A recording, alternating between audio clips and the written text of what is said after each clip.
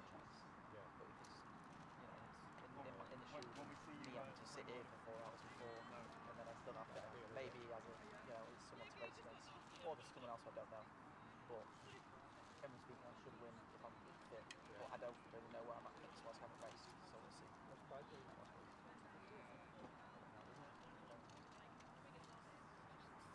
going to try and get a YouTube video out of it, tied to it. If you beat me, you win £250. Oh, yeah. It's not me giving it away, it's still the same. I don't have to say that. That's good to be fair. That's a good idea.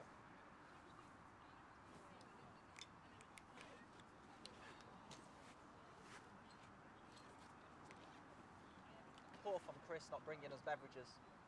Should have bought a water ban or something. Crate of beers. Crate of beers. That'd have been prime pre-race food.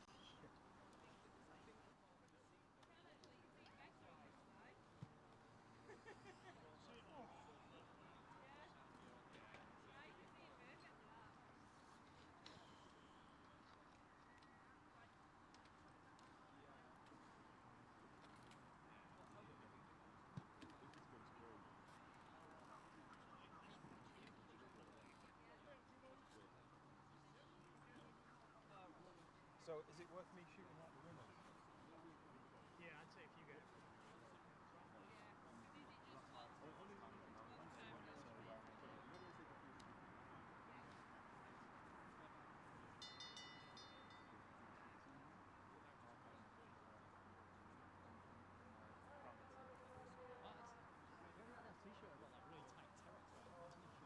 You didn't get given one? No. Gabby gave me this, is it? Fucking tight. One job. I haven't got any Adidas bottom jobs, so it's... I went to pick up my wife's sports t-shirt. I had a little marks on it, like whenever hanging up. So maybe it's 48 marks on it, like 5 to wear it. It's Jim's wearing at the moment. It's just got a night time.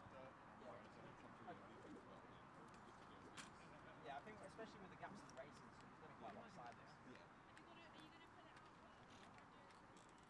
I try to have days off, like tomorrow. We try and do no work, but Roxy's already said, "Oh, can you send me some files?" So I'm going to find that.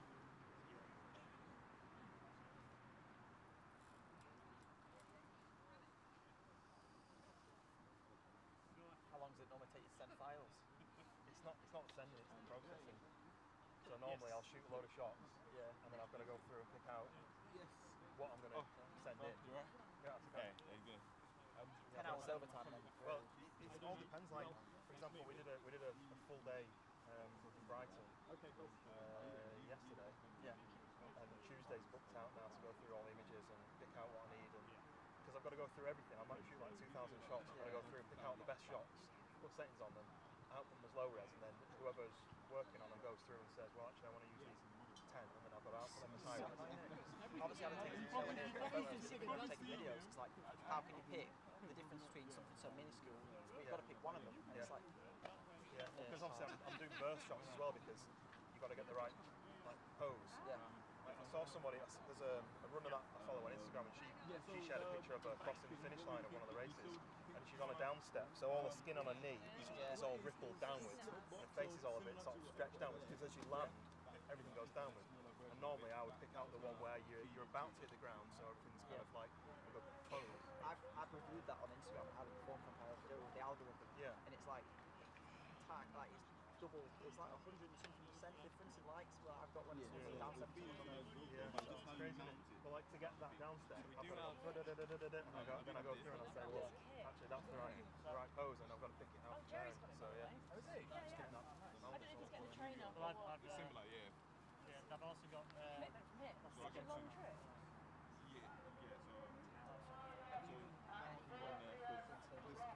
Literally. I was literally sat in our travel lodge being like, I need to look people up. So I've like tried my best. I didn't touch the mile because I was like, it's going to be like less than 5 minutes long. Like, I think it's going to be Daniel Bedington and Bolton. Actually, no. Yeah. Well, you've got a bag. Is it just you, or you got a bag with you? Yeah. I do have a little bag. I can put a bag on there. Yeah, if you put a bag with you, because basically I thought you did the 10k, so I was like, I don't and the roots are Yeah. can just So I'm like, not really looking down, it's going to be just me like... I'll leave this, right? I'll go Yeah. There's so many Let me people put that that on my are probably just GoPro. local that I was like, I And don't then want when to you go come through and back. write everyone's PB out. So I did that for the Yeah, half. but- Just like, Yeah, I wasn't running how it. so Yeah, yeah. Yeah, So you got because the I've got the information. media mod on there, I can feed in the HDMI out into that. That's like a Yeah. folder. I'm not sending the sun That to goes Yeah. to there, that code. I mean, that's Yeah, something that to think about sends it anyway. to Like, me. I know Yeah. it's I not can as, get. as Luckily, bad as this it's going to be like Monday, this Tuesday, but like communicates with my running main at half of feed. that time Yeah. in the So can you then on just like, switch so I between, can't essentially race switch it between as Yeah, cameras? yeah, yeah. What's So I'm the just point? switcher. Is Yeah. it like, How many yeah. cameras is going to be today? No, so I've got 2 switches So with it's me, okay, so I can have It's like 5. 1,050. So So I'm it's quite, going. you didn't do But that, did you? one of that's taken out by the club. That's the only one I've done, but it looks quite Yeah. similar. Like, Yeah, quite I just need to make sure I'm not going to stand in front of them at any point. Yeah, no, no, no. Is That's that good. going to be? Is it going to be one Yeah, that's just watching the? that's just got the time on timer. it. That's a PIP. Yeah. No, well, that's you were saying that Right. to me, weren't you? But One at a do time. that. So Yeah. is Like there in the is there scenario like of like There is various one on points? there. marathon, if you were No, committed to doing there's that, only then just that one, is what but it is. But like, I'm using that more. I wouldn't want to do it. Yeah. Cool. I don't think it'll be a problem. I just So want to make you sure I'm kind not of at going to least get to basically enjoy the stand in sights. front of them. Like, She's just asked me for a back course. oh, yeah. Back before. I feel like it's just a laugh.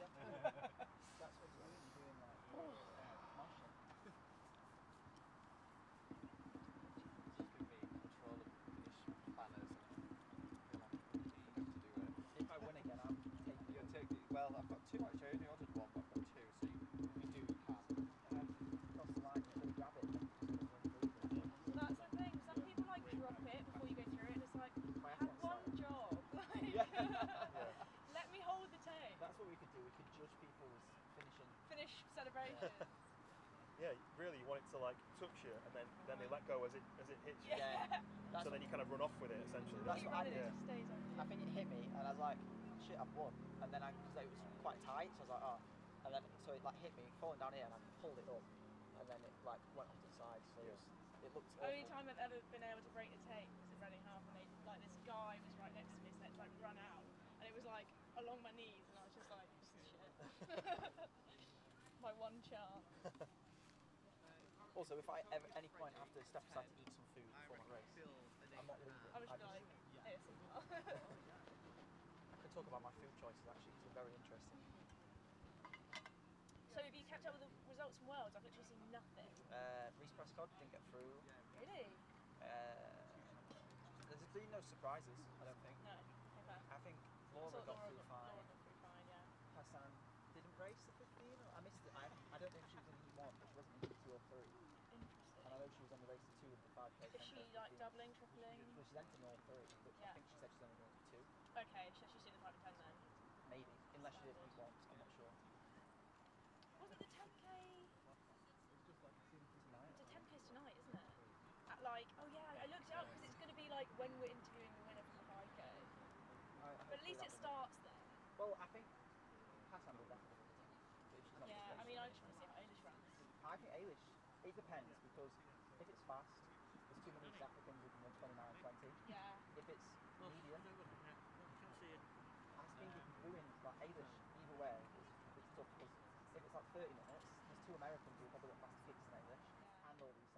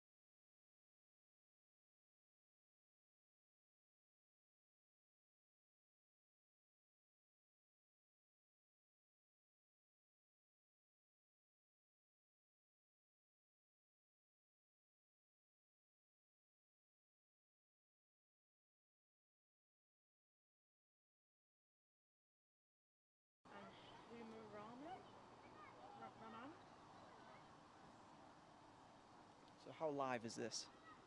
There's only one way to test it, isn't there? Can you hear me?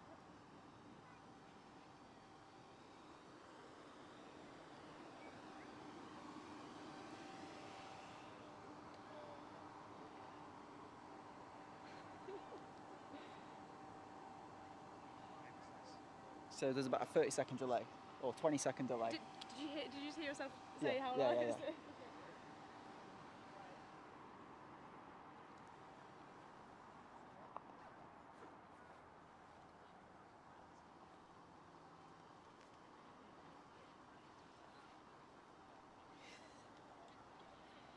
Okay, so the mile race is about to start in just under 20 seconds. It looks like they're getting everyone lined up and ready to go.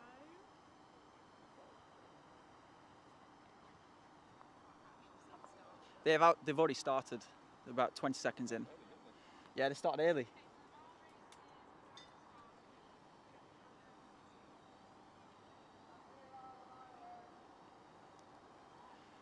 So as they come past us, it's about 1,050 meters to go. So I'll leave that to you to try and predict the time. Okay, I'll try and do some maths whilst they're coming through. Let's see if we can get eyes on who's leading.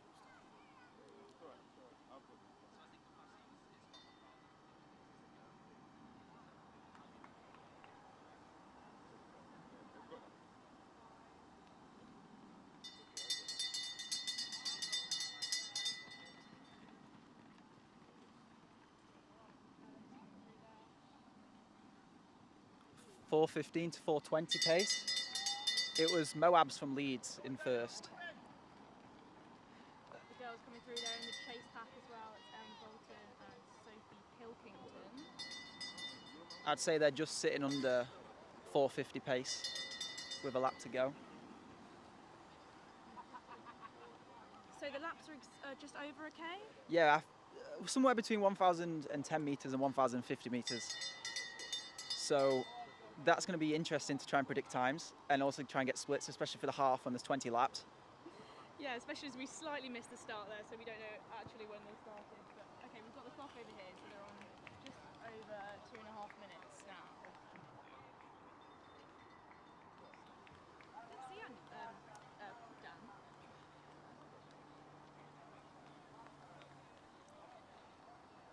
It is interesting to watch a road race compared to a track race, because with a track you can sort of gauge the pace of what they're running throughout, whereas this now, realistically, we're not going to know where they're near until we see them about 200 meters away. Yeah. So right now we can't tell if they've slowed down, picked it up or what. So it's just hard to gauge how everyone's feeling. Especially with a mile, I think, on the road, like, you've just got to kind of go all out and treat it as if it is a track race. So we've got a drone shot at the minute. That is a great shot, actually. So it looks like a group of 3 who have broken away.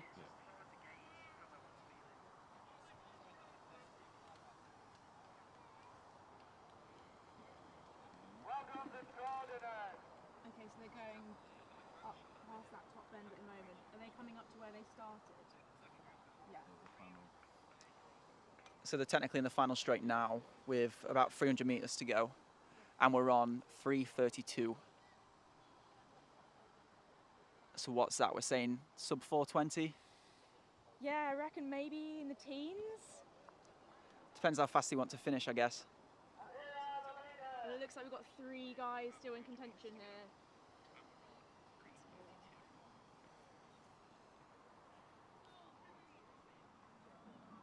Looks like it's down to a battle of 2. Real kick finish going on here.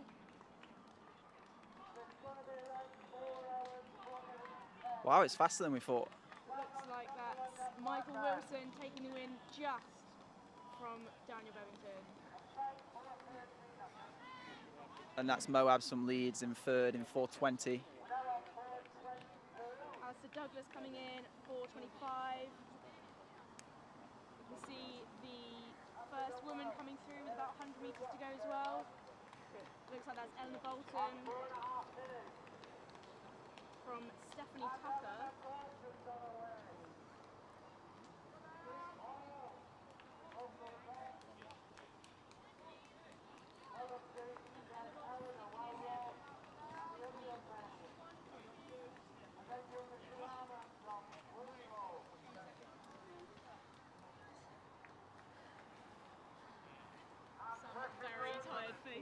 Yeah, running through the finish line. I almost feel cruel standing here while we're just enjoying ourselves.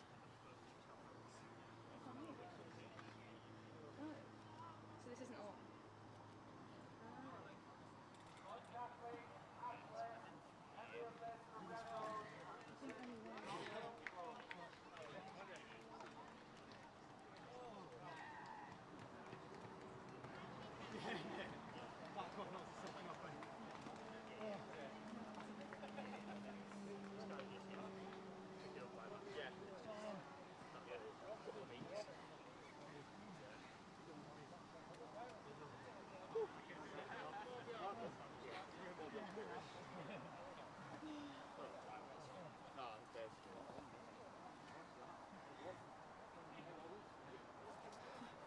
It's just fixed. Yeah, we're just fixing some microphone. There should be some at the finish, shouldn't there, really? Working.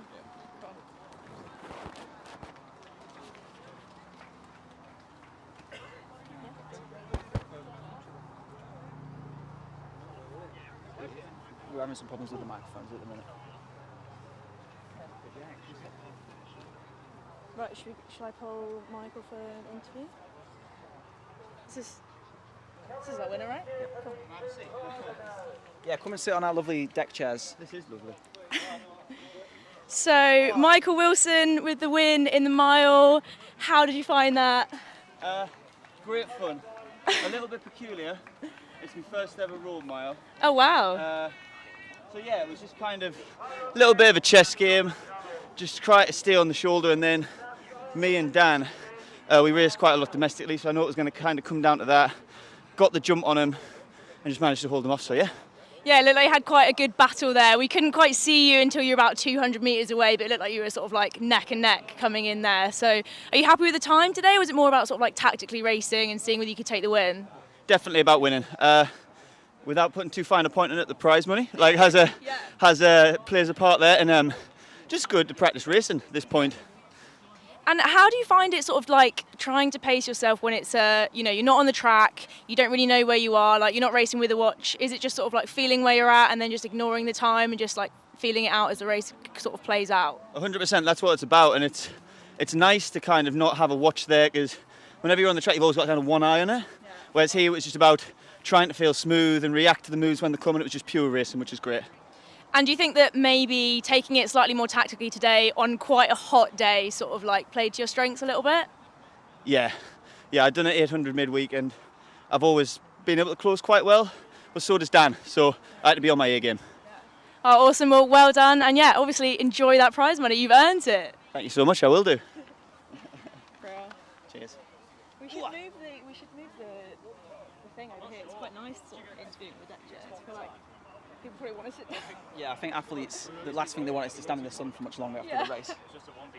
We need to get some water over here as well, so the winners don't have to do an interview whilst being extremely dehydrated. Yeah, they've got to have some water. We need to get Eleanor Bolton over here for an interview as well. She's just having some photos at the minute, so. Oh, cool.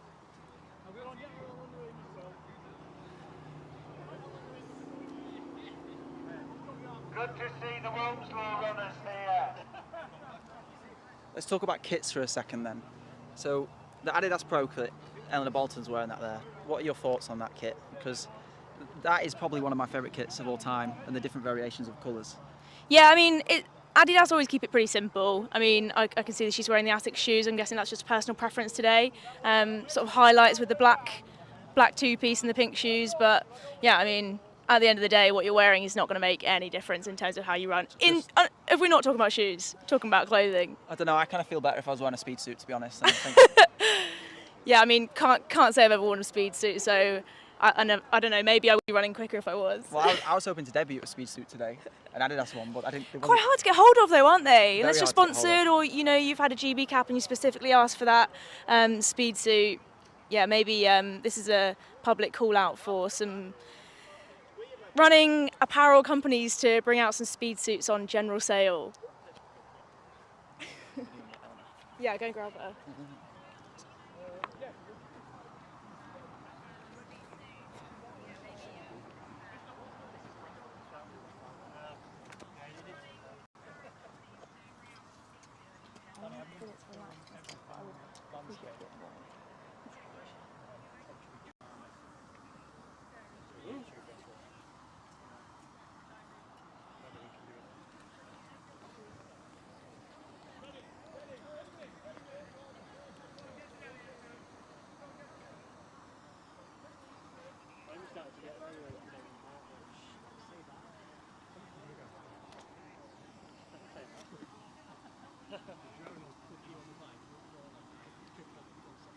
Well, just touch wood. Where's she gone? Gone to get her.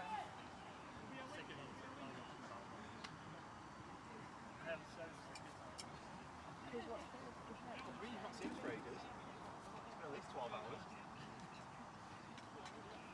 When I got home, right, I went to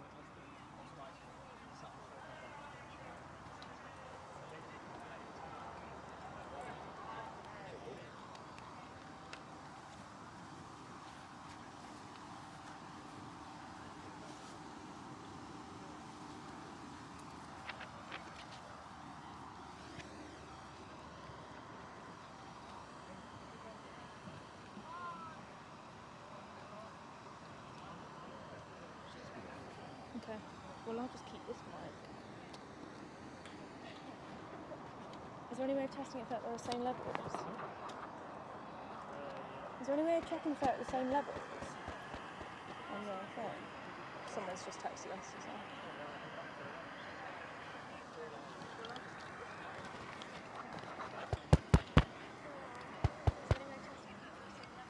Yeah, testing. Yeah, testing. Just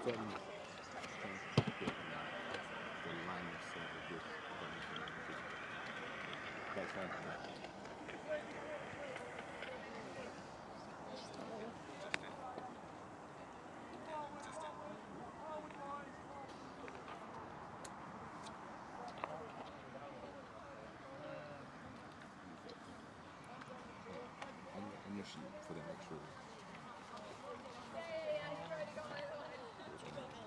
You can take it if you want. No. Hey! Hello! Do you want to take a seat on our lovely deck chairs in the shade over here? I feel like you probably need to sit down after that. Well, yeah, I need to cool down. I've got a 10 next, so... Yeah, I was going to say, so you've just done the mile. Yep. And we think maybe 4:52-ish, around that mark? I know, actually, yeah, 4:52 according to my watch. Okay, nice. And are you happy with that? Like, how did you feel? Yeah, it was all right. Like, obviously, mile feels very quick for me. Yeah. All the way around, I was like, oh, why am I doing this? And then a 10k afterwards. But I'm hoping that kind of speed there, it'll make the 10 feel a lot easier. Feel nice, well, yeah. Maybe not easy. That's the So wrong what word. gap have you got now between having done the mile and doing the 10? 10 is at 5:15. Okay, so you got a nice little bit of time to sort of Yeah. recover and then warm up. What was your thinking in doing both of them today then? I think we're just using it as a bit of a training day, really. Okay, nice. Get some miles in. There weren't too many girls in the miles, so we just thought, well, Yeah. let's go for it. Get a few more Yeah, girls I was in going to there. say, did you find that you had a good enough group of like guys to sort of work off in We the actually mile? had the perfect group, I think, because we were like, everyone's going to set off really quick. Yeah.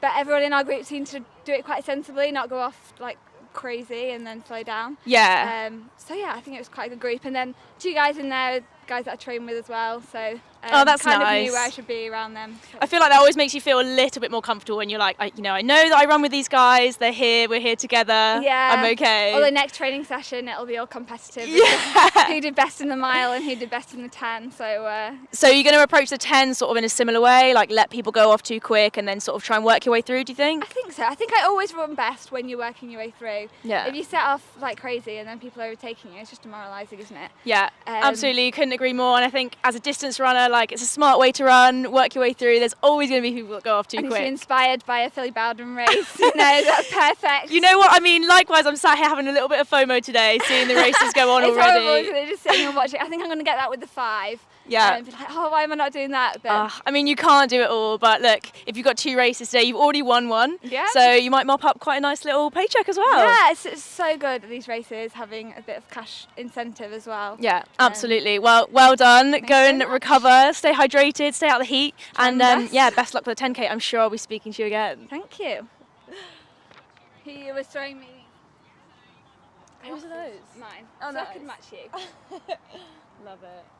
Who wanna go? You need to race in those glasses for the 10, I think. I think I'm going to, yeah. He said I wasn't allowed to for the mile. My mouth's dried up, do you know, like, I think you need them. It's so sunny. yeah. No, they're quite, I've never run into these before, but actually it like really I love relaxes it. you, doesn't it? I find that it just like covers up how you're really feeling, and you can just sort of hide behind it. You can see on the 10 and you can see how I'm really feeling. Yeah. I think running in sunglasses also saves you for the photos as well, because a lot of time half your face is just covered, so it's nice to not have people being able to see your eyes, which are normally. Yeah, I mean, you only have to look at running photos, especially on a downstep, to see what people look like. Speaking of running photos, we're expecting Jerry's son, the man, the myth, the legend himself, to turn up today and take some pictures. If anyone puts a decent picture up from today, you can always guarantee that Jerry's taken it. I don't want to offend any other photographers. I'm sure there's guys here that are plenty capable of taking some great photos, but appreciate him making the colossal trip up from London. The guy just loves taking running photos, and he's very good at it. So we've got the 5K C race up next at 4:20. So they will be doing their final strides now, and we'll be back commentating on that for you in about 5 minutes.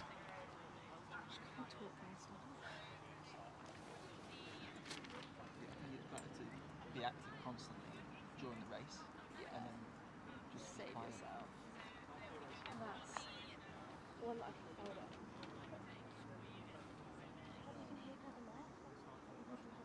Yeah, this can go in the bag separately. I don't need to do anything with that.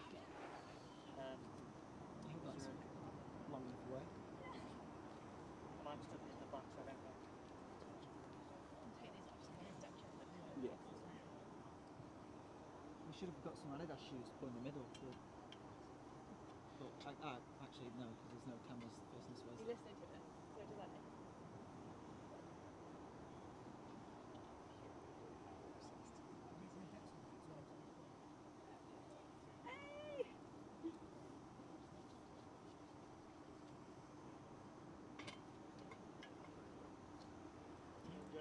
What a journey for me. Alright, Victor. Hey, afternoon. Sorry, last time we didn't get chat properly. Yeah, no, you're right. Yeah, I'm good. Yo, what's up? Don't step on the microphone. I know. Jerry, Hello. how you doing? Thanks, Evie. Oh, finally. I'm sorry, I just literally kicked the microphone. You were just singing Jerry's applause, and then he goes. I and was, tries to Jerry. break I the was just stream telling setup. everyone how amazing you are, and then you go and nearly break our kit. So sorry. So sorry. Did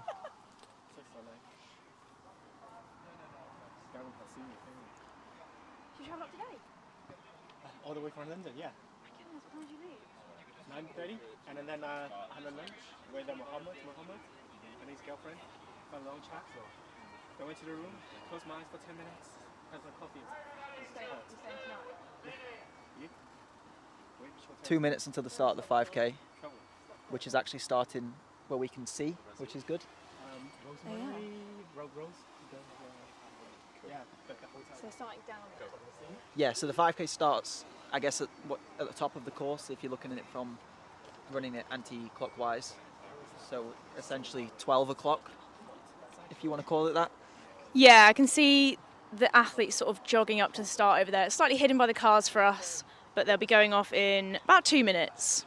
I must say, from experience running a 5K here, it's possibly one of the most fun courses to race a 5K I've ever done. Probably contends with Armagh in terms Really? of... Yeah.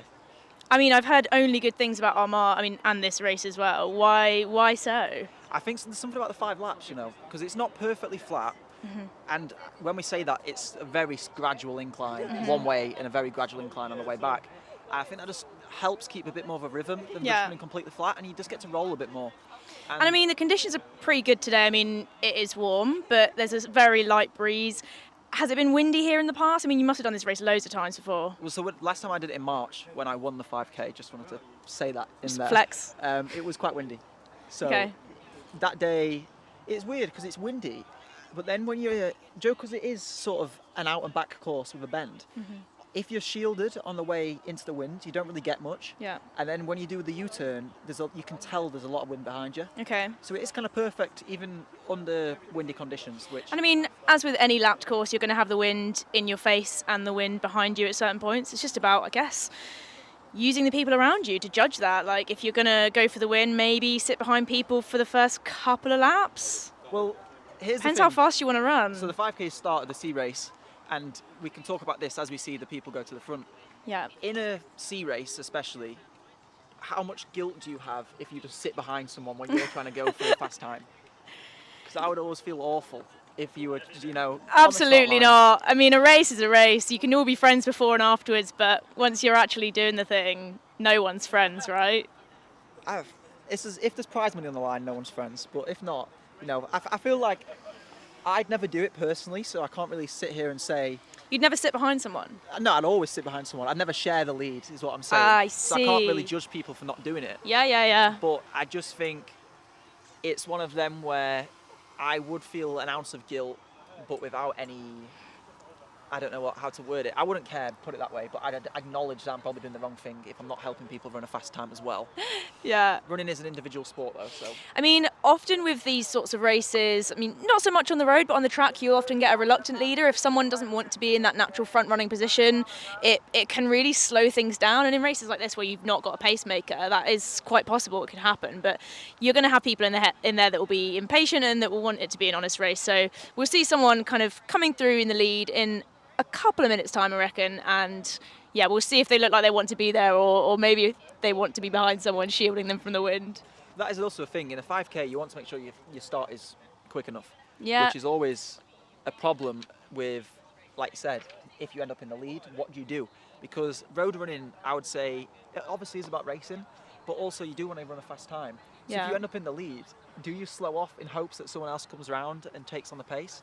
Or are you just going to risk slowing the race down entirely and then still winning the lead? It's a really tough or risk leading most of the race out and then getting out kicked right at the end, because 9 times out of 10 the person that leads most of the race isn't actually the person that wins, because you've got someone behind waiting and deciding when they're going to make their move. I think there's a study, what I saw on Twitter recently, that it is somewhat 8% more efficient to run behind someone. Yeah. In terms of psychological and also physical, that's a hard word to say, never mind. Especially with wind resistance and also just a psychological benefit. So it is always nice to have someone else. Yeah, taking the pace. slipstreaming. So we've got 250 coming through. Haven't got an ID on that yet. 202 in second place. That's Ray Clark. The first woman there, 216. First woman, that's Laura Hesketh from Clayton. Let's see And if I can- Katrina Ballantyne just coming through there, Leeds AC athlete. I'm going to see if I can get a rough K split on this. Quite a small field in this C race. Yeah. Compared to what I've got in my hand, this piece of paper looks like there's quite a few people that have maybe changed their mind, maybe because of the weather, or they've just decided that, you know, today's not the day for them. I would say the weather has a bit of a factor, especially when the race is at, what are we on now, 4 o'clock, 20 past 4. Yeah. That was around a 3:01 first K as Okay. well. But personally, I was stood registering for my race, and I heard some people say, can we change into the B race? Okay, maybe so some people are looking to changing. move up. Again, maybe because of the weather, maybe running it, see if it's maybe slightly cooler as the races go later. But that is a big lead already after one lap. Yeah, it's 250 on the lead. We'll try and get an ID on that athlete. So he must have been an entrant on the day, so unfortunately we don't have his name here, which isn't ideal. So we'll just call him 250 for the foreseeable future. We'll find out his name afterwards. The elusive leader at the moment.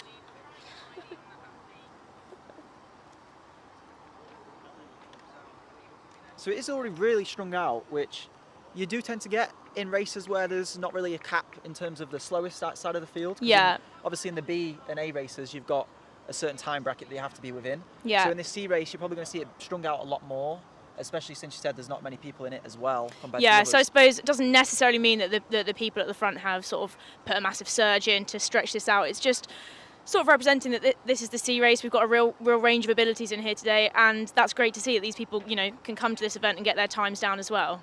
I am starting to feel that breeze a little bit more. as Yeah, well. I was just about to say, you can see it with the flags down there. The breeze has picked up. I wonder whether the athletes will actually mind in the heat. That might be quite a welcome sort of breeze. Normally, I'd be one to complain about the wind quite regularly, but maybe it'll be a nice thing with the heat today. Well, I complain about the wind even if it's 1 mile an hour, so Literally the same. always looking for an excuse. But it does look like the wind is actually facing the uphill, or I say uphill like it's noticeable. About a 0.5% incline. Maybe not even that, but yeah, so potentially slightly tougher on the way up, which just makes a bit more exciting finish, I reckon, because people will be dying even more in the last 200 metres. So Yeah.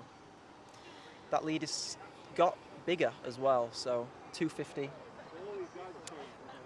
So thanks to Chris Jones on the live stream, it's Rob Pearce in the lead Robert Pierce III, according to Joe Bowden, a Wolseley AC. Thank you very much for that. So Rob Pierce still in the lead as far as we can see. They're coming towards the finish funnel. They've still got a few laps to go, but we can actually name him as Rob now. So thanks very much to those on the live stream. Stephen Graham, who gave Philly a microphone? I'm going to ignore that comment. I like the mystery of 250, to be honest, but we'll go with Rob. Yeah. We'll put that to him afterwards, whether he wants to change his name to the number 250. So that's Rob Pierce coming through now with what looks like about 20-metre lead. So he's stretching away and about a third of the way into the race now. There's a pack of about 6 on the chase, led by 202, which is Ray Clark. And then we've got our first female coming through just behind that, which is Gemma Hillier-Moses. I'm going to try and guesstimate where the 2K split is. And it's probably around 6:14 through the 2K, Okay. 6:15. Yeah, it's difficult because the start is sort of around the corner there. We're sort of estimating that it's about when they get to that curve up there.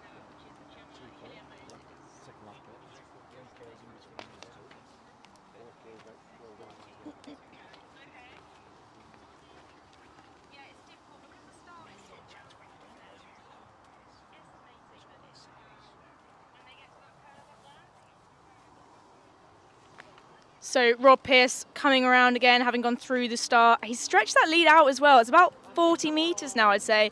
Still being chased by Ray Clark and another pack of athletes now. Just behind him, Tom Murphy and Mark Ledbetter. And we've got Gemma Hillier-Moses still leading for the females. She's got about 100 metres on the next lady, which is Laura Hesketh of Clayton. Also running on her own at the moment. It's tough. She's nearly halfway, so hopefully some of those guys can either catch her up or she can catch up the ones in front of her, because it's a long way to run on your own.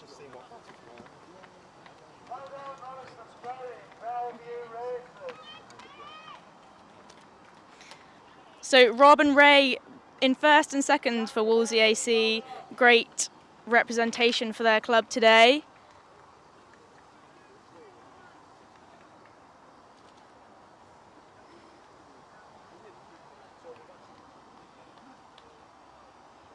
So something I do want to touch on is fueling for a 5K, but especially in this heat. Okay. What would be your tactic to go about it? Because for me, we already know that this weekend is going to be ridiculously hot, and it's funny because there seems to be so many races this weekend with the nationals, the world champs in Eugene as well, and this. So how would you go about, let's say, 3 hours before the race compared to a winter race maybe? I mean, I'm not sure there's much of a difference in it for me. I think it's more about your behaviour and what you do, sort of staying cool, staying in the shade, and also the day leading up to it, making sure that you've stayed hydrated, take on extra water, have a hydration tablet the day before and on the day. And then, yeah, I mean, if the heat affects you and you know that, then maybe bring sort of a cold towel with you. I've found that putting a cold towel in the freezer helps, have that ice towel ready after the race. But yeah, it's a tough one.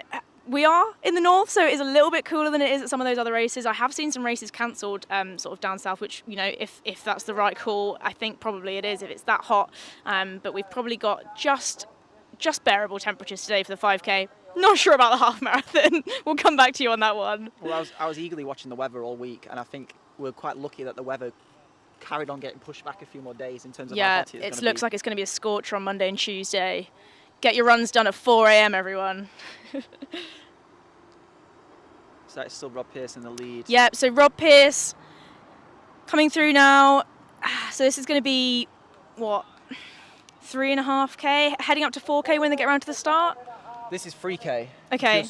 I can tell you exactly where the 3K split is because Chris Barnes, the organiser, politely or helpfully told me where exactly it is, so I can call that out for you. So he's still got about a 50-metre lead. Now in chase is 219, which is Stuart Knowles from Wakefield and District. 9:36 through the 3K. Okay. So that was a 3:01 first K. So they've slowed slightly by the looks of it. Maths is a 3:21 third K. So you're probably looking at 16 to 16:40 pace at the minute, somewhere in that area. So Laura Hesketh just going through 3K in probably about 10 minutes there. She's got some company now, which is great to see. The chase female, still Gemma Hillier-Moses in the lead at the moment. I actually did really like that tip about the ice pack or the cold towel. That's probably cap as well. You could always put a cap in the freezer. Yeah, I mean, I'm regularly sleeping with a cold flannel at the moment. Not ashamed to admit it. Flannel over the head gets you to sleep in this heat. I feel like we should have increased our demands for this commentary, and then we got some aircon as well as the gazebo. So Katrina Ballantyne from Leeds AC coming through as the third female at the moment. That chase group is starting to separate quite a lot at the front as well. Yeah, it's breaking up. Just missed the number of the guy in second. Gemma Hillier-Moses having a great run, actually in fourth outright at the moment, sort of leading that chase pack behind. So we've got Rob at the front and then two other athletes, and then Gemma is leading sort of a chase pack. Good to see them working together, and you know, towards this latter stage of the race, it's good to have some company. Yeah, Gemma's running actually really well because that chase pack has suddenly decided to split up entirely. I guess that's what you get when you get towards the last mile of a race. I always think in a 5K, when you get to 3K, that's when it starts to really hurt. Oh yeah. So, I mean, 5K, you've got to just treat it as if it is a 3K, right? And then hang on for that last couple of K. Yeah, I think when I remember my personal best of the 5, I actually went through my PB in the 3K and then somehow held on. But it does help in a road race, I think, as well, especially with the shoes, the super shoes now. You sort of get your legs saved a bit. And yeah. Do you think that based on that, people should have a faster time sort of by default on the road, or do you still think that the variables are still a little bit harder to control on the road? So I think, like you said, variables, especially in weather like this, it's much harder to control. And honestly, my thought on the 5K is it really depends on what kind of runner you are, because in the super shoes, most of them are still marathon super shoes, not 5K specific super shoes. And I think you lose a bit of pace in all the super shoes, but you gain in leg saving. So it's where the cutoff is with how efficient you are as a runner. Helping with that recovery and your legs not feeling so awful afterwards, which, yeah, you could argue for a 5K you don't need that so much, but you still got those carbon plates in there as well. It does help. Yeah, I think when you look at the elites, especially the East Africans who have perfect running form, the super shoes probably don't make much of a difference, if any, over the 5 and 10. Over the marathon, it's a different story. Still, I mean, talking of form, what about super shoes sort of for the everyday runner? I mean, you see, you know, most entrants in the sort of major marathons at the moment, in the masses wearing them. Do you think they're getting as much of a benefit as maybe the elites that are maybe using them in the way that they're designed in terms of the running style? I honestly think it goes back to running style again. I do think a lot of the super shoes help even the amateur runners, or the, you know, most runners actually, probably 99% of runners are sub-elite at least. So I think super shoes have a great effect, especially with the new ones.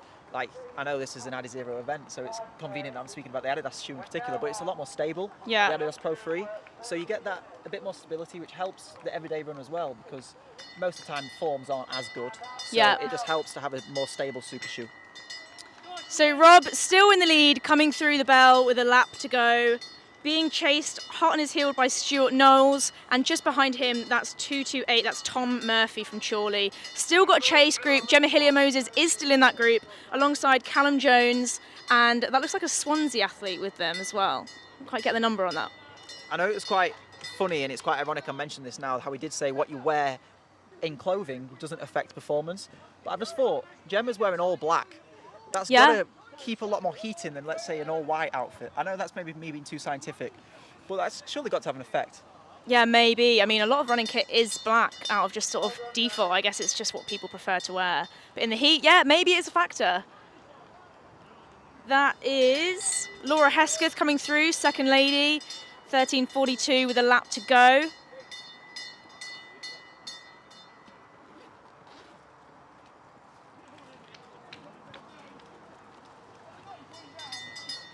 So still Mark Pearce. It looks like he is being caught ever so slightly by Stuart Knowles from Wakefield.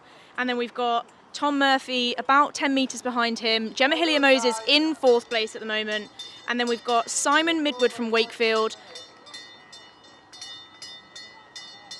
Marcus Law looks like he's having a good run there. Yeah, that gap is staying, maybe even slightly getting shorter. I think it is. And I must admit, I would much rather be in second place than third on the last lap when you're chasing someone down. Yeah. The psychological boost it's good to be chasing someone and to be being chased. Yes. I mean, you know, if you're in the lead and you're extending that lead, then happy days. But you are a target to be shot at. So we'll see when they come back around the corner if the leadership has changed.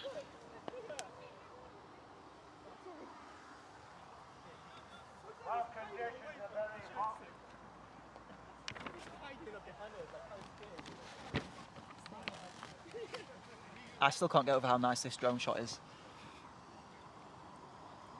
Yeah, it looks like Robert is still in the lead. He's just coming around that corner now. Maybe it actually has extended the lead as well. Looks like he's maybe having a second win.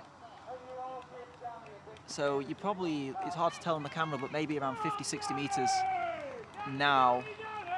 Rob has in the lead. Probably 400 metres to go at this point.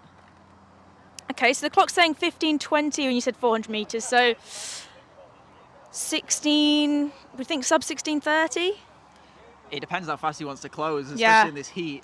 We just can see him now on the straight as well in Yeah, person. he's just coming down now. Yeah, he's definitely extended that lead. Impressive finish to lead it from pretty much gun to tape.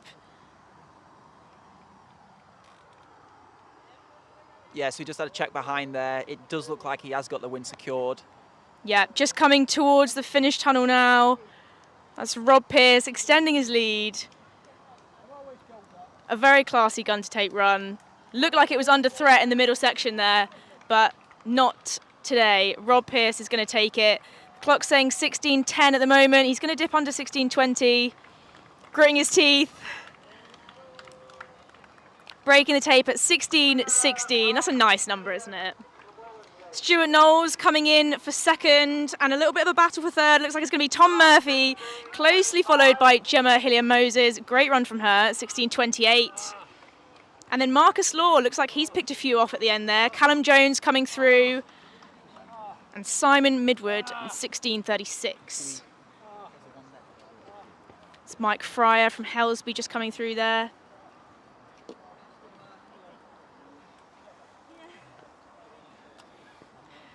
The question is, how quickly do we pull people for interviews? Yeah, how quickly do we let people recover?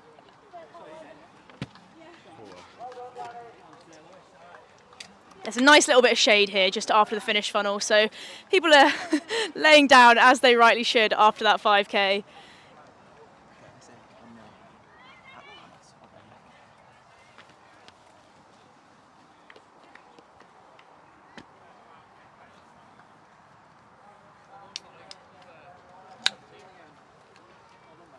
Tell you what, the last thing I'd want to do after my race is take off the chip. It's always a horrible thing, especially in cross country, to take off the chip off your shoe at the end. Yeah, it's almost as if your limbs just completely stop working. So we'll watch on as they struggle with that. See if we can grab Rob for a quick chat.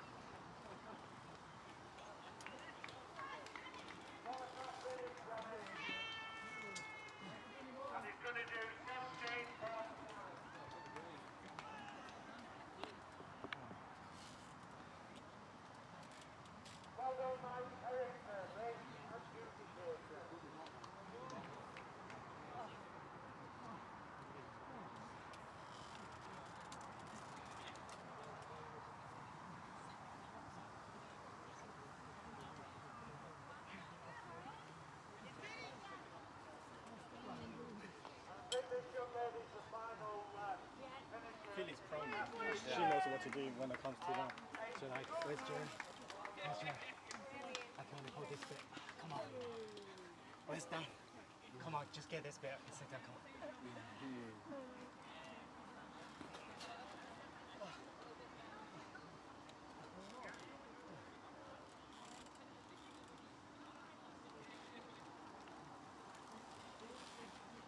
You see the vouchers? The camera lens or the voucher? Why is that not updated? Has anyone done it? Has anyone said anything else?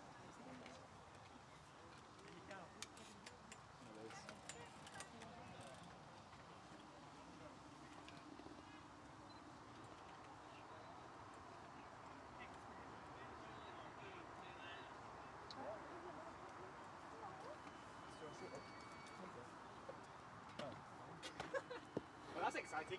So, Are you two talking? Rob has just gone through quite an emotional roller coaster after winning the race. His kids have locked his keys in his car, so he's currently preoccupied with that. Oh, I think we should take the cameras over there and watch that situation unfold, personally. Just to add to the pain. Oh. Let's see if we can find Gemma. People are generally running for shade as quickly as possible. Yeah, I don't blame them. It is starting to cool down a little bit here, heading into the late afternoon and the early evening, so hopefully that will be meaning a couple of degrees cooler for people out here running. Yeah, that breeze is quite nice. Yeah, I'll go and grab Gemma. I don't want to say grab on the stream. Go and get her for an interview.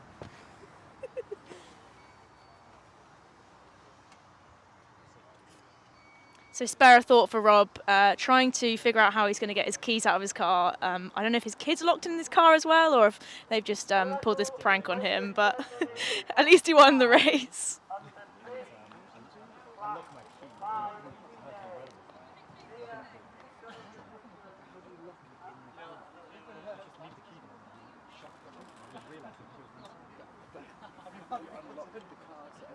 Oh, for them. Or to look. And then mate, I had to call AA. They were like, we can't break in. Audi, then I call my friend to post my phone. Especially when you put your phone up on the phone. Or she did an emergency next day to live. Happened.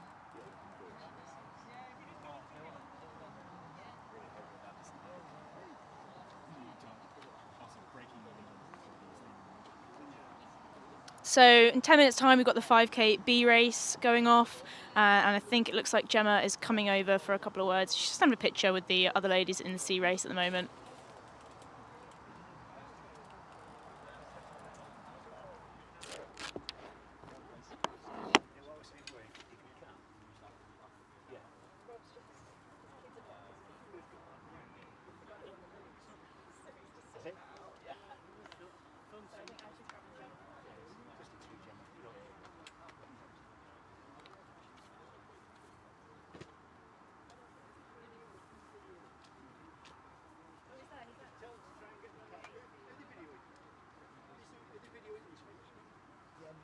Once we get over there, Yeah, we'll take the head.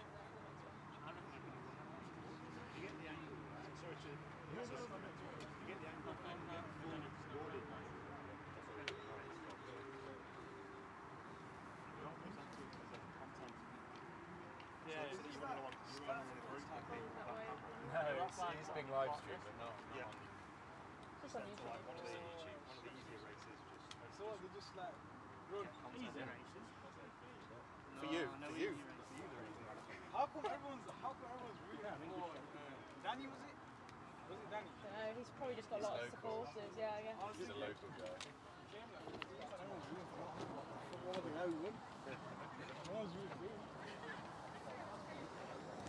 I don't need those. Head over here. Hi Gemma, we're just going to head over here, get a couple of words from you if that's all right. Hello, are you How are you doing? It's like the social media world where you're like, Yeah. oh, I've not met you before, but I know you. We all know who everyone is in this running sphere. Oh, Just it's head so down warm.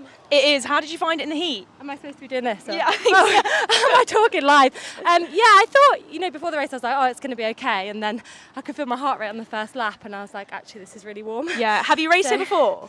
I did in 2017, Yeah. and it was literally gale force winds and absolutely bucking it down rain. Classic. So it was nice. maybe better conditions today, even though it's kind of quite warm. Yeah, it was. I did Leicester 2 weeks ago, Yeah. and my race was literally like raining and wind. Yeah. So then this is nice, but it's like two extremes. Yeah, I was up in Leicester as well, and I think we got slightly better conditions, but yeah, I mean, it was quite disgusting. Yeah. Nice to have the heat today, maybe a little bit Yeah. too much. Looked like you had a great race. You moved through really well, and you had quite a good pack to work with. How did you find it? Yeah, no, it was really good actually. I try not to run with my watch, so I have no idea, because my husband was working at Durham this weekend, so I had no one on the watch to tell me where I was. So found that quite difficult, but I think I just tried to race the race and came through. Yeah. Do you sort of like racing when you kind of know where you're at a little bit more with the watch so you can pace yourself, or like do you sort of prefer feeling it out and just racing? I think I'm used to running with girls, so you have an idea of what Who's level, done what, and where they are, so you can gauge yourself. Whereas the last 2 5Ks, it's just been men. Yeah. So it's quite difficult, but it's good to learn to race. And I don't like to be a little bit quicker, but I've come off marathon training and then just building back up. So hopefully another race over 5K, and then I get there. Well, it looked like you moved through really well and came through for fourth outright. I think sort of 16:30 something. I think so. Yeah. I think I saw 16:27 or something. Okay. I'm hoping, but probably 2 seconds after that. So it depends on when I went through the line. But yeah. Fingers crossed under 16:30. Awesome. So you just come off marathon training. What's next after this for you? I'm going to do is it the Cheshire 5K, the Mid-Cheshire 5K, and then a couple of half marathons, and then I'm actually going to do Valencia marathon. Oh, nice. I'm doing Valencia as well. Are you? Oh, amazing. I'll see you there. Yeah, that's so good. I've only just turned to marathons, and Manchester, I did Manchester, that was a disaster. Okay. So I just had a bit of norovirus, so that wasn't pretty. Yeah. So I'm hoping for another, So coming down to the 5Ks, does it feel like almost a sprint to you? I mean, it does to me, and I know that sounds ridiculous to people that are watching. They're probably thinking, no, that's not a sprint at all. But when you're coming off a marathon training, you really got to tell yourself, like, I've actually got to get off the line fast here. Yeah, it's hard to get used to when you're used to the long tempos, long runs. I mean, I used to do a lot of 5Ks, and I think when I did track work and track races, it prepared me better for road 5Ks. Yeah. Where I've not really been on the track at all, and then I've not done any track races. So it's different way of coming at it. Yeah. And kind of, I think you need 2 or 3 races to even feel like human over 5K. So definitely. I love that though. Throw yourself in and just see what happens. Well done again for today, and fingers crossed. Yeah, that time comes out at sort of the high 16:20s. Thank you. I'll see you in Valencia. Awesome. Thanks. Well done. You're a great interview. So good.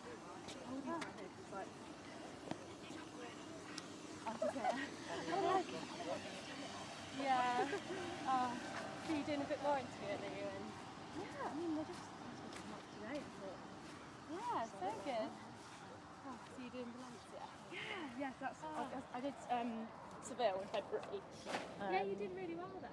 Really fun. Yeah, I just love the training. Yeah, It just suits me. Yeah. So doing Valencia. No, not yet. I didn't want to do an awful training. It's like you've got to shut down. I'm just filling the Summer and the track stuff. Yeah, you can't really do as much, can you? I didn't want to cram another one in, and I kind of just wanted to like not say goodbye to track. Like, so It's good having that one because Seville or Valencia are at different times, like spring and autumn. yeah, and like I feel like if you want to do one in the winter, place to do it. Yeah.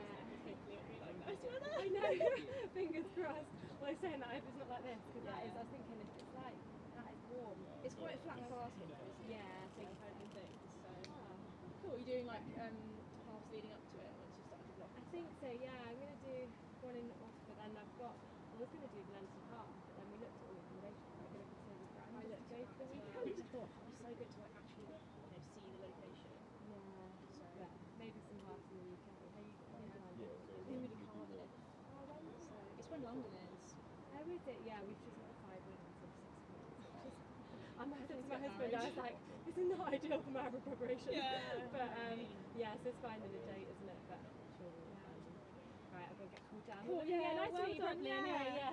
Thanks. See you later. See ya. Yeah, cheers.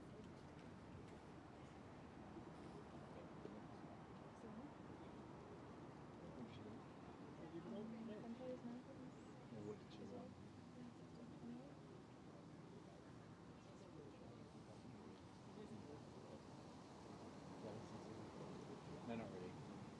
Yeah, I think we're doing it. Right. You can take that.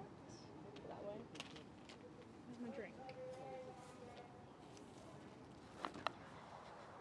Okay, so we've got 3 minutes to go until the start of the 5K B race. A few more women in this race. It looks like it's quite a busy one. We'll see how many people have turned up. As we said, slightly smaller field in that C race, but maybe some people have sort of put their case in to move up to the B race and get some faster times.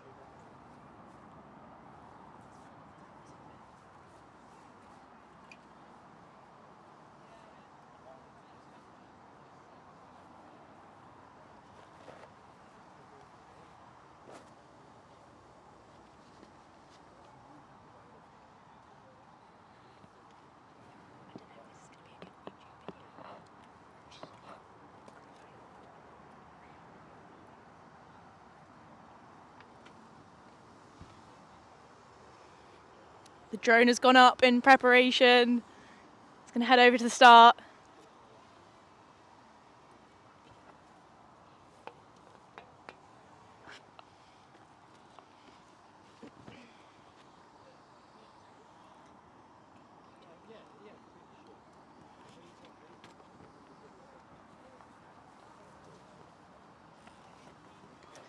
All right, that is the B race off. Slightly early again, but looks like everyone was ready to go. See if we can see who's going to put themselves in that early lead spot. At the moment, it's looking like Richard Cohen from Wilmslow RC. He's gone for it. You can see Kate Maltby in that race as well. Looks like she might be the only female, actually. it honestly seems like a lot of people have been like, it's very hot. I don't fancy it. Yeah. Which actually, do you know, for the racers, if you're trying to run a faster time, I'd rather it be a little bit more strung out, where you don't have to battle for position as much, because in some races, if you have a slower start, if you don't like setting off fast, you're already 5 seconds off where you want to be just by position where you're on the race. I suppose it's that balance of sort of pushing and shoving to get your position, which maybe you don't have to do so much on the road, more of a thing on the track, but also having people pull you along. But it looks like it is being stretched out quite quickly actually in this race. You can just see them in the distance over there. There's four or so that have stretched out and got daylight between them. It's noticeably quicker as well. And that first K in the last yeah, one was definitely. 3:01, so we'll have to wait and see. I feel that's commentator's curse though, saying something, what you think's happening, and then it's just not. Yep. Well known for jinxing it, commentators, so perhaps we won't predict some times in this race and people will actually get what they want. To be fair, in the last one I said 16 to 16:30, which is quite a big range. Yeah. But it was 16 to 16:30, so it was. I'd say that's. You're not wrong. 1 for 1. No, I predicted the mile wrong actually. So there's 5 who have broken away.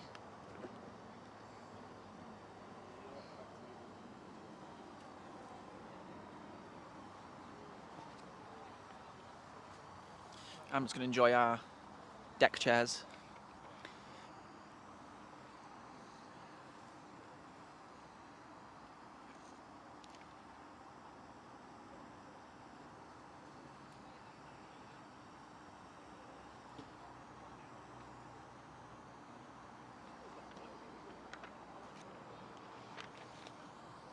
Yep, so that's 152 Ian Carruthers up there. Sorry, 153 Richard Cohen in the lead.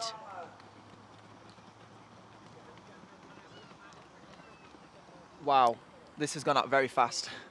Yeah, it's almost single file. There is a sort of pack maybe 2/3 of the way back, but other than that, there's sort of daylight in front of everyone.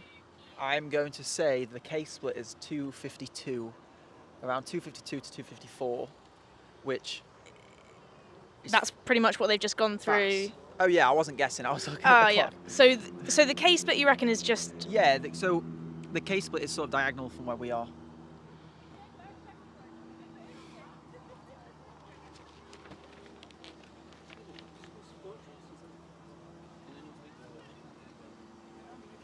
So we've got a new leader in 167, Andrew Humphreys, in front of Craig Gunn from Sunderland Harriers. So previous leader just slotting into 3rd there, but they are stretched out. There's about 5 or 6 on Chase. And then, yeah, it is literally single file. Kate Maltby towards the back there, only female in this race. Some automatic win for her.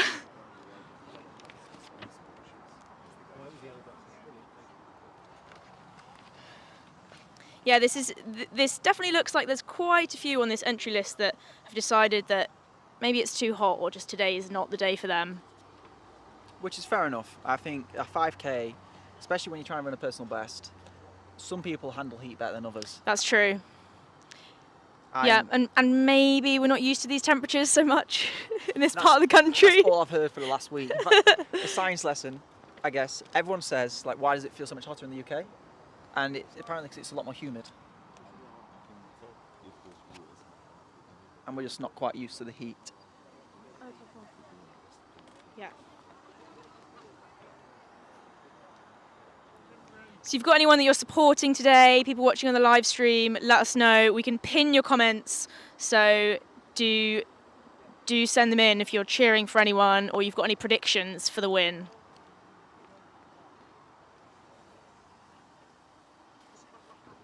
Strung out again. Another very Thanks to strung out race. Stephen Greenham, who's said putting together a really good production. Thanks, Stephen. You can be my best friend from now on. Oh, also, if anyone's coming down and wants to commentate from 6:30 onwards, I am racing the 5K. We have a position open. We can maybe promise some lukewarm water as a refreshment. And some average banter. Below average. But you do get to hold a microphone, so So that's 2 breaking away. I do find it interesting now we've got different brand super shoes. So we've got a pair of Adidas shoes and a pair of Nike shoes at the front. So that's the Takumi Sen 8s and the Nike Next Percents, who have Craig broken away. Gunn from Andrew Humphreys. Chase group of about 5 with our original leader. Looks like he maybe went off a bit quick. A lot of people opting for the cap strategy. Yeah. Yeah, some very warm faces coming through. Kate Maltby there with 133. Looks like he's moved up from the C race potentially. So that second K, we're probably looking at about 3:08. So I think they went through in around 6:12. Okay. Oh no, sorry, 5. My maths have gone completely. They went through 2K in sub 6. The first K was in 2:54. So whatever that makes it. So they picked it up. More, or maybe that's pretty much the same as what they're on the first K, right? Yes, slightly slowed, but I think in a 5K, especially when people are going for times, you generally set off a bit faster. Yeah. And then settle down and then pick it up towards the end again. It's like Craig and Andrew are working together as well, which is great to see. Maybe they'll battle it out right till the end, see if they can get a kick finish between them. See, as mentioned before, I would be directly behind whoever. Yep. I would never be sharing the lead like that. So yeah, side by side, Craig and Andrew, as they head up to that top corner. Probably about nearly halfway. Yeah, I wonder if there's a halfway mark out on the course somewhere. It is somewhere on the lap on the loop at the end where we can't see, so it is hard to get splits for the halfway point. So Chris Jones has said Jack Poland and Ryan Greenwood, some of Wolsey's finest. I'll try and keep an eye out for them, Chris. Brad also saying Lucas Sutherland and Jack Wadsworth repping Northumbria Uni after strong seasons. See how they get on.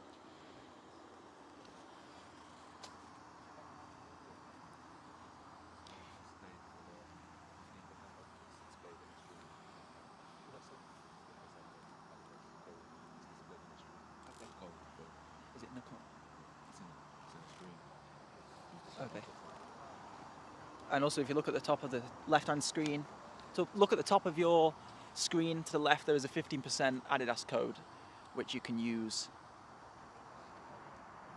And this is the Adidas Adizero distance project for Podium 5K, and we've got 3 5K races. We've already had one of them, and we've already had a mile race. We've got this 5K race, we've got a 10K race, we've got half marathon before that, and then we're finishing with a 5K at 8 o'clock.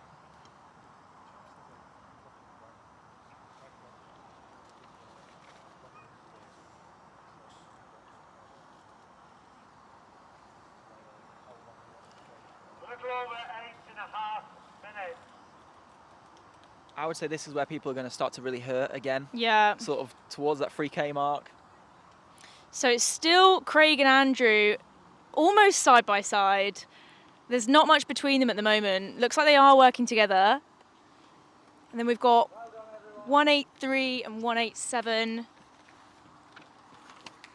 That's George Ravenhall and Lucas Sutherland of Gateshead Harriers. Perhaps a shout out there has boosted him on in 4th place. That gap has definitely closed. In fact, it looks like it's going to close up pretty much as a 4 quite soon, or maybe a 3. In fact, as I say that, 2nd place is also stringed out. So it is 4 runners pretty much solo at this point. All in the space of 200 metres.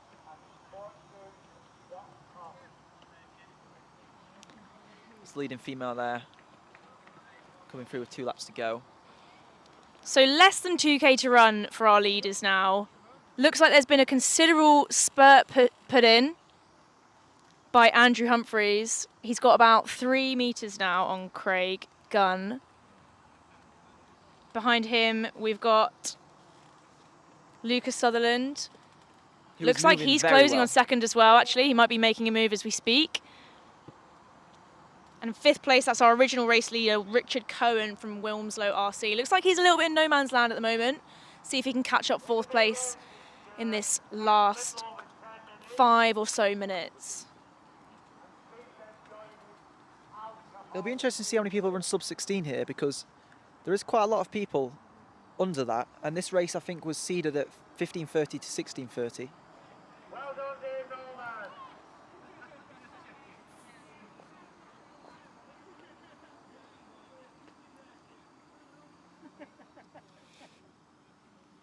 you doing? I thought you were asleep behind you.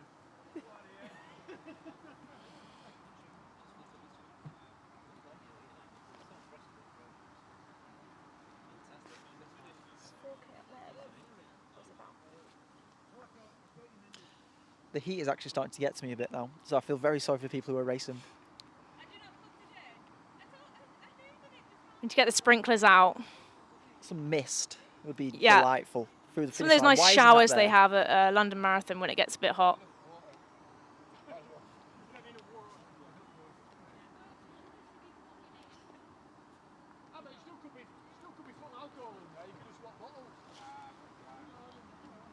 Speaking of hydration, do we think that there might be some drinks out for the half marathon runners later on, seeing as they've got 21 laps to do in probably this heat?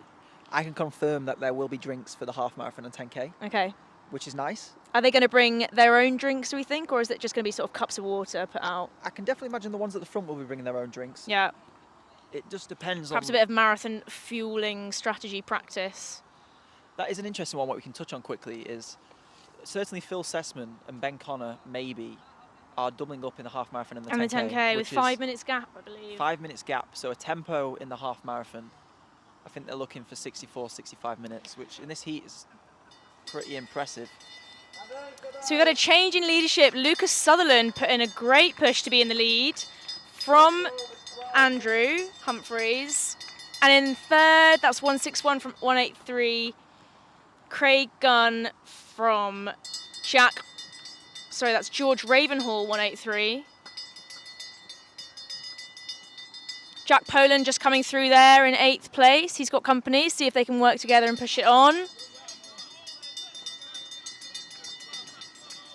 That must be a good sound, hearing the bell when you come through. I mean, it's not quite as satisfying as a track race when you've got 400 to go, but knowing that you've only got one more K of pain to endure. Do you know what? The bell is a very scary sound, I think, especially on the track, but it is nicer only having 400 metres. But it basically means get a move on or this is it. It means that you're going to be hurting a lot for the foreseeable future. So it's kind of a sign of pain, and it just rings in your ears. And to be honest, I might have some PTSD over the years from hearing a bell because it actually pierces my ears at this point. I like to put my sort of best estimate on it. So I think if I was in this 5K and I went through and the bell went, I'd say, okay, it's just 3 minutes to go. Probably longer, but if you tell yourself that, then at least there's an end point, right? I always just think I've hurt for 4 times of what I've got left. So you're 4/5 of the way there, which sounds nice. You've only got to do what you've done Or 4 times already, 16/20ths. one more Other than that, I time. can't really be bothered to figure out maths, but whichever way you want to look at it. So they're on their last lap, heading up to that corner for the last time, and as they come around it, we will be able to see if the leader has changed. It's been quite a lot of movement in this race. It's good to see. Maybe some tactics coming into play. Some heat exhaustion. Yeah, all that. Actually, is that the first bit of remote shade we've got where the sun seems to be behind a cloud, which is nice? It's becoming a bit more overcast for the 10K and a half. Maybe. Yeah, I'm sure that will be welcomed. Absolutely. It's if Chris Barnes plans the weather. Puts in a good request from the weather gods.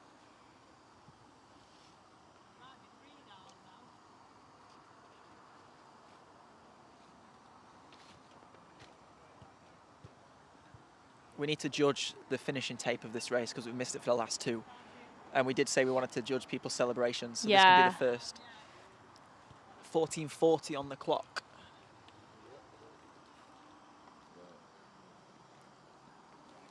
So maybe we're looking at potential sub 15:30 clock in here.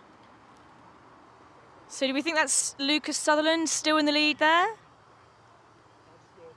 Yes, it is. And he's definitely secured the win. Stretched it out in the last K. Impressive push from him. 15:10 on the clock now. Might be 15:15. Let's see what he can finish in. Gritting his teeth. Getting a good reception here. Lucas Sutherland coming through for the win. Andrew Humphreys just 5 or so seconds behind. Looks like he just took it out of him in that last lap. George Ravenhall coming in for 3rd. There's so much pain on people's faces. I love to see it. That's Craig Gunn in 4th. Strong finish there from Jack Poland of Wolseley AC. Richard Johnson coming in at 15:45. And that's Lewis Buttrick just behind him. Ryan Greenwood coming through. That's Nick Tynan of Sale Harriers, just dipping under 16 minutes. There's some very tired bodies surrounding me now. People laying out on the floor. They've left it all out there today. Dominic Howarth just coming through in 16:11. Anthony Valentine just behind him. Coming through thick and fast now. That's Lucas Parker from Stockport. Kate Maltby kicking it in for home. She's just going to get 16:30, I think.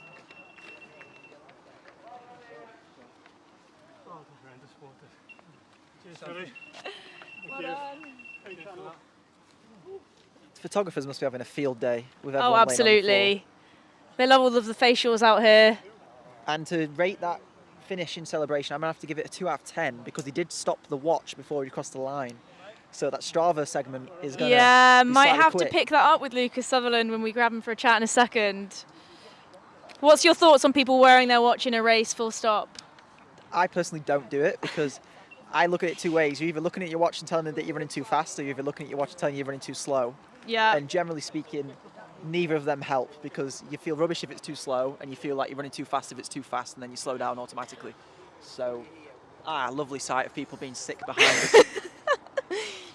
Although sometimes, I mean, I think this happens more on track races, but they will stop the clock for the winner. And, you know, if you're coming in, you know, 5th, 6th or 7th and you just want to know what time you've run in an open, I can see some value to wearing your watch in that scenario. True, and especially when you were at the front by yourself, especially, you know, with that last lap, it might help 400 metres to go, being able to check and see maybe I'm on for sub, I don't know, what was that, 16:15-ish today. So, you know, maybe if you didn't push, you would have run outside of 16:20. Yeah, outside of 16:30, I reckon those guys, like we've mentioned, doing the half marathon and the 10K later, if they're treating this more of a session, probably will be wearing their watch, keeping a close eye on the pace that they need to run. Staying under control, I think, will be the aim. I actually think, and this will be interesting to ask the likes Phil, who's doing both, would he prefer it to be hot? Because that just adds a new dynamic, which it's a variable And it you could can't quite control. possibly be hot in Munich. Exactly. So it kind of helps, as painful as it is, I'd say it's an added training stimulus for him to do that. So, yeah. So apparently that was Lucas Sutherland's first race for North Shields Polytechnic. I've been calling him out as Gateshead because that's what I have on my piece of paper, but can quite rightly see that he is wearing the North Shields Polytechnic vest. Not a club that I've ever heard of, but rightly corrected. So thank you, Sean, on the live stream. I might go and grab him before the photographer steals him off us, so then we can get an interview done briefly.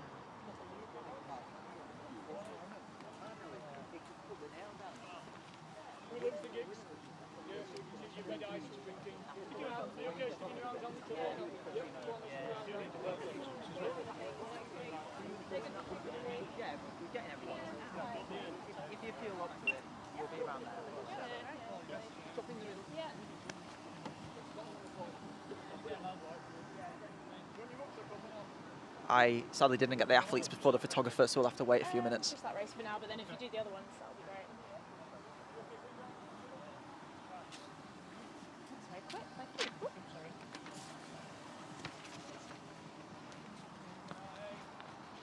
So I've got the results in my hand. Lucas Sutherland there with a time of 15:18. I believe he's just getting some photos. And Kate Maltby, first female, in 16:30. She did just get that on the line there. Andrew Humphreys coming through in second for 15:23. George Ravenhall was third in 15:34. If you do want me to read out any times of anyone that you were looking out for, just let me know and I can shout those out for you. Just perfectly after your race. Do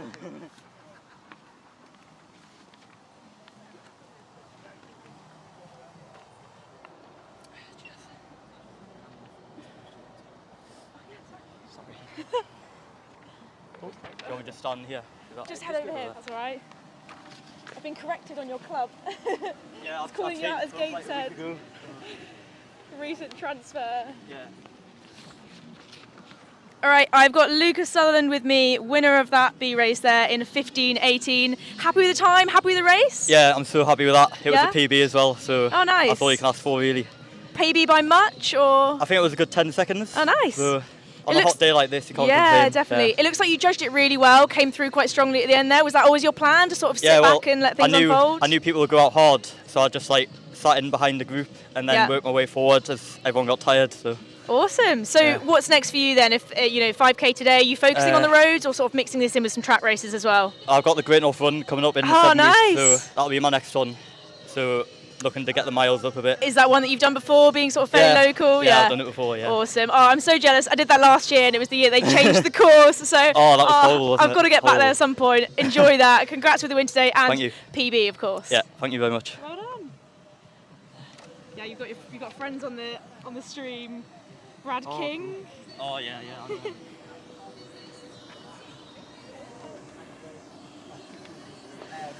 I've never broken 16. 16:30, I think it was. Thank you. Are you right to do a quick Yeah, interview? yeah. I probably look terrible. Oh, don't worry about it. Where do you want me to go? Just head over here if that's all right.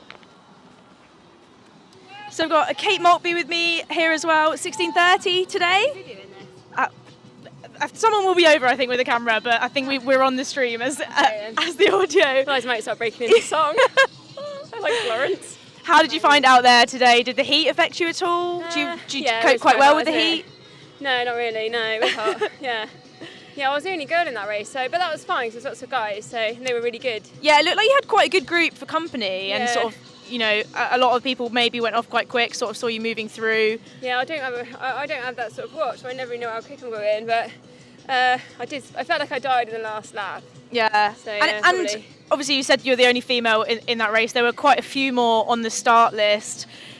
How do you find it running with the guys? Is it slightly different? Do you think that sometimes some of them might get a little bit annoyed that you're in in the same area as them, or do you sort of not mind whether it's you're in a group of women or guys? I just pretend they're wearing hot pants. Love it. I don't really worry about it. I don't know. Yeah. I'm 37 now, so for me, the fact that there should be more women on that start line. Yeah. Yeah, absolutely. It never used to be, and then now it's just mental how quick people run. Yeah. So to be fair, I'm just happy to be running. Yeah. Because I work a lot, and it's just fitting it all in. So. It's great. Absolutely. Oh, brilliant. What's next for you after today then? Have you got anything big coming up? Do you know what? I'm really crap at planning. So I've got no idea. I'll probably just go and look on the calendar. Just see what comes when I've up. got a free evening mainly, and then find a race. That's how it is at the minute. Awesome. So, I love that. Just don't put too much thought into it and just see what comes up and see how you can do on the day. Yeah, that's it really. Yeah. Awesome. Well, simple. Well done. Great time, and it's bloody hot out there, so good job. Yeah, thanks for watching. Cheers. Cool. You recorded that then? I got it on a live stream, but my camera really comes out, so I wish I could turn it off. I can't turn it on. People probably just listen to us now. Yeah, there's loads of people on the start list that just aren't on here, so I don't know, maybe it's the heat or... Maybe. It doesn't really matter. There's a really good group of men there, so it's fine. Yeah, I mean, that's what you need sometimes, isn't it? Good pack to work with. Seems like it's cooling down a little bit now as well. Those laps were right as well. I thought it was really hard doing laps, but it's fine. Yeah. See ya.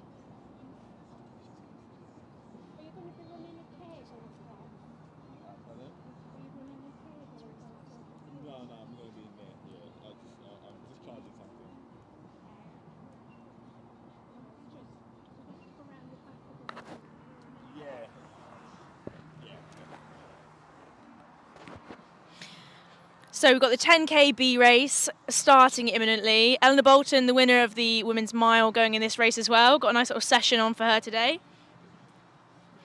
We've got a good field of women in this race as well, so let's see how they get on.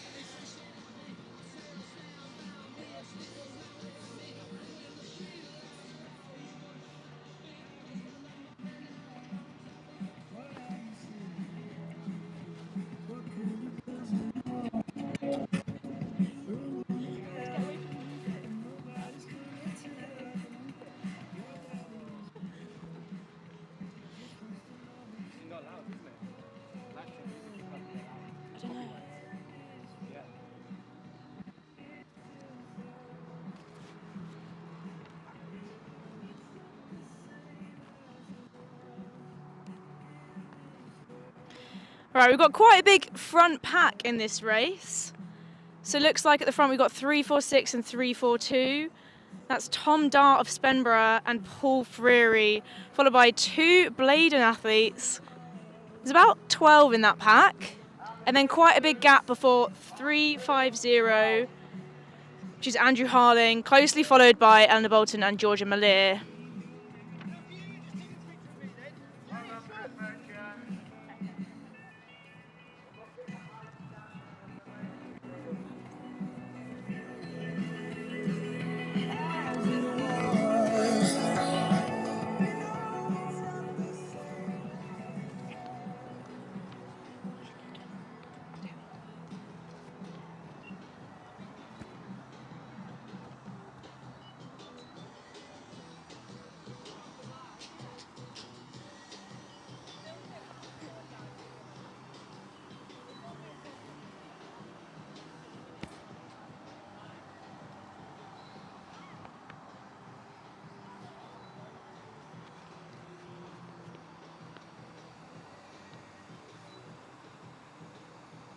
So it looks like we've got Leo Laugren up there as well, Ben Walmsley.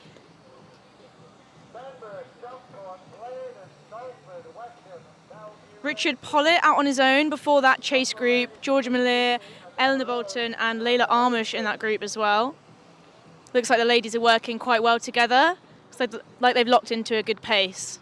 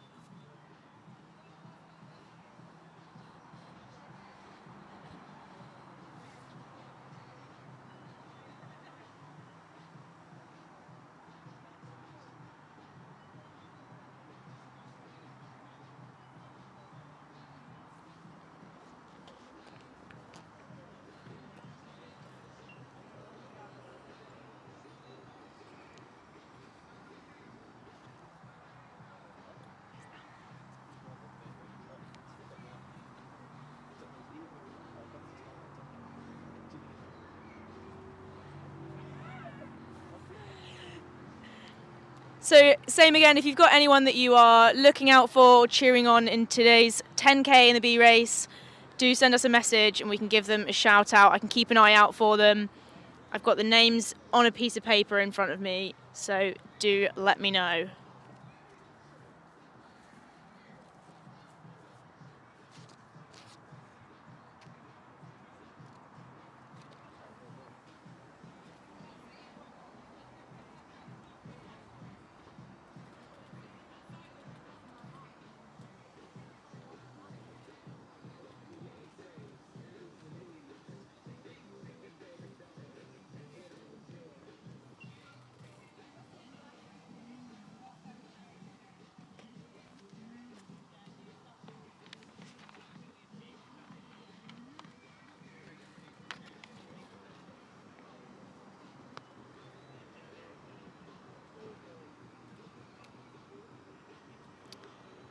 Okay, so it's still 3-4-2, which is Tom Dart from Spenborough, followed by Ben Walmsley of Ribble Valley. 3-5-5, that's Matthew Levison of Bladen Harriers. He's also got his training partner in there with him, Peter Hodgson of Bladen Harriers. It's been a bit of a breakaway in the women's race. Eleanor Bolton and Layla Armish pushing on, with Georgia Malir just about 5 metres behind now. So they're a couple of K, nearly 2K into this race. Still early days.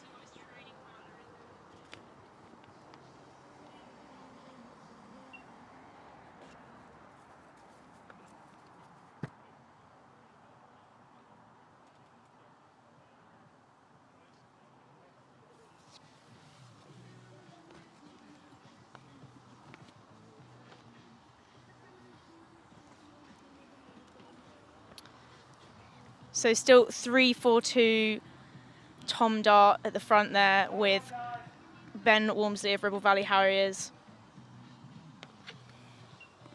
We've got David Taylor on his own just off the back of that front group. Hopefully he can catch them up and have some company. It's a long way to go, 7.5K on your own.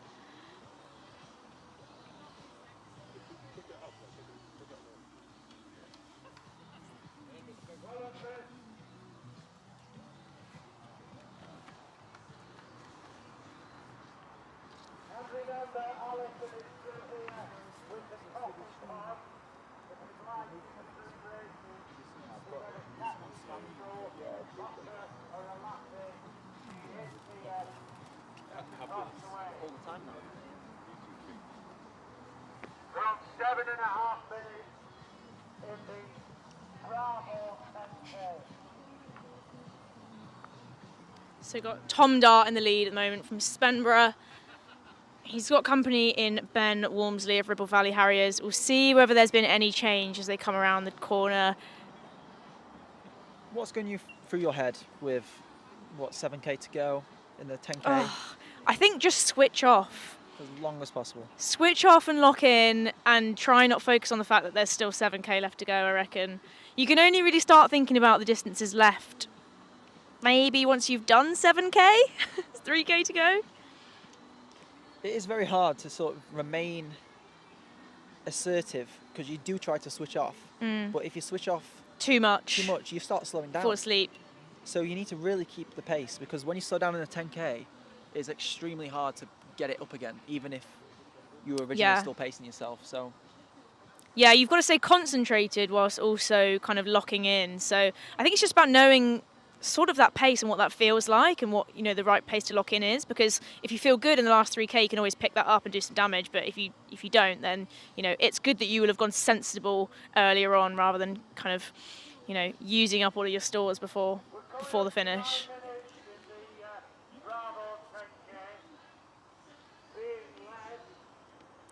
So that is Tom Dart of Spenborough out in front, followed by Ben Walmsley. They have got a bit of a gap on the chase pack now.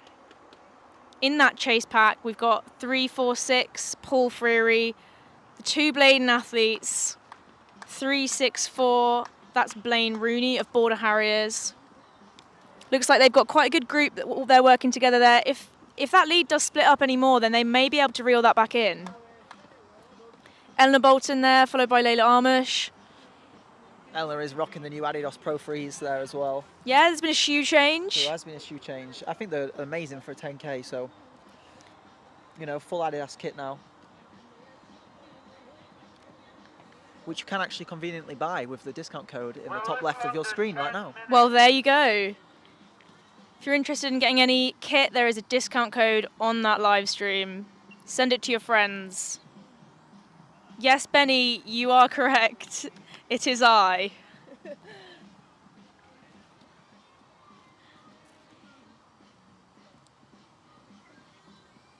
There is a gap now forming quite a big gap in that short space of time, actually. And the chase group looks like they are also closing slightly. Yeah, they are quite strung out. Gone into single file now. I guess that's just for efficiency. 3K in, so Eleanor Bolton's still got some company there. Looks like she's working well. Put a bit of a gap into Leela Ramesh from Leeds City. And then Georgia Malir about 30 metres behind her.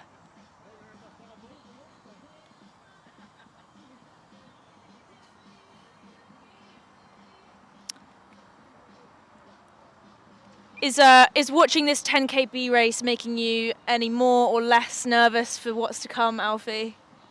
Honestly, now the sun, I say that as it's just come back out again, it's making me slightly more nervous because I think speaking to a lot of people in the first 5, especially, or the second 5, they said how hard it was today.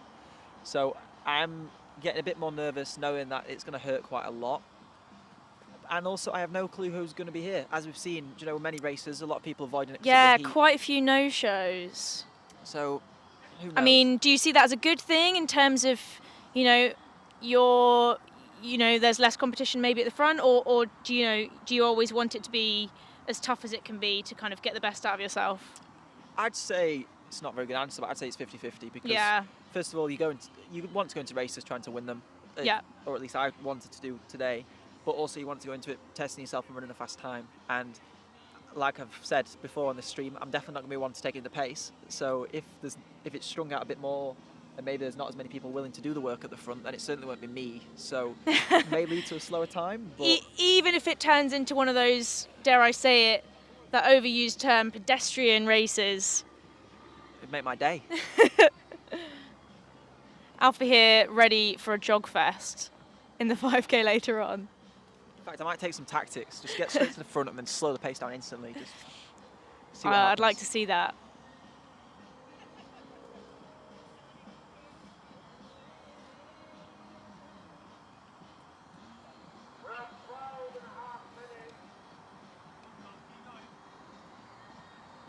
So that is Tom Dart from Spenborough. He's put quite a big gap there on Ben Walmsley.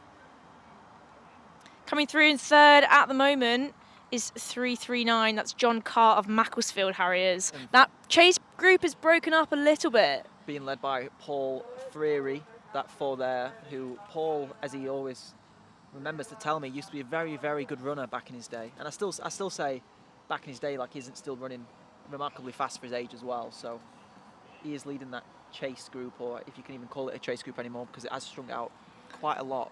Yeah, can see a few people checking their watches out there today. Maybe they've got their own sort of times and plans for pacing things in their head, or maybe they're just trying to figure out how much longer they've got to endure this pain for.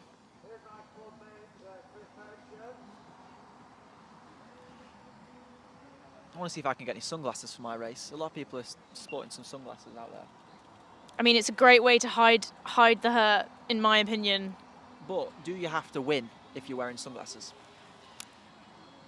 I'd say based on the amount of people wearing them and the amount of people that are going to get to win, it's probably a no. What about then if you have to wear a speed suit? We spoke about speed suits earlier. If you're wearing a speed suit, you 100% have to win, don't you, to justify the speed suit? Yeah, if you've got the confidence to wear a speed suit, you've kind of got to have the speed to match it. Although, I mean, I'd kind of rate it at the other end of the spectrum as well, just wearing a speed suit unashamedly, you know, doing your own thing. I think they deserve the win if they do that, to be honest, because the speed suit gives you the speed. It's not like you have to have the speed, because it's in the name, speed suit. It gives you extra 20 seconds over a 10K, I reckon, just to be more streamlined. There you go. I mean, guaranteed PB. Performance improvements if you wear a speed suit. You heard it here first.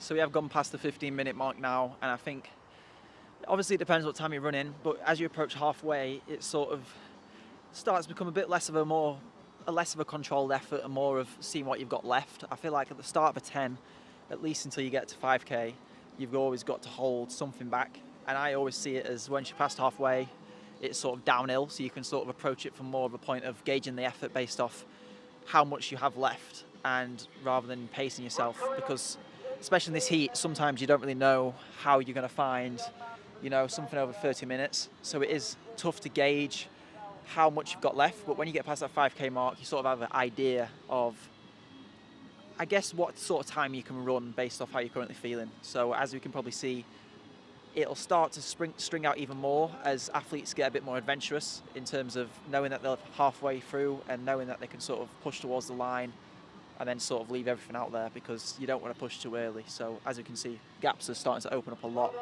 I don't actually think there's anyone running with someone else. Everyone seems to be strung out really well. So it makes for great racing.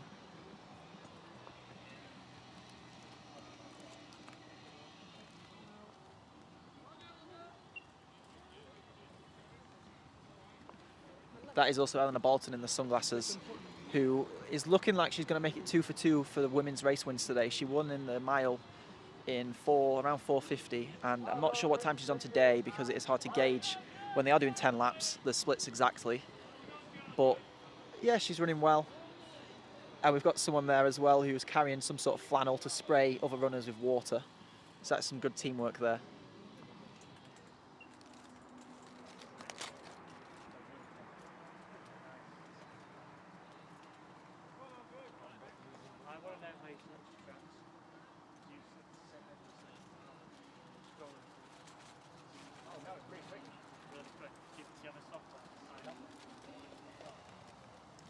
Well done there.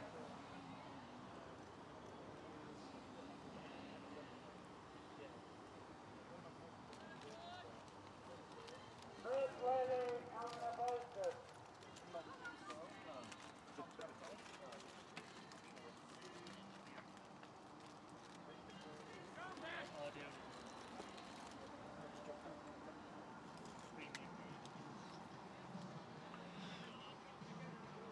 The heat has been claiming quite a few victims, people DNFing, which is unsurprising.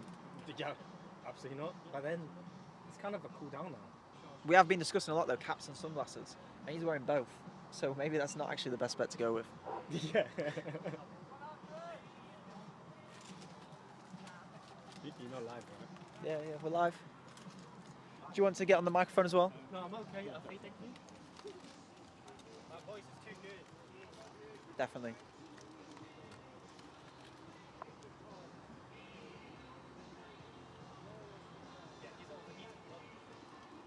As the laps do go on, it is hard to sort of gauge where the front runners are, because people will be lapping people quite soon, I think. So we'll have to stay quite assertive in terms of who is in the lead.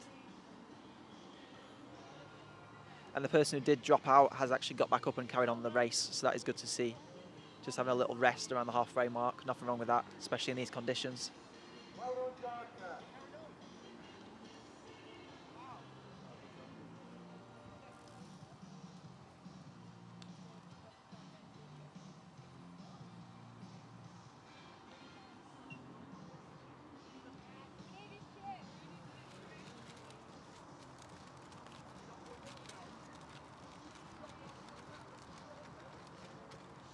We're coming up to 19.5 minutes, and it's 1 gap separate leads the field.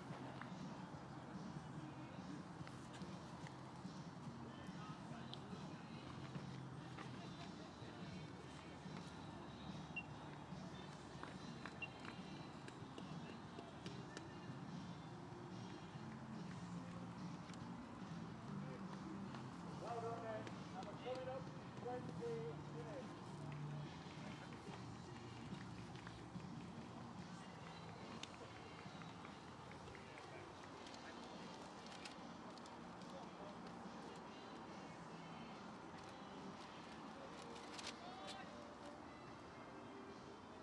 I think that is 6 laps done, so they are well past halfway now.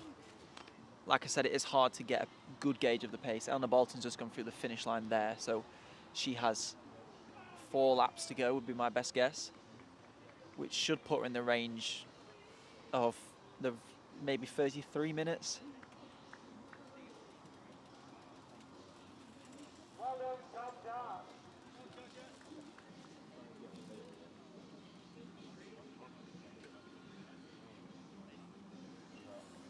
Well done, Ben Walmsley. There's runners from Florida and Macclesfield and our very own Nick Gasco.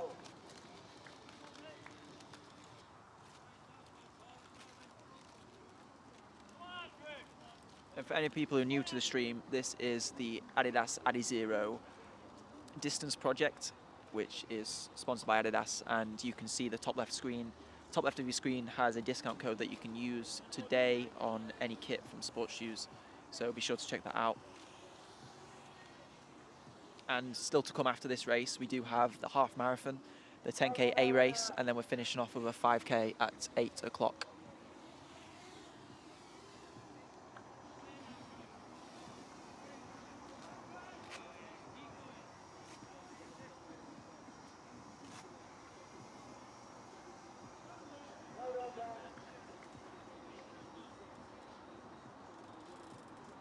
What's the drug? What's the drug? I did see it. It's a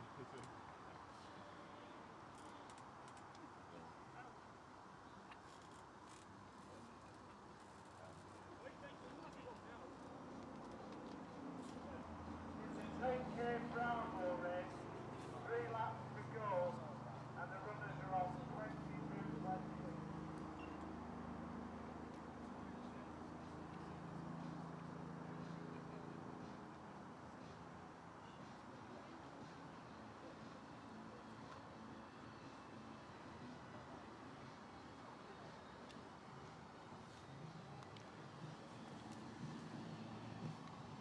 So the leaders are coming up to 3 laps to go, and for good measure we're going to say that's 10 minutes worth of running, there or thereabouts.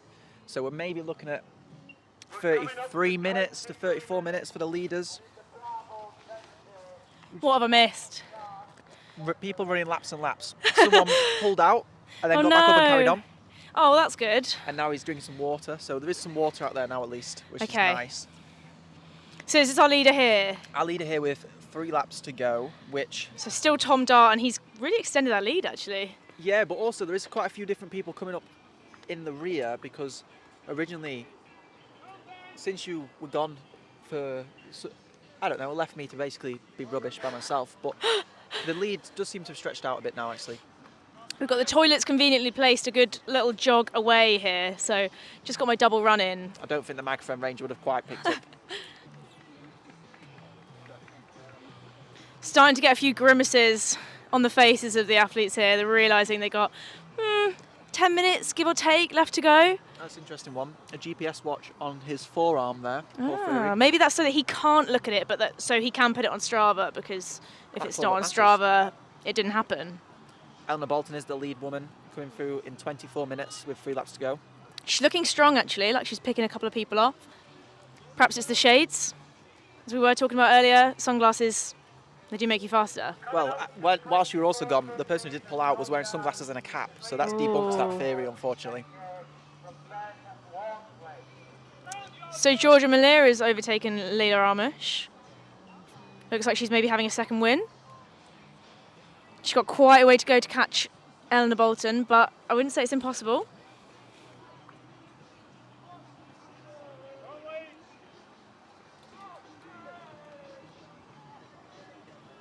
The wind has definitely picked up. Do you think that's helping keep things a little bit cooler? I'm just seeing those flags It down definitely there. feels a lot cooler, which helps.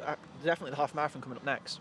I do think the wind has picked up, like you said, though, and for me, it gets to a point where the wind makes a substantial difference, and it's definitely not there yet.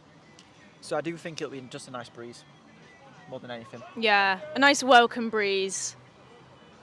Stop the sweat dripping in people's eyes, maybe. Maybe not.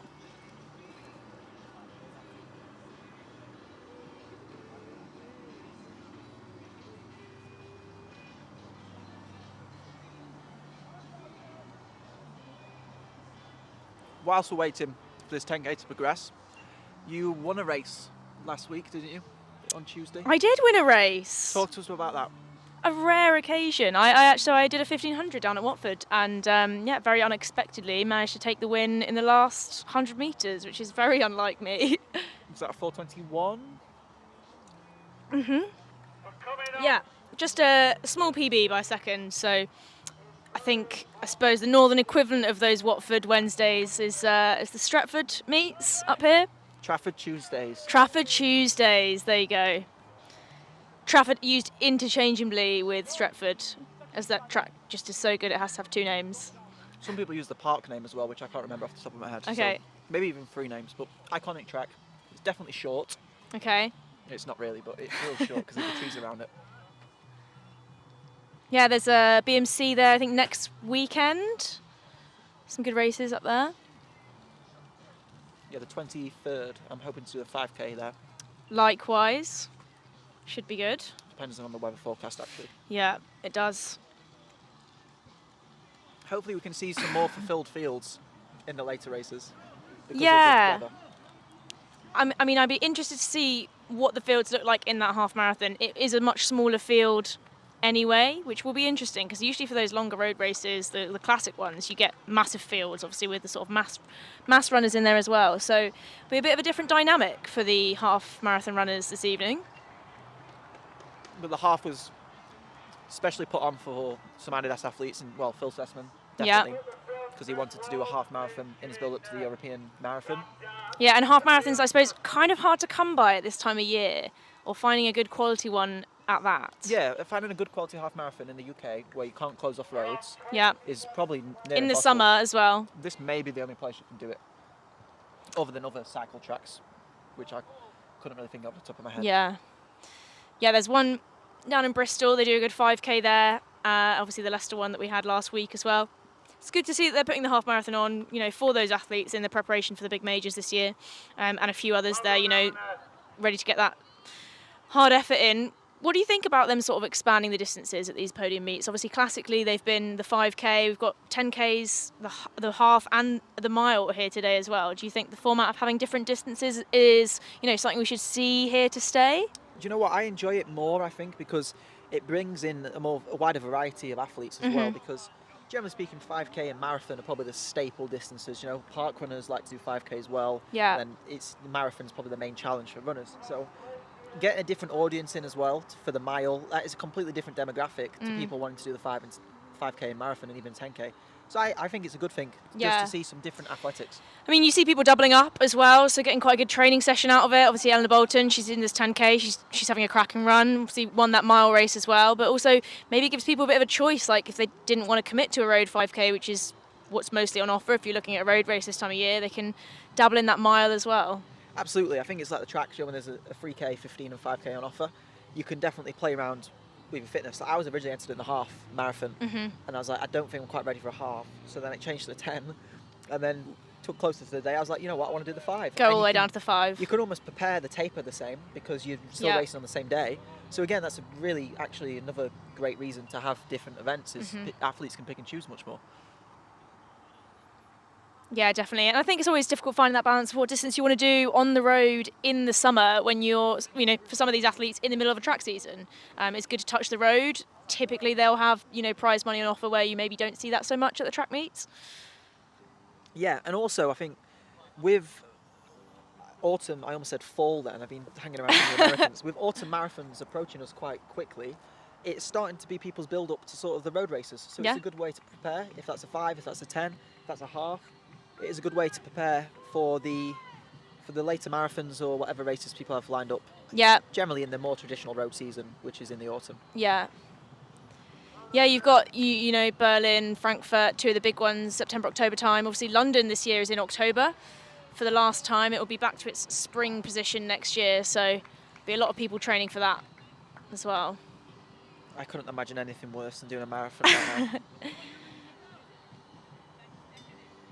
That'd be interesting. Maybe next time we get a marathon here as well. Ooh. 42 laps or 41 laps, I guess. I think that would be at least 21 laps too far. Only 21. I think I could be convinced to do a half 35. marathon on this course. Marathon, that's a lot of laps. There has been a change in the lead. Approaching 1 lap to go. So that's 366 Ben Walmsley, who's been sat biding his time behind Tom Dart of Spenborough. And then we've got a battle on for third. That's 347 Nick Gakel and 351 Peter Hodgson of Bladen Harriers there. He was with his training partner in that earliest stage of the race in the chase group, but it looks like he has maybe settled further back. And as we can sort of get a gauge of times with 1 lap to go, we're maybe looking at a 32 high clocking for the leaders. Yeah. Because I'm going to say, let's say the last lap, it's your last lap of a 10K. You're going to be tired, but you're going to maybe pick it up a tiny bit. Yeah, I mean, there's always something you can find in that last lap, I think. I mean, unless you've absolutely overcooked it earlier on. But it looks like our leaders maybe sort of winding things up. Speaking of leaders, Eleanor Bolton coming through as the women's lead there with 1 lap to go. Getting some advice from her coach there on the line as well. Telling looks her like to she's breathe. got It's interesting advice. Always good to breathe when we're running, people. Don't forget to do that. It's actually good advice. If she didn't breathe, then she wouldn't be running very far, very quickly. At all. Yeah. So all in all, good advice. Harder to breathe in this heat, I reckon. Although it is considerably cooling down here. Might even need to put my jacket on in a minute. That is a stretch too far. Georgia Malier coming through, second lady with a lap to go.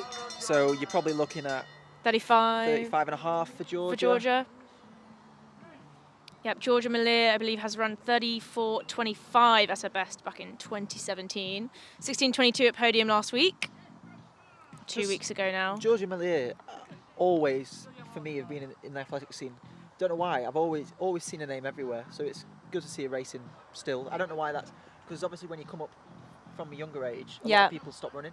And for some reason, Georgia is someone I've always recognised the name of. Yeah, always been fairly consistent. I'm sure she's, as most athletes have had, issues with injury, but I feel like she's kind of just always at those staple races in the cross-country scene, so it's good to see. Shame she runs for Leeds, though.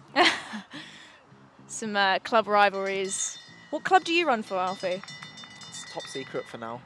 No, I'm currently some transfers with going Sheffield on. and Durham AC. Ah, okay. But we'll see what happens in the relays in the autumn, because there might be a change there happening, which I'm not. You heard it here first. Some major transfers going on. I know. I wish that was actually a thing where you could actually. That would be really cool. Have exciting transfers. I heard someone suggest that, for making the British Championships slightly more exciting by having sort of some teams. People could still have their clubs, but not necessarily pro teams, but like teams that people compete for that you can get behind, sort of in a Super League triathlon sort of format. I 100% agree, and I also think that's maybe the one thing we're missing in this sport. Well, quite a lot of things, but in terms of commercialisation, I think teams are very important, and also you can play around with the idea of incentives for these teams. So obviously monetary value is hard to come by in this sport. Yeah. But let's say if you did an indoor track season, incentive could be the winning team all get entered into the British Champs as wildcards, stuff like that. You're like entered into races. So the winners coming through now, 33. That's 54. Ben Walmsley, Ribble Valley. Good celebration there. That was better. You stopped the watch after the finish. And a long-time leader, Tom Dart, coming through just behind him. Who wins the sock? Great award. sock game.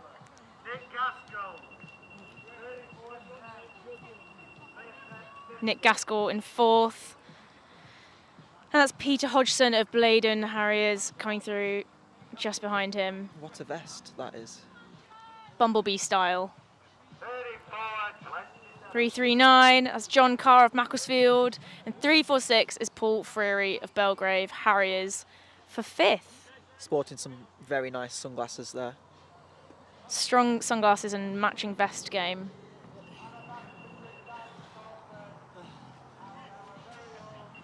We're now going to be surrounded by very, very dying lifeless athletes. And the Bolton coming in with a strong finish. It's going to be sub 35 for her. Again, celebrating, stopped the watch after, Yeah. ran through the tape. I'm okay with that. Get the tape broken first, that's the key. Sunglasses, extra points. Yep. New Adidas shoes, extra points.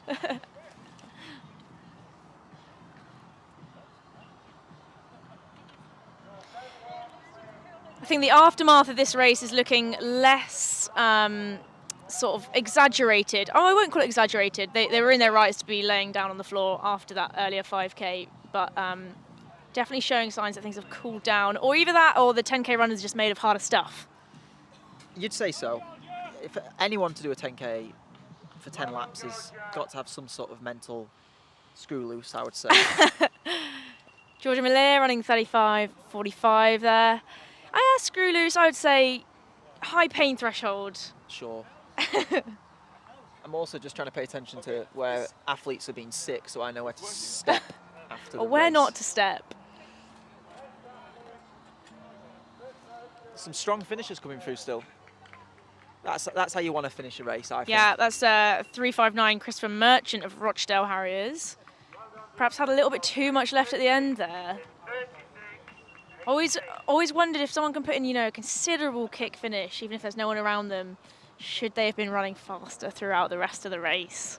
I think that's where you come into your pain threshold, because I'm one of them who feels like I'm hurting myself all the way, but then always manage to have a kick, so I'm clearly not hurting myself enough. There's always an extra gear, even if you don't think there is. I also think it depends on if you've got some aerobic strength or if you're more anaerobic, because aerobic runners tend to be able to find an extra gear regardless, whereas people with more fast twitch muscle fibres might find it a bit harder to pick up the paces when they are fine margins as well in those sort of shorter races. You've got to kind of judge things quite well. Exactly. Right, I'm going to try and get Ben and Eleanor for interviews.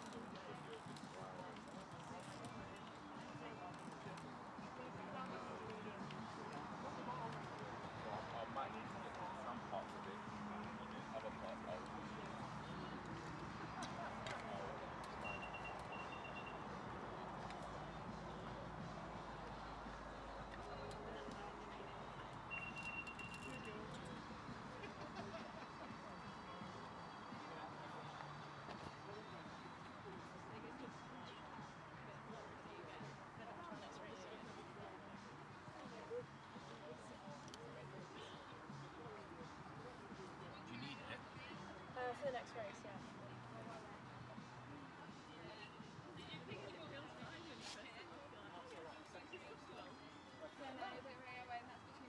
Well done. Thank you.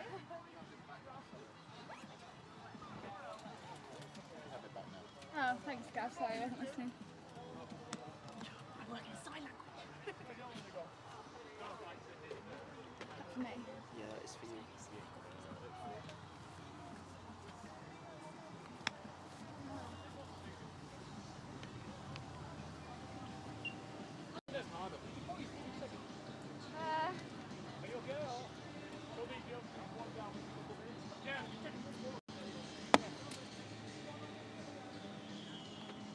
The photographer has beaten us again. Taking athletes away from us, even when they've got the microphone in hand. I mean, you've got to get that photo to go with the Strava activity. Very true. And do you know what I love? And this is just maybe me being a shoe geek, and I don't even think it's in shot. The top 4 women all wearing different shoes. Just, that wouldn't have happened 2 years ago. Everyone would have been in the exact same shoe.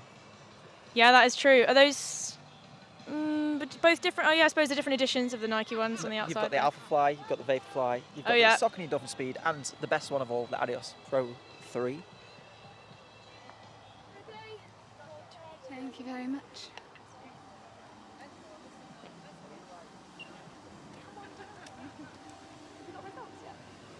Just letting him know. We just wanted time. Yeah. Well, mine says 34. Oh, really, we watched. That's the way to do it. But, that second makes all the difference. Not really. We'll overlay it for socials after. Yeah.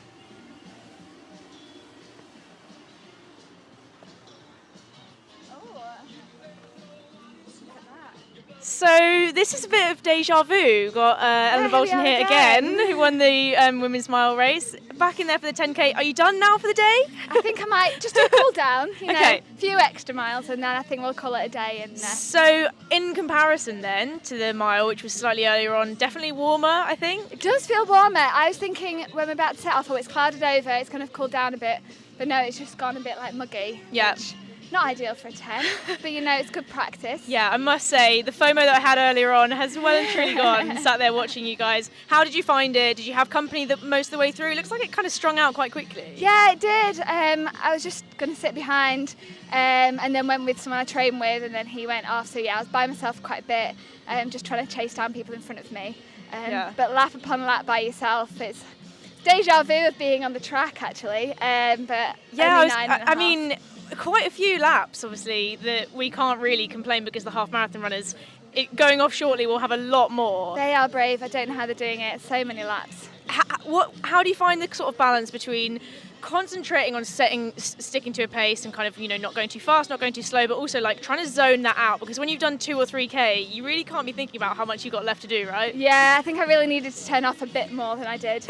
But yeah, it kind of got to 5K and I was like, right, I know this, I've done this 5K so many times, just like keep going. Yeah. It kind of just turned into a bit of a tempo, really, like, not saying that as an excuse, like, finding it hard, the heat and everything, so I was just trying to keep pushing through and get it done. Well, to win the mile and come back and do the 10K, you know, I think you've deserved putting your feet up now, enjoy the rest of the races, and well done once again. Thank you very much.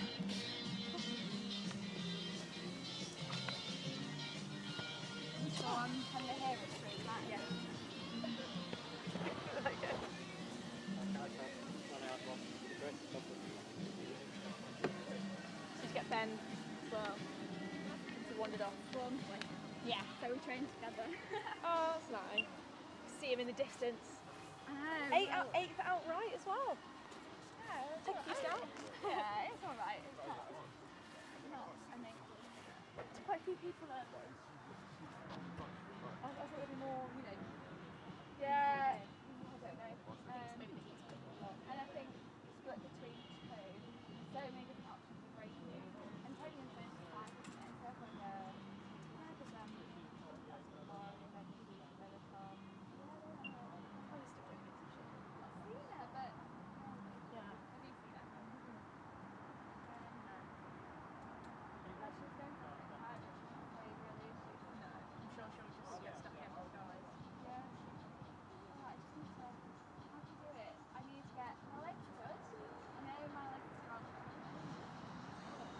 In terms of like just sticking into a race and being confident, it is really tough. Like, I think I've been the opposite of negative for a long time before. It's just like I've got to almost practice training. Like I'm great. You're like me, so by yourself as well. Yeah. Like it gives you a lot of time to sort of be very Yeah, like I can run a park run. I know this sounds bad, but like comparatively, then I would be rather really fit. I'm gonna keep like because there's no pressure and I'm not overtraining, but I didn't want to go back to so yeah. I nearly got into a park run today when I went like long run. I was going along the river in Stockport and I just saw the park run. I was like, oh, can't miss. Yeah. No, I just made before. It'll click. Like it'll just happen and then you go down. It's like the ones I've done and like feels like very close. Yeah. So they're like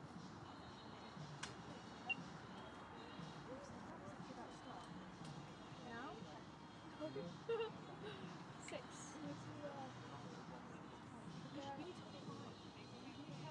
Out this racing. I'm on my own.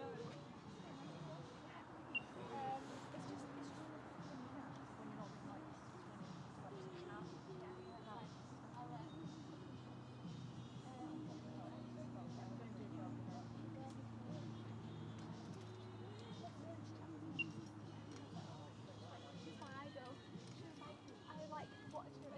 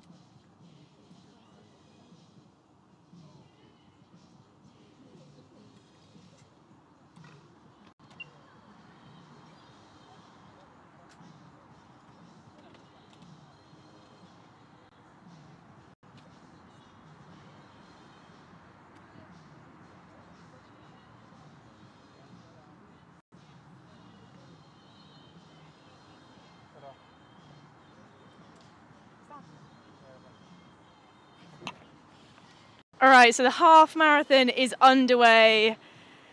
Just 21 laps to go. That's it, just 21 laps, no biggie. It's not like they're a K long or anything. It's going to be a long way. They're going to have to lock in, forget about the fact that they're just running on the same piece of tarmac 21 times over. At least you get to see a few sights in the big city halves, big city marathons, but I think it's going to be a little bit of character building and mental toughness for the guys today out there in the half marathon. Quite a small group of them. They're all bunched up as they come round. That's Adam Craig at the front alongside Andrew Hayes, Ben Connor in there, Phil Sessman, Mohammed, Ross Braden, Johnny Mellor.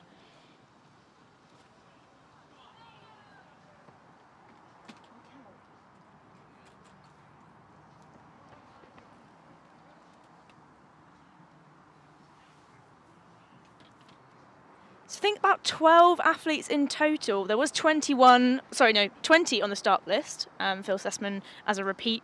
He's not cloned himself. So looks like there's 12 of them showed up.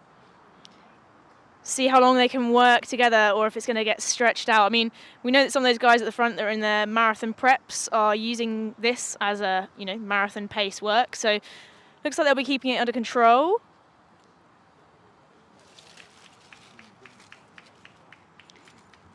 So Adam Craig and Andy Hayes being the win blocks at the moment for Phil Sessman, followed by Ben Connor, Mohammed, Ross Braden and Johnny Mellor. And only 19 laps to go. And that's it. Just 19 laps. No biggie. I wonder if these guys will even think about the sort of monotony of the laps today, or whether that'll be something they're quite used to in, marathon training. Obviously, not all of these guys are in marathon training or in marathon build-up. Some of them have stepped up from the 10K. I think Mohammed is one of those. He has run a half before. But, yeah, definitely going to have to zone out of that sort of each lap being the same, quite a few laps on the same course. Yeah, well, I think most of these guys, if you ask them, like, in their ear where they were in a lap, they wouldn't be able to tell you. That's what I'd hopefully be feeling like in a half. Like, everything would just merge into one anyway. Yeah. So you probably don't really have a gauge, especially after like 5 or 6 laps, where you actually are, because you just want to switch off as much as possible. Definitely. I think maybe until the last 2 or 3. I mean, yes, there may be some training sessions going on today, but when it comes down to it, if you're at the front with 2 or 3 other guys and you've got 2 or 3K to go, you're still going to want to win. So I think we're going to see them pick up towards the end. Maybe it'll be like a marathon-paced progression run. Which will make that 10K even more painful for them. Oh, yes. Yeah, so how many of those have we got actually confirmed doing that half marathon 10K double today? Phil Sessman. 100%. Yeah. Maybe that might change depending on how much. Let's see how he feels. Ben Connor, I was told, was like almost dead set. Okay. And then other than that, I'm not 100% sure. Maybe Mohammed is one of them. Oh, interesting. Andy Hayes is just doing the half. Yeah. Other than that, I'm not sure. But a few, at least.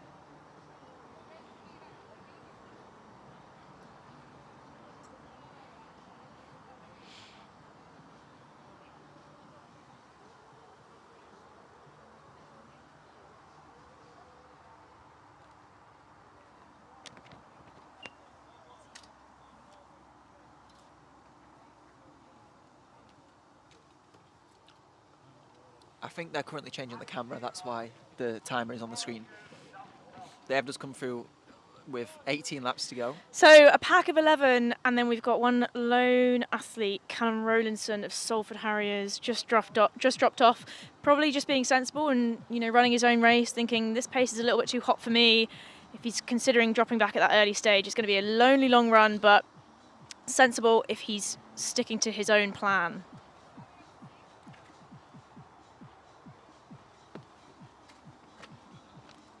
Apologies for the slight technical difficulties with the filming. We are just moving some cameras around. We will get you some images on the runners as soon as we can. So at the moment, still Adam Craig from Andy Hayes. There's really nothing in it at the moment. They are all in a line, toe to toe. Adam Craig from Andy Hayes, Phil Sessman, Ben Connor, Mohammed, Johnny Mellor, Ross Braden. And then we've got a slight gap before the next 4 athletes.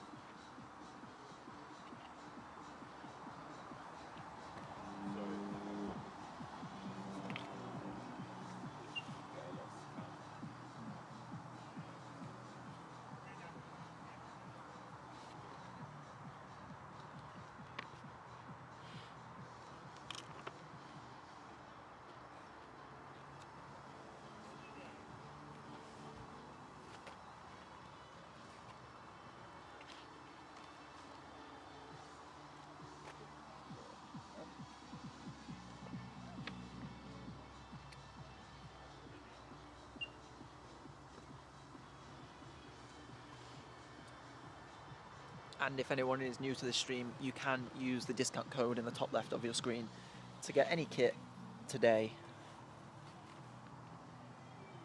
You can also put your predictions in. Who do you think is going to win this half marathon? What time do you think they're going to run?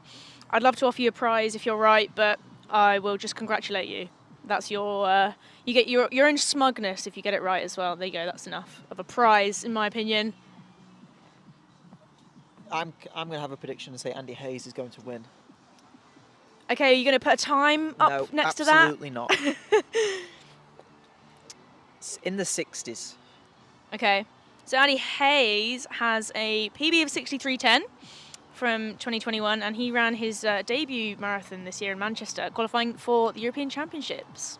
Yep. In Munich later this year. And Andy, in the build-up to that, had quite a disruptive build-up. So for a debut marathon as well, it was a very good result for Andy, I think. And yeah, I remember chatting to him at the Farnborough Half Marathon when he was intending to do Seville. Unfortunately, COVID had other thoughts on that, so ended up doing Manchester and had a cracking debut. Also wearing the same sunglasses as me today, so I think that's a great choice from Andy. Repping the Gooder Nessie's Midnight Orgy sunglasses in the half marathon.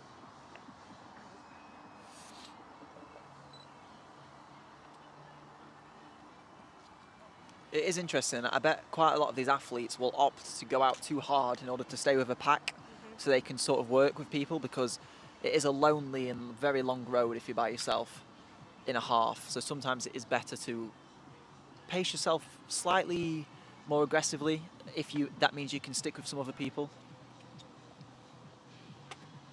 Yeah, so that front pack has now whittled down to 8.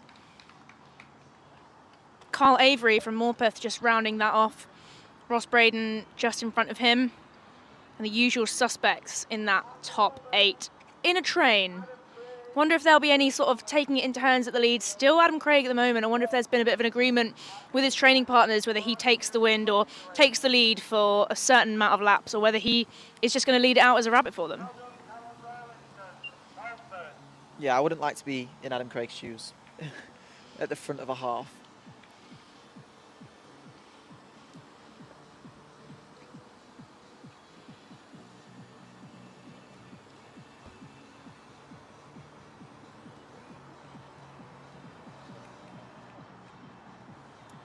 I also do find it a bit interesting in this race, in the half, you see the front pack all stringed out in single file, whereas in a 5K and in the mile as well, you'd want to be more widespread, so then you could attack at different times more aggressively.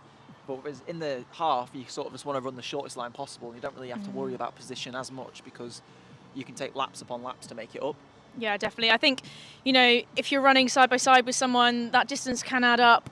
Inevitably, these runners will probably run over a half marathon today, because you can never run that short line the whole time. But when you've got 21 laps to run, it does all add up. So we can see the efficiency of the experienced half marathon and marathon runners just slotting in a train. Maybe there will be some sharing of that lead later on. We'll see if Adam Craig gets tired and pulls to one side and tells someone else to take the wind for a sec.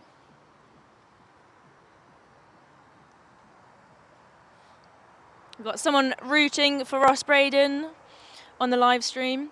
He's running very well at the moment, sitting in about 6th or 7th, I think, in that 8 group pack. I think Ross Braden's actually just got back from a stint at altitude out in Font-Romeu. Quite a few people been training out there the last few weeks. Must be nice.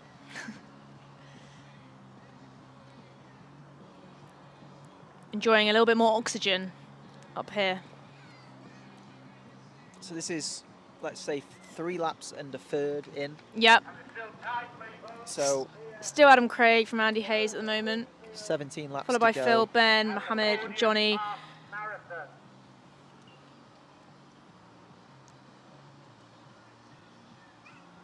Interestingly, this is the first ever half marathon I've watched in person.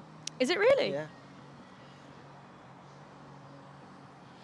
You'll definitely get to see the runners a lot more than a typical half marathon, where you'd be standing at a particular mile marker and you probably would see them once, maybe twice, if you can get to the finish in time.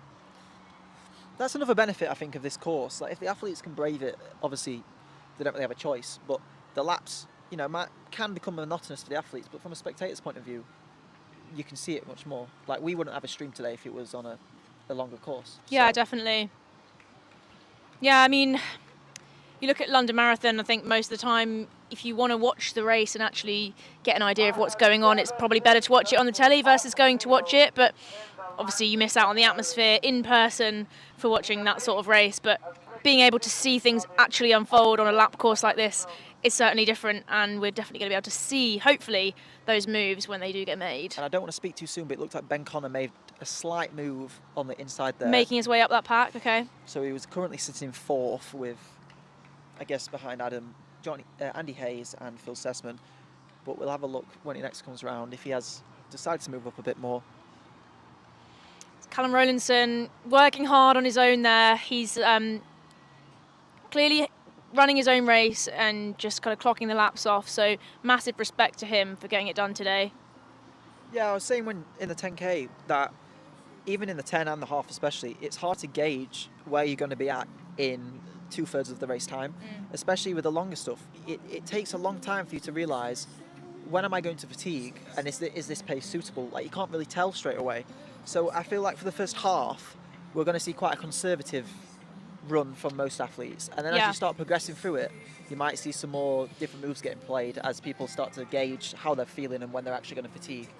That is a definitely. major thing in the half, especially. I think as quite a few of them have, got their plan and their pace to follow as well, it's going to be quite controlled for the majority of the race, and we might see things sort of start to get really exciting towards the end. I'd love for someone just to make a move now and, confuse people, make them potentially question their plan, but I'm not sure that's going to happen for a little while. Maybe I should have raced it to spice up some of the pacing.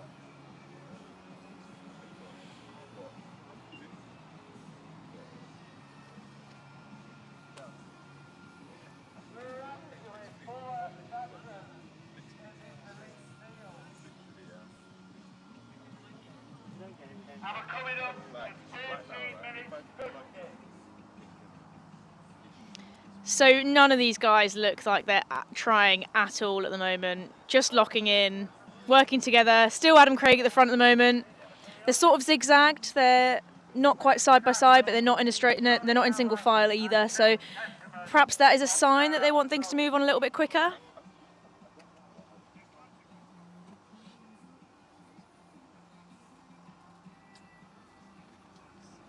So that's a group of 8, and then can we call that a chase group? Yeah, we've got a group of 3 just behind them, and then quite a long gap for Callum Rowlandson. It's weird how we call it a chase group when normally the group who's behind is getting dropped. Yeah. So it's more of like a, I don't know what to call it. I guess it's a nice way to call it. The following group. Yes.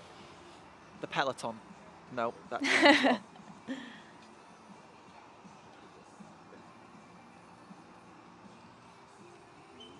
You can have a really good comparison of running styles watching them all lined up like that.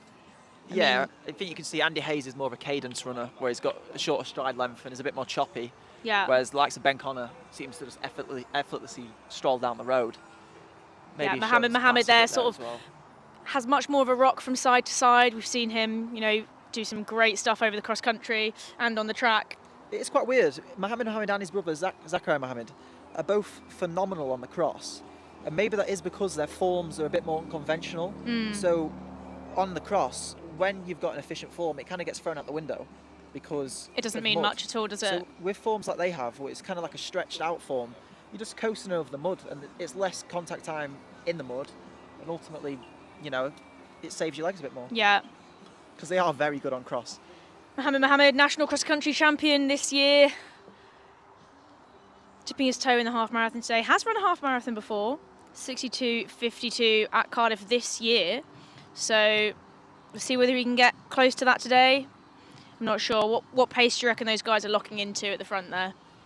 Maybe we should do some maths on the next lap and try and dangerous get a rough split.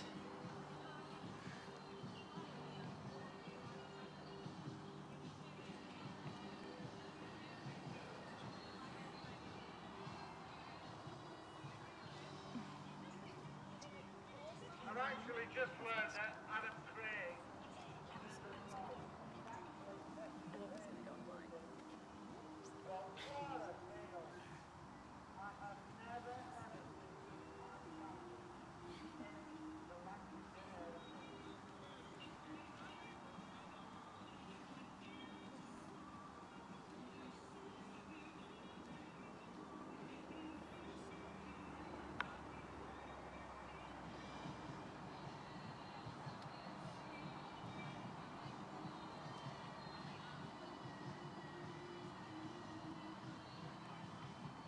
So they're definitely bunching up a lot more now. They're not in a long line. They're all sort of almost elbow to elbow now. We've got Adam Craig still at the front, but Ben Connor and Andy Hayes right behind him. Phil Sessman just checking the watch. They have got drinks out today as well. We've seen Johnny pick a drink up, probably just practicing that marathon fueling strategy, which I'm sure he's got down to a T already. Very experienced marathon runner is Johnny Mellor. Also, shout out to Moabs, who did the mile earlier today and is now back for the half. It's quite a versatile mixture of racing. In that sort of chase group there. Yeah, in the Saw vest. So he's wearing a different vest earlier where he wore the vest what cannot be named in the Leeds vest again. That is certainly an interesting double. Starting the day off with the mile at 4 o'clock, 2 hours gap and then a half marathon. I could think of things I'd rather do. You are right though. It has. Oh, never mind. Spoke too soon. It looks like I've strung out a bit again in terms of the single file. Athletes did group up. Wonder why that was, because they are back in single file again. Yeah, perhaps it's something about the positioning of the course, the wind. Maybe they want to bunch up a little bit more there. Maybe someone just gave him a poke and said, "Come on, can you pick it up a little bit?" I sense he's got a job to do. Yeah, well, there's also prize money up for grabs as well. So that's true. What are we looking at for the half? £500. Okay. And also there is something we haven't spoken about today, and that is the Adidas kit deal for a year. So the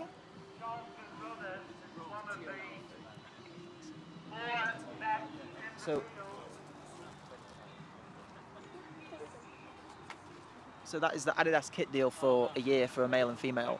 Yeah, so slightly ambiguous. I think it's the standout performance of the day, both male and female, can bag themselves that kit deal for a year. So what determines to you for a standout performance, and who also picks that? Because I feel like I'd like to know. Yeah, I'm not sure who picks it. Us as commentators, I feel like we've watched everything today. I feel like we should be the ones to pick it. Maybe. Does that, however, rule yourself out of the race with a conflict of interest in the 10K?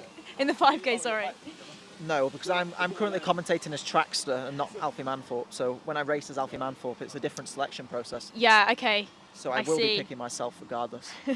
I can't say that because if I do run well and somehow get picked, then of course. It seems like it's fixed now. But yeah, I'm not sure how you go into determining the standout performance. I mean, it's got to be between the winners, obviously. I mean, Eleanor Bolton has won 2 races already today on the women's side. Less competition, you know, there's no two ways about it. There are much less women racing here today than the men's, so maybe she's, you know, got a good chance. And maybe she's considering her thoughts of doing the 5K just to reaffirm that. Maybe. Triple. We have got one more 5K race left. There aren't any women on the start list that I've got on my piece of paper in front of me, but we have heard that Callie Thackeray is going to be going in that race. Attempting the British record again. Haven't seen her yet, but the British record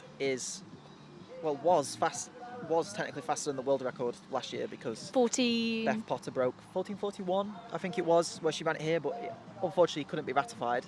Yeah. So such a shame. For a time, the British record was faster than the world record, which I don't know how many times the national record is technically faster than the world record. So is it ratified as a British record? I don't know if that's the case either. Maybe not. Okay. But I think for podium, British record course is still the time. Not to be sniffed at. And also, it has been vigorously measured today. Just for anyone who always says. With a trundle wheel or with a GPS device? People like, whenever there's a fast 5K, people like to say, oh, it was probably short. And this one, and also Armagh is another traditional one where people say it's short. Yeah. And the Monaco track. Yes. Well known to be a little bit short. I can't confirm that. I've not been there. I've heard tracks in America are short as well. Everyone seems to run so fast in America and then come back and run slower. So. Yeah, maybe they measure things slightly differently over there. Yeah, in yards. Oh no, it's feet, isn't it? So 21:21 on the clock. That's quite poetic, seems though it's 21 kilometres. Yeah, 21 laps. 7k in. Carl Avery just losing touch with that group a little bit there, the Morpeth area.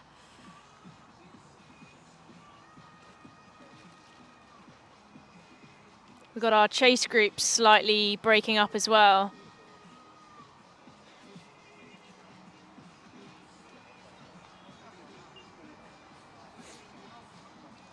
So at this point in the race, what do you think is going through their heads?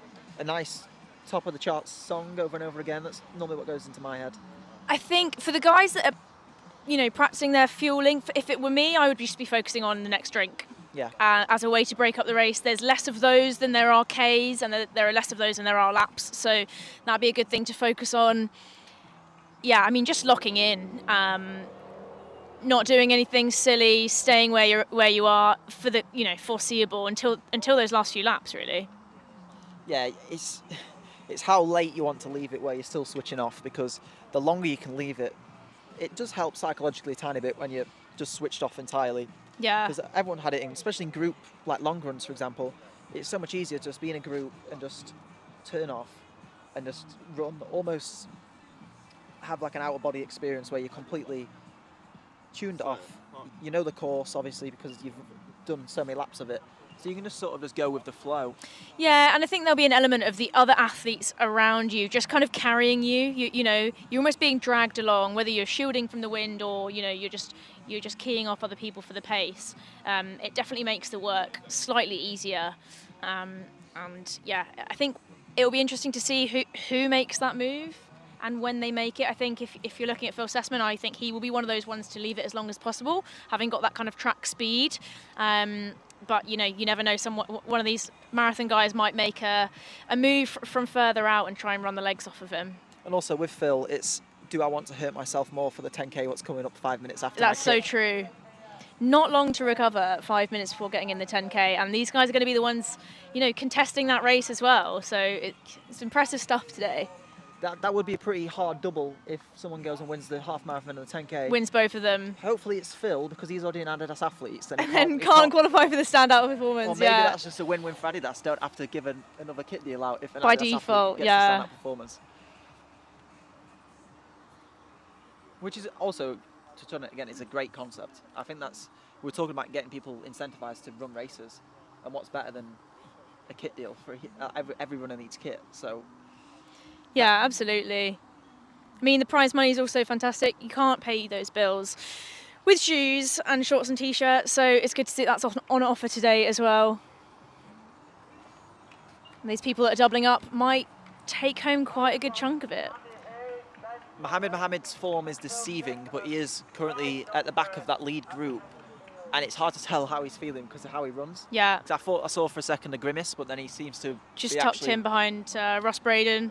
Carl Avery now out on his own. All of the rest of the athletes, actually, apart from that lead group, are sort of in no man's land at the moment, probably just trying to concentrate on their own pace, locking into a rhythm, and not paying too much attention to how many laps are left.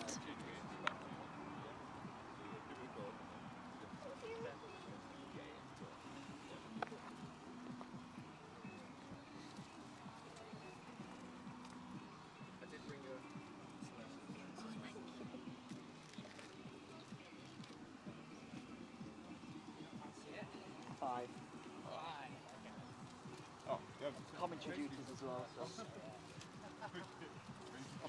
I'm glad it's cooling down though. Yeah, just about from the start of this, it was alright.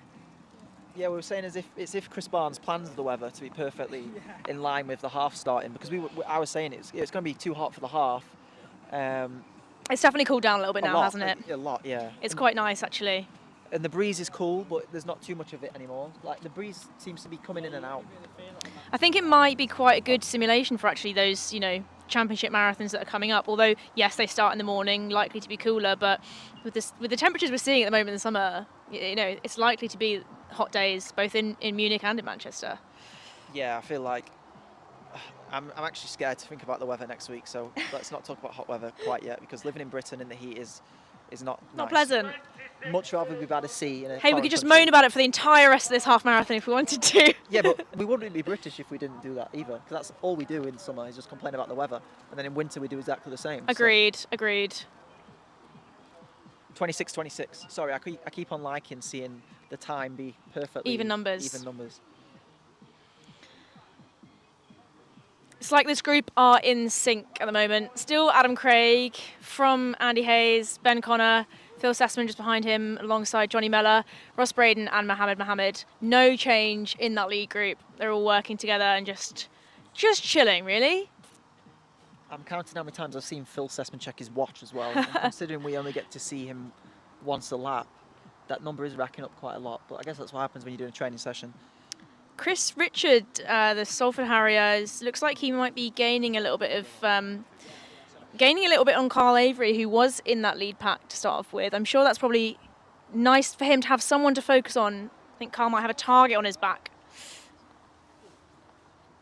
Yeah, I think, as we were saying earlier with Carl, it's probably nicer to get set off and see if you can cope with running with people, even if it might be a bit out of your comfort zone, because in hope that someone else sort of falls off the pace as well, because it is much nicer to run with someone, especially for this far.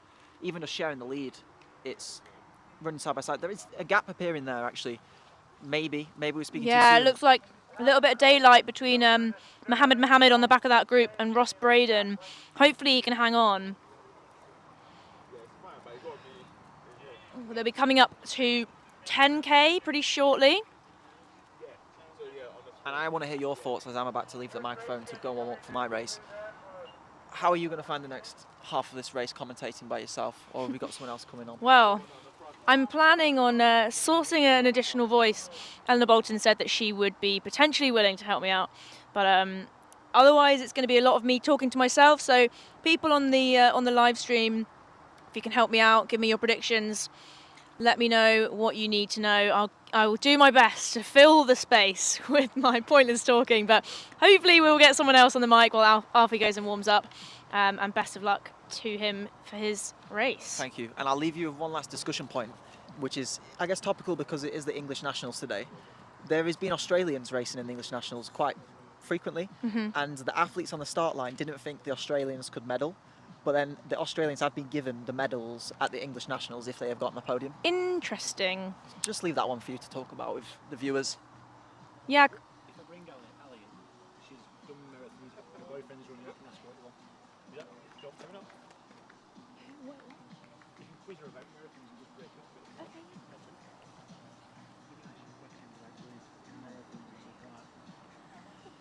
I can hand you this microphone. It's quite a bit different to running how many laps you did in the I've been joined by a dashing everyone.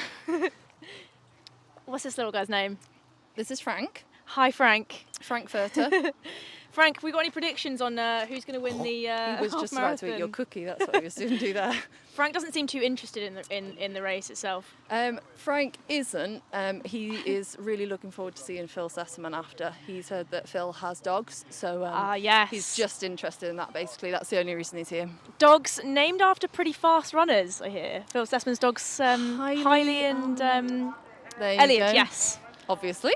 So there's been a change in the lead. Andy Hayes has got a little bit of daylight on Ben Connor, followed by Phil Sessman, Johnny Mellor, Mohammed and Ross Braden. Adam Craig has dropped out, so I think it probably was his plan to be sort of a rabbit leading those guys through. So not too concerned about that, but yeah, a change in the lead at the moment. Tactical training run, some might say. Yes. So are you here supporting anyone in particular? I am. My other half is running currently. He is on the comeback from injury, so okay. He's not expecting to do super well, but just glad to be back running pain-free, and that's a bonus for us all, I think. And in a pretty quality race as well. Very much so. I think it's difficult for him. He didn't go with the pace initially because that would not have been sensible.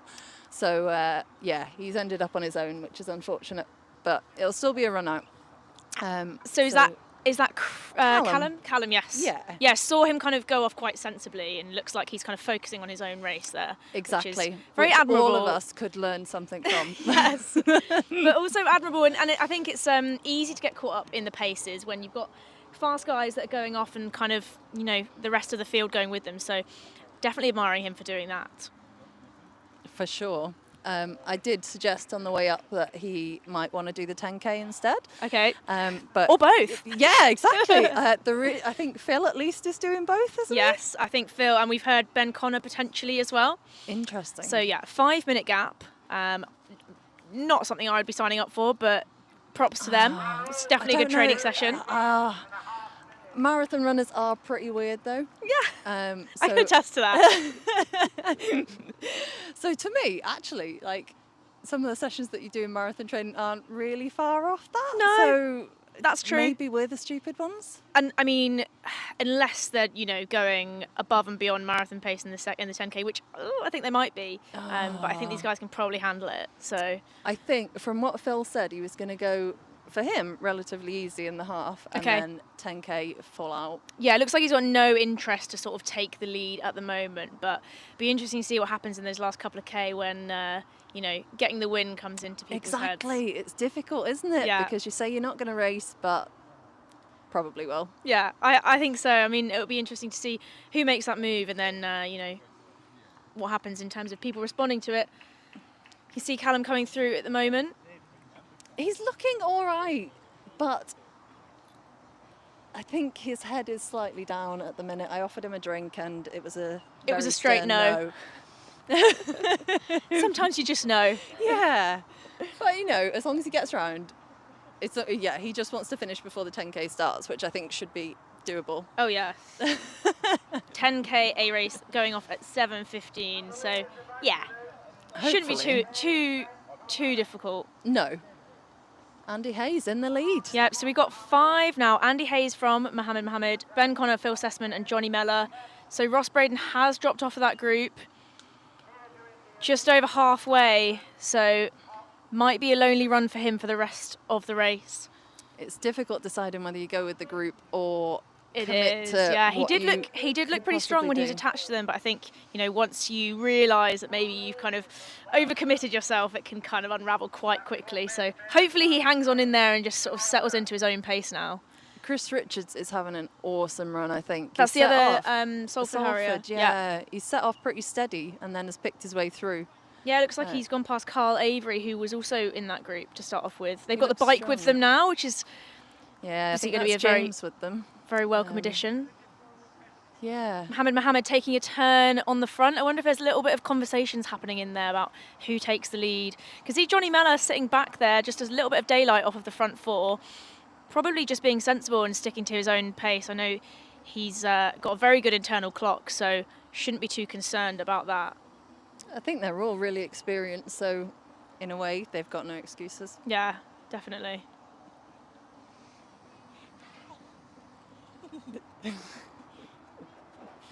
You're not going to... You can't eat that. Frank just wanting to get his little moment of limelight over here. Yeah, he's not much of a distance runner. Much prefers the shorter stuff, 100 metres or so. Oh yeah, Put a I can squirrel see that out in you, there. Frank. Yeah, just really works on his glute strength Yes. and plyometrics. He's great.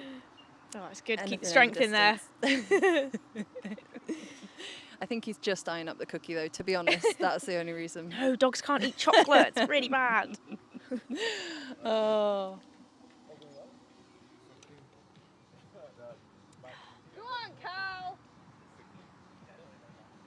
Callum Rowlandson coming through there. I've kind of lost track of how many laps they've done, if I'm honest. He's definitely over halfway, though. I'd hate to say that they were still in double figures. I think they might just about be under by now. It's hard because you can't see the lap counter from over here. Yeah, I think they'll be coming around to 10 laps to go now. Are you racing? That's the big question. I'm not racing. You're not? I did have a little bit of FOMO earlier on, but no, I'm not racing today. Just on the microphone. Had a 1500 earlier in the week, so just training this weekend. Be back up next week for BMC in Trafford. Nice. Yeah, so Oh, also the driving up and down the classic country. Yeah. Just stay for the week. It's fine. Yeah. Oh, there's another break. Yeah, so Andy Hayes in the lead now, followed by Mohammed. They've broken away. Ben Connor, Phil Sessman behind him, and then Johnny Mellor just a couple of metres behind them. Phil Sessman avidly checking his watch, just going past Ben Connor. There's a little conversation happening there. I'm not sure what that is, but it looks like they're working together. And there's been a little bit of a break by Andy Hayes. Mohammed's gone with it. The rest of them have decided, no thanks. It could be that the top two are going for actually racing a big the effort. half, yeah. Maybe going for the prize money. The rest of them sticking to the plan of a training plan. Which Session. are the races with the kit deals? Does this? I think it's open to all because it's it's the standout performance of the day, both male and female. So might see it here. Quite a few here who would be out of the running through having a kit deal already having it. So I think. Yeah, we'll have to see where that falls. Yeah, see what ends up with the results. We've still got the 10K A race and the 5K A race to go. I think most of the women's performances are done, but we do think Callie Thackeray is coming for the 5K A race. So that could be a big still be in the run, running to for be that fair. standout performance if she has it. Is it going to be a sub 15? Well, the conditions are certainly better than they were last week in Leicester, that's for sure. I can confirm it was disgusting. You can get out all the classic runner cliches. Yeah. It was windy, it was rainy, it was cold, it was a hurricane. Yeah, we do like to moan about the weather, I think, as runners and as British people, so we will continue to do that. Definitely. It was definitely more cross-country weather than fast running weather. And actually I think quite a few of the runners looked like they'd done a cross-country race afterwards, covered in sort of grit from the person in front of them. So, oh, yeah, you don't expect that when you sign up for it. Not in July. No.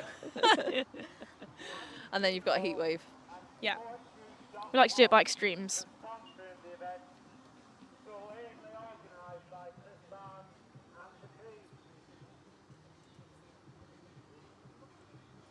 Come on, Cal.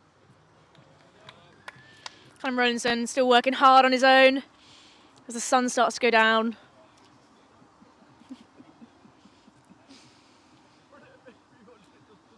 So you said he's come back from an injury. Yeah, so when did he have his op? He had a knee op in October last year. So he came back from that and then got a stress fracture. So he's had a good couple of months of training now, but just because he lost probably 18 months of solid training, it's been really tough. So yeah, just being back and pain-free is the main thing for him at the minute. And what made him choose to do the half over any of the shorter distances today? I don't know. He's he likes just to loves put the himself laps. in pain. He just loves running, and I suppose you do more. And I suppose you do more of it. Yeah, in the half marathon, you get to do quite a few more laps of it. In fact, exactly. Although, if that's the argument, then maybe he should do the 10K after this as well. That is true. Although probably not advisable, having just come back from an injury. Exactly. So take things slowly. Yeah, we can say that to ourselves. But yeah.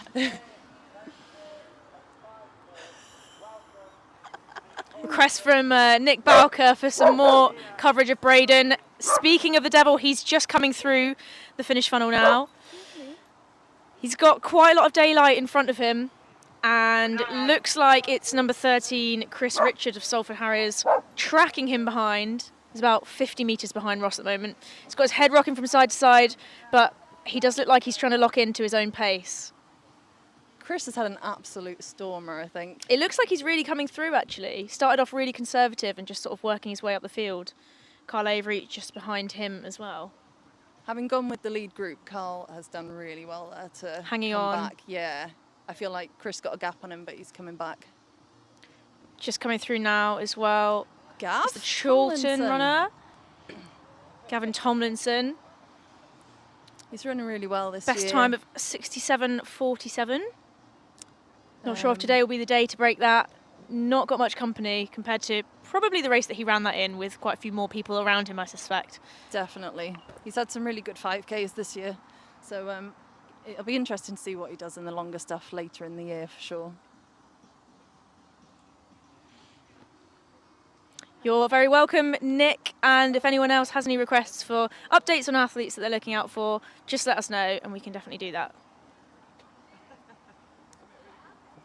It's a shame it's not a bigger field, hopefully. Yeah, when there people was see. 21 athletes down to start, but I think it was 11 or 12 that actually started the race. Obviously, Adam Craig dropping out. I think his plan was to go in as a pacemaker. So we've got 10 or 11 of them still in there now.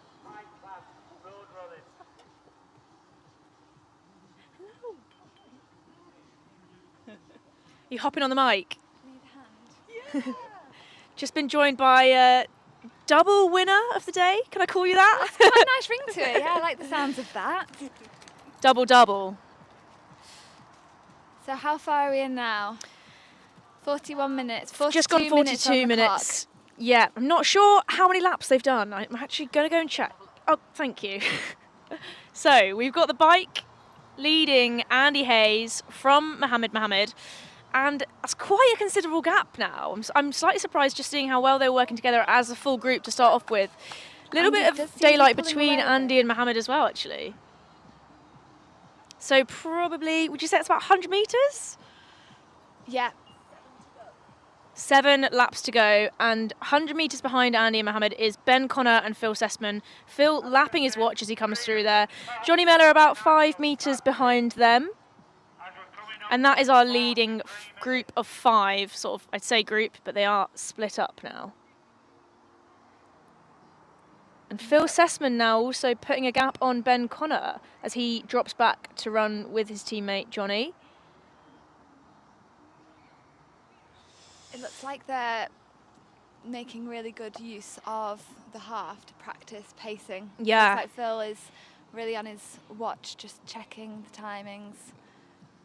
Yeah, and I think with it being so many laps, that's probably quite good practice just to sort of, lock in and check those splits and, keep yourself on pace.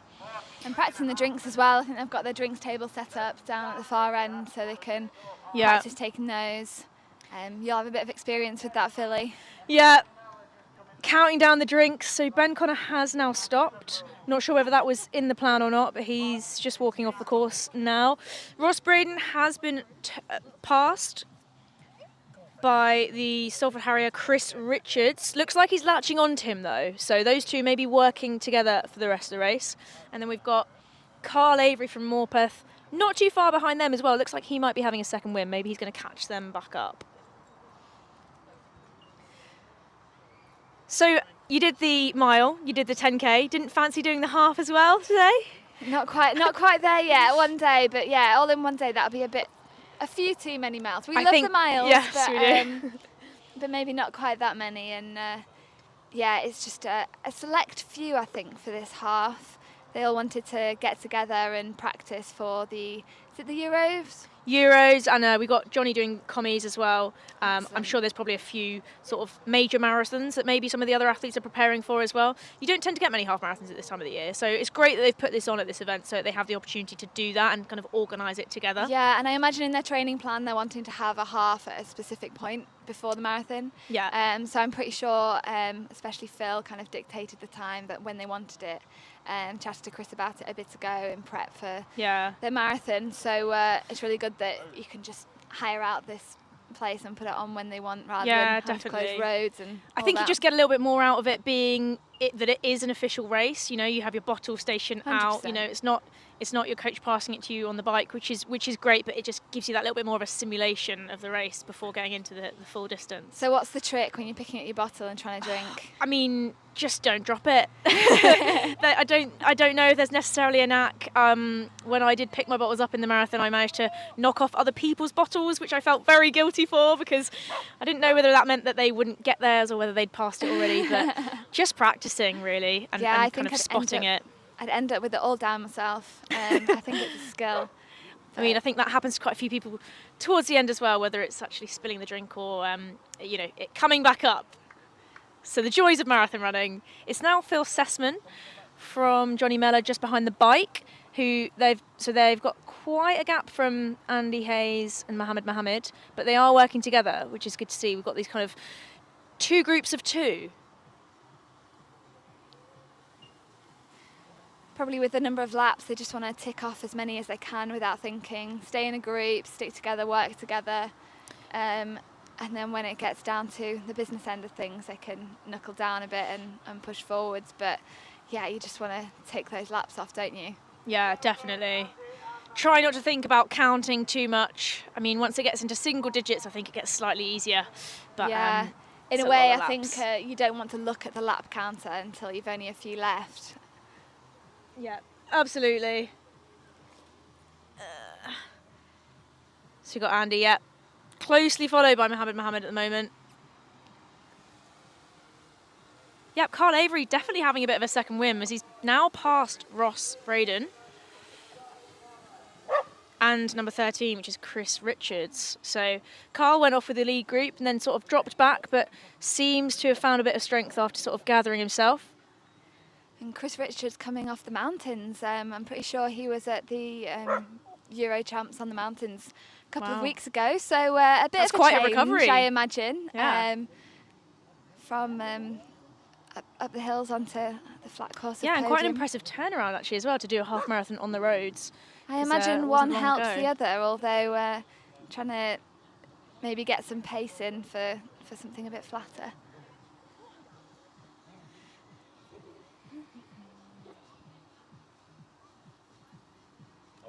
So we're going for 47, nearly 48 minutes now, getting towards the business end, but no huge change at the front.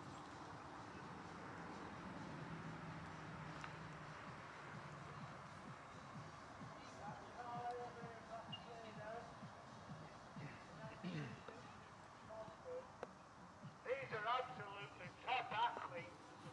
Now, on 48 minutes, with just 5 laps to finish. So 5 laps to go in the half marathon. Still Andy Hayes with Mohammed. They have swapped places, so Mohammed taking his turn on the lead, but it looks like Andy Hayes is latched on to the back of him. Lovely little throw of the bottle there from Andy across to... Yeah. Must be hugely satisfying if you can throw the bottle into the bin. Yeah, empty preferably as well, yeah. I think. Connor Wilkinson asking where the results are published. The results will be on ukresults.net. Okay, cool. We can get some of the results put on the stream for you. So we'll get some photos taken of those for you, Connor, and we can post them on the live stream.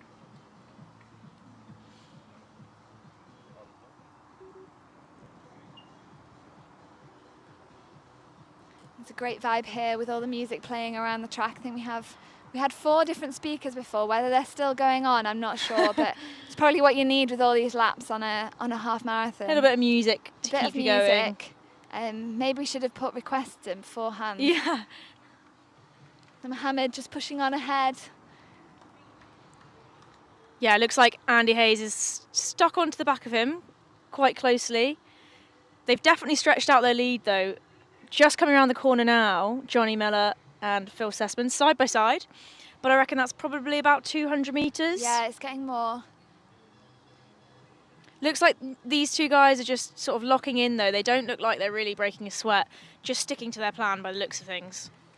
So is it just Phil afterwards who is doing the 10K as well? Yeah, I did hear that Ben Connor might be considering it, but having dropped out of this race now, I'm not sure whether he's changed his mind or not. Wow, what a big day for both of them. Carl Avery shortly followed by Ross Braden. Looks like Ross is tracking him.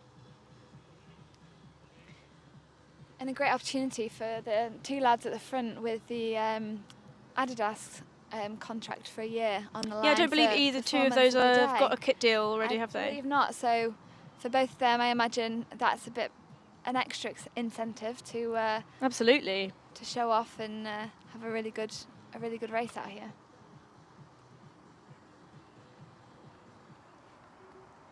Number 18, it's Gavin Tomlinson of Shorten Runners, just coming through. Yeah, I mean, I can see Ben Connor jogging up and down, whether that's him cooling down from the half or keeping his legs warm for the 10K remains to be seen.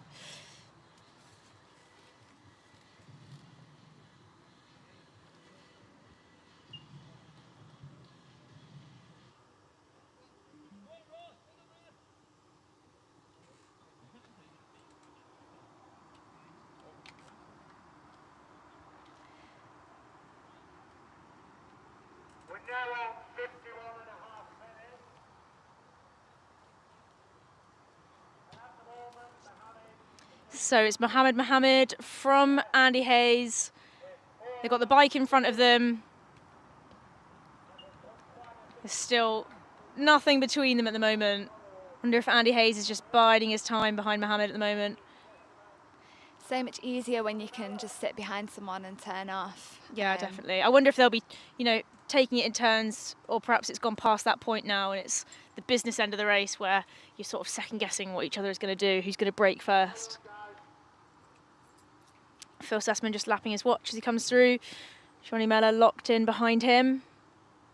See, that's something I always struggle with when racing, actually looking at my watch. And you think afterwards, why didn't I look? Because you might have seen the time and thought, oh, I can push a bit harder, or yeah, I mean, a bit quick. I'm sort of in two minds about this because sometimes if I'm not having a good time, I'll look at my watch in a bad way and sort of count down how many minutes I think I've got left, which is not necessarily the best thing to do. But I can see the value of it in a longer race like this, and if you're really trying to stick on a specific pace or a pace window, I can see the value of having your watch. But maybe you take some of the fun out of the racing sometimes. So what did you do when you were marathon running? Were you looking at your watch when you were... In the race itself, absolutely, yeah. I was looking down at my watch every single mile split and sort of checking it frantically, probably over 100 times throughout the whole race, I'd say, because that's just 4 times per mile and then you're over that number. So, yeah, I think probably more from a space of worrying that I would be going too quick. Yeah. And towards the end, maybe checking it a little bit less because I knew that I'd slowed down quite considerably. So, yeah, I mean, now that we've got, you've got that tool on your wrist, basically, you do have all of the information. Sometimes it's a good thing and sometimes it's not. Yeah, well, you chat to the old school guys and they were like, Casio is the answer. Back in our day. They swear by a Casio over all these GPS watches, and yeah, I mean, I think they have their advantages. I think it's very hard on here with the many laps to actually get an accurate GPS reading. But that's the case everywhere. I think the thing that I would struggle with using just a standard stopwatch is not being able to know exactly how far I'd run. Yes. Knowing the miles of the week or the miles of the day, would find that quite, having come from a place of knowing that, to let go of that I think would be quite difficult. Yeah, we all work in miles now, don't we? But maybe you'd have your regular routes, you'd know exactly how far each bit was. Pros and cons to both, but definitely have to take with a pinch of salt how many miles they said they did back in the day, because really, how did they know? I think I'll stick with the Garmin. I'm loving my Garmin at the moment.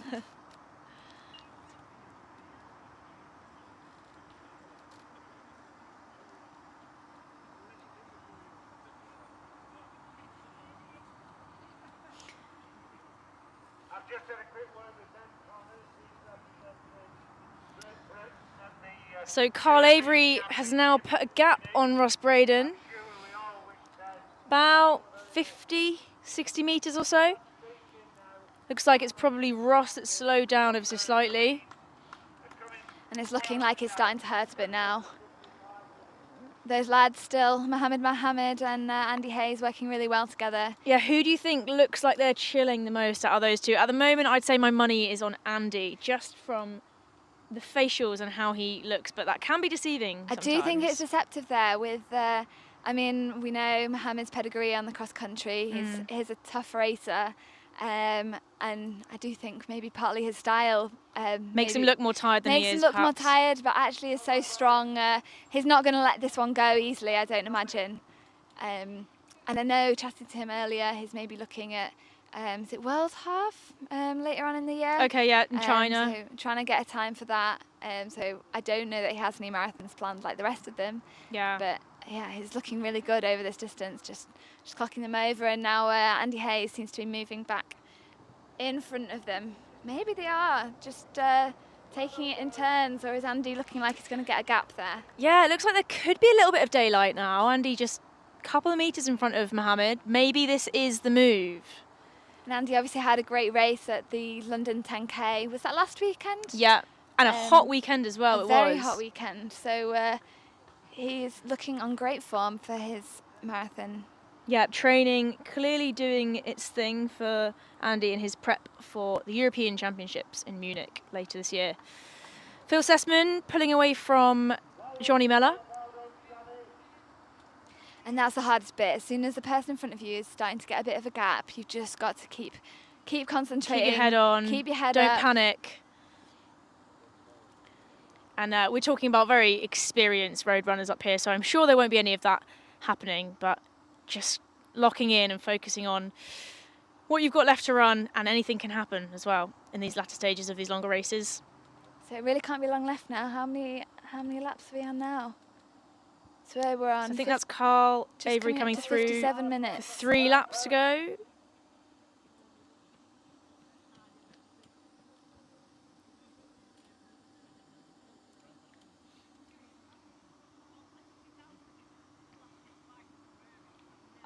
Have you made your debut on the famous Podium BARROWFORD track? I haven't. I made my podium debut, in fact, at Leicester a couple of weeks ago, but I've yet to run on the Barrowford course. So very similar, but I've just entered not it the many OG. times, but the stars have not aligned with various things that have come up and stopped me in my tracks. But it's definitely on my bucket list to do, because it is the 5K that everyone talks about. I'm sure there'll be a PB on the cards if you can get yourself down here. Or up here, even. Yeah, I live about 5 minutes away, so I'm not even sure it's up or down for me. But yeah, for you, for most, up in the north of the country. Yeah, that's definitely a considerable gap now that Andy has on Mohammed. Yeah, Mohammed's starting to look 5 metres. Yeah, Mohammed's got his grimace on.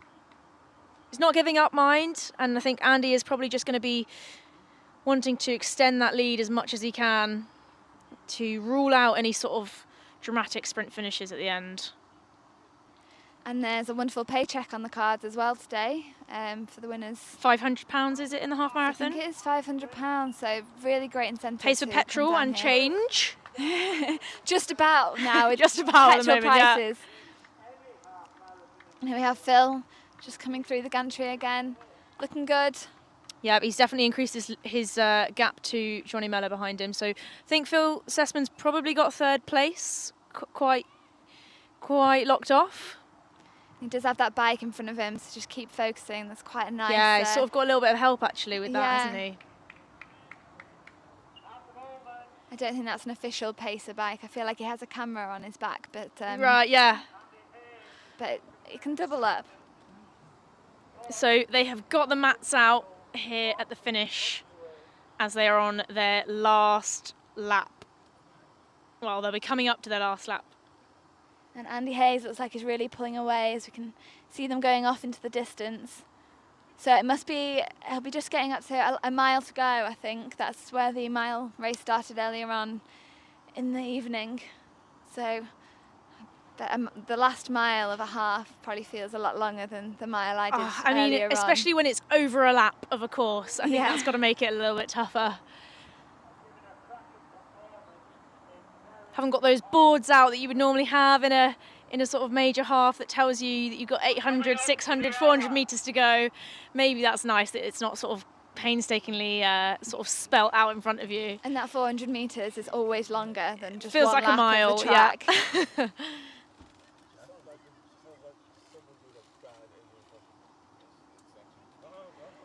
So we have our 10K coming up as well at 7:15. Our A race, it looks like it's going to be an exciting one. Yeah, quite a few contenders in that, and maybe even some appearances if Phil Sessman does decide to double up. We may see Ben Connor in there as well. Be interesting to see how they get on in their 2nd race of the day.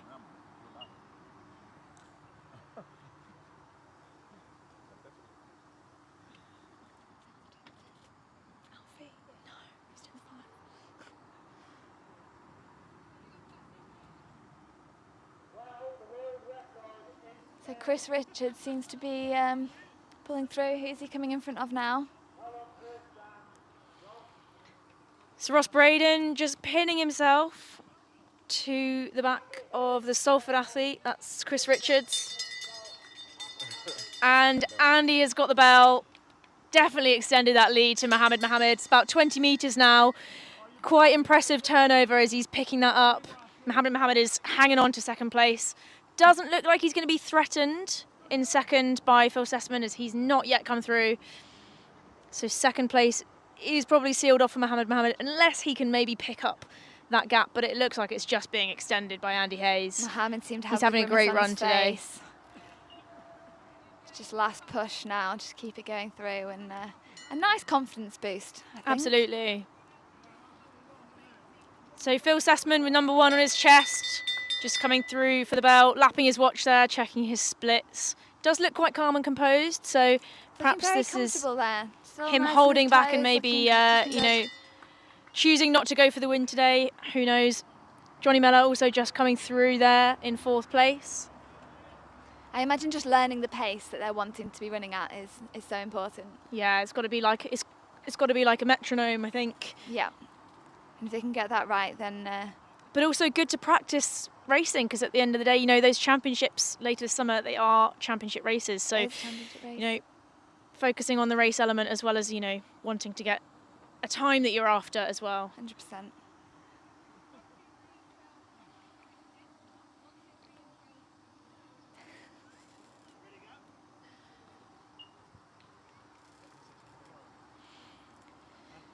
So most of the athletes now on their last lap. They have brought the tape out as Andy Hayes is just going to be turning the corner any minute now. Will we see a sprint finish from Andy Hayes? I don't think he needs to. He's got the win in the bag. He definitely doesn't need to, but it looks like he's having a great run.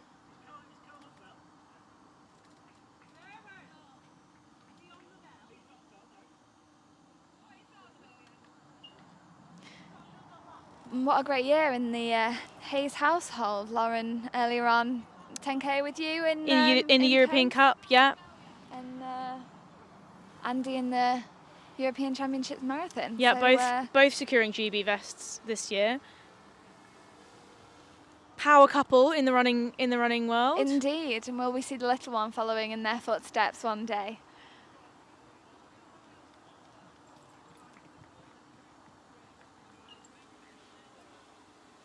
Hi everybody, conditions are hot. We're on 63 minutes. So 63 minutes. So the clock's just about to tick over to 64. As Andy Hayes is coming down for the last 100 metres. 64 minutes exactly at the moment, so it's probably going to be a 64.0. Breaks the tape in 64.06. Definitely put some damage in on that last lap as Mohammed Mohammed is trailing behind now in second place. And Andy's just walking nicely across the line. Yep, just a training session. Great run from Mohammed there. Mohammed coming through in 64.23. So about a minute and a half off of his best from earlier this year in Cardiff. And can we see our number 3? It's the Chorlton runner Gavin Tomlinson coming through with a lap still to run.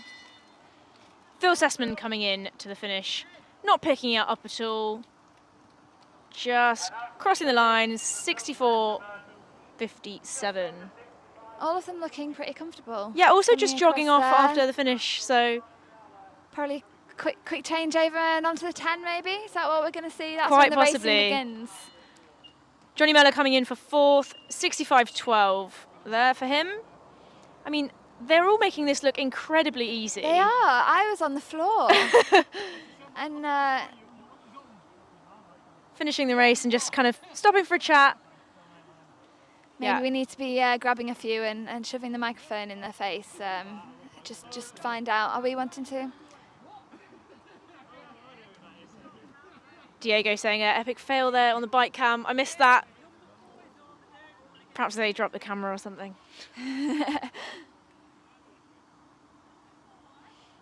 And there we go. Andy's got his biggest supporter over there. Aww. Maybe biggest 2 supporters. He's having a cuddle with his little girl Eva after winning the race.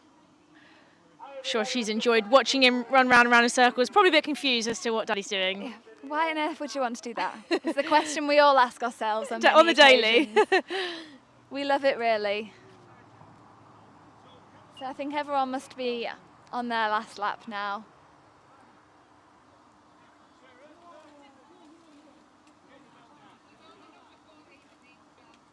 Oh, right, one more with one last lap. One more waiting for the bell.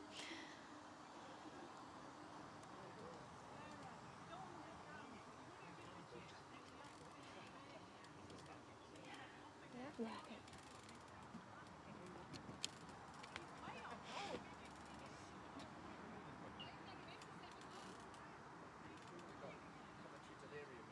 A little bit. At least it's two really fast, exciting races last. Yeah, this is true. I was just going to grab some for an interview. Been doing half an hour. It's a lot of laps. It is a lot of laps. That's good though. Looks like you know. No, just walking up afterwards.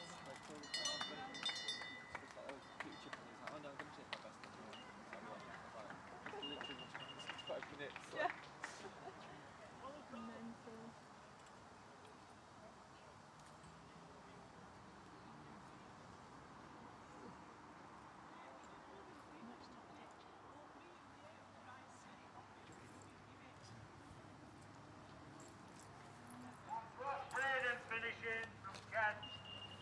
Ross Braden just coming through in 67.40. Throwing his sunglasses on the floor. He does not look happy.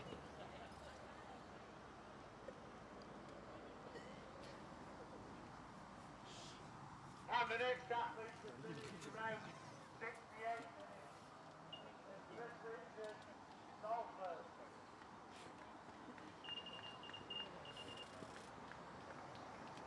It's Chris Richards just coming through in 68.0. And Gavin Tomlinson in 68.15, the Chorlton runner. I think that's your lot. So we've got 5 minutes before the 10K A race sets off. We'll see if we can grab Andy Hayes for a chat on that race.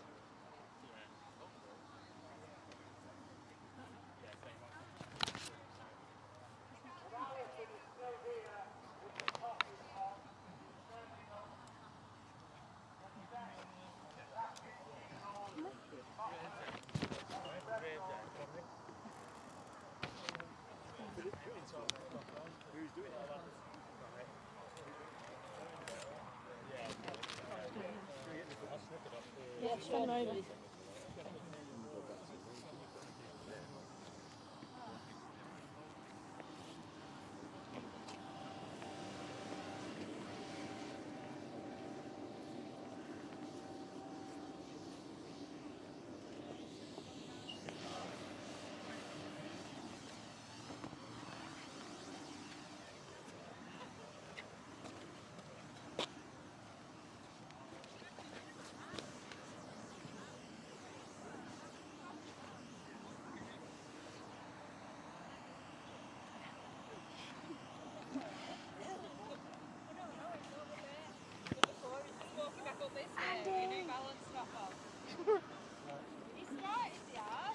Can you take that piece of paper, please?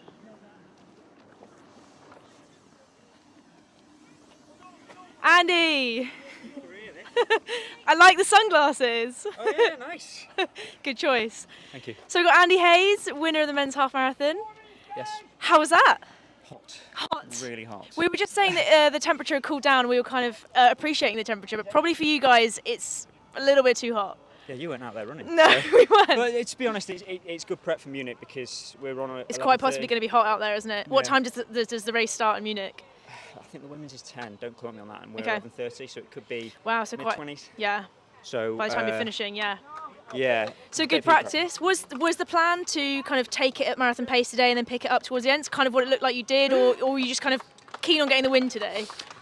So I thought we were off 62.30, so I was prepared to go for a really quick one tonight. Okay. And I didn't realise Adam was pacing until 2 laps in. Right. And then I said, oh, I've no idea what a K split was. And he goes, oh yeah, I'm pacing, just sit in. So Okay. sat in and then went, right, it's marathon pace.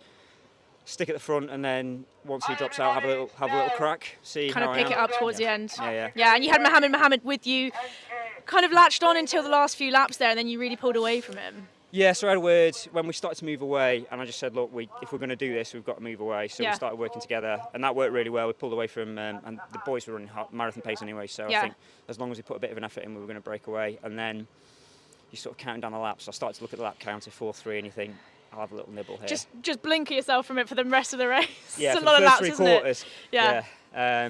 And then I just thought, I can't remember, it was 3 laps to go maybe. Yeah. Just thought I'd have a go. And did you practice drinks today? Were you sort of tapering for this race, or was it really sort of like marathon sort of training as well? No taper at all. Quite a busy week really. I ran 10k in London last week. Yeah. And then just all over. That was another hot one as well, wasn't it? It was hot, yeah. So, yeah, practice drinks. So in Manchester we had it off tables, and then today I was practicing. Had the father-in-law handing out drinks by hand, and that worked pretty well. So I think I might do that for Munich. Okay, nice. And you can kind of choose whether people actually pass them to you or have them on the tables out there. Yeah, we can. Nice. So I think that was pretty successful today. So yeah, it's just nice to be able to have so many laps to practice that. Nice. But, and so what do the next few weeks look like for you leading up to the race? I've got one more big week, Okay. and then 3-week taper. Start the taper. We move house on Friday. Finally. Finally, it's been a year. Wow. So looking forward to that. Finally have our own place. Oh, that'll be brilliant. Which is going to be, so a little bit busy. I've got quite a lot of work on. Hopefully that'll distract you from the torturous taper. How do you tend to take the taper normally? I've only done one, so yeah. I quite enjoyed it, to be honest, because you sort of start to feel a little bit more fresh. relaxed, yeah. Lauren prefers it because I can actually help out a little bit more rather than being a wreck. Bit more free time. Yeah, exactly. A bit more free time. Can help out with Eva, and I don't mind. I try not to overthink it. Yeah. Like, I'm working full time now, so you just don't have time to think. So you just tick maybe off. that's a blessing in disguise. Potentially, yeah. So try not to think too much and not worry. Oh. There's too many other things going on. So yeah, absolutely. Yeah. Well, congrats for the win today, and best of luck in Munich in a few weeks' time. Be excited to see how you go. Brilliant. Thank you very much, Philly. Cheers. These are probably on, by the way. Oh Christ, have you not slipped up yet?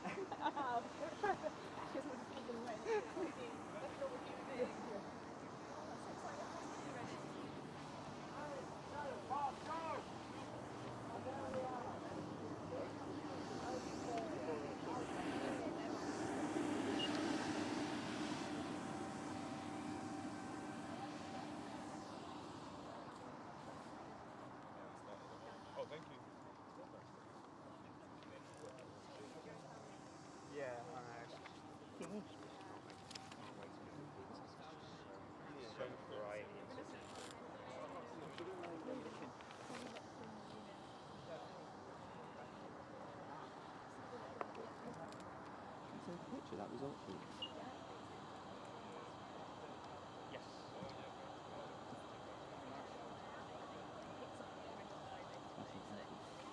Yes. If you want to feel better about that, that would be great. So, there's some lovely house on there. We can tempt you. Well, if you're working from home, it doesn't really matter too much. But yeah, well, you're more than welcome to come and stay if you're looking at houses and use the space because we've got much more space now. We're on a terrace in the new now. But yeah, looking at the nice places though, Romney and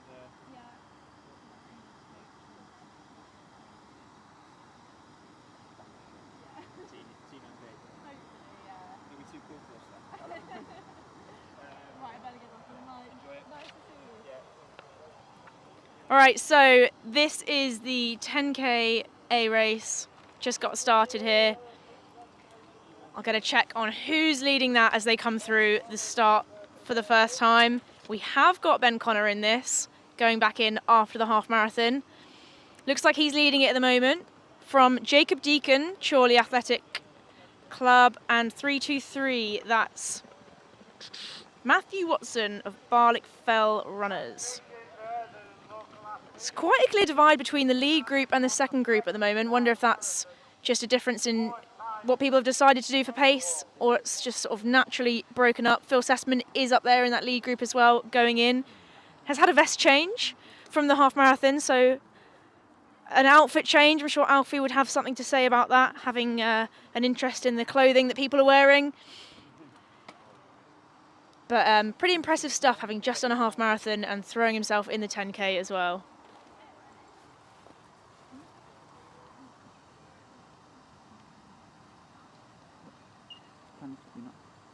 Is that? Yeah.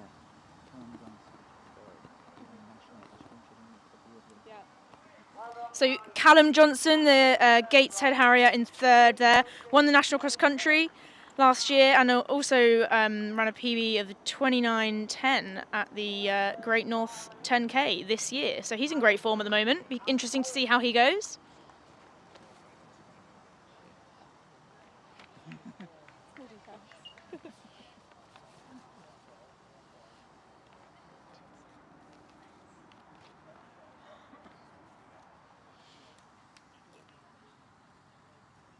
I'll say I was coming with the camera before another started, because I'll come before the team, but yeah, so they do it.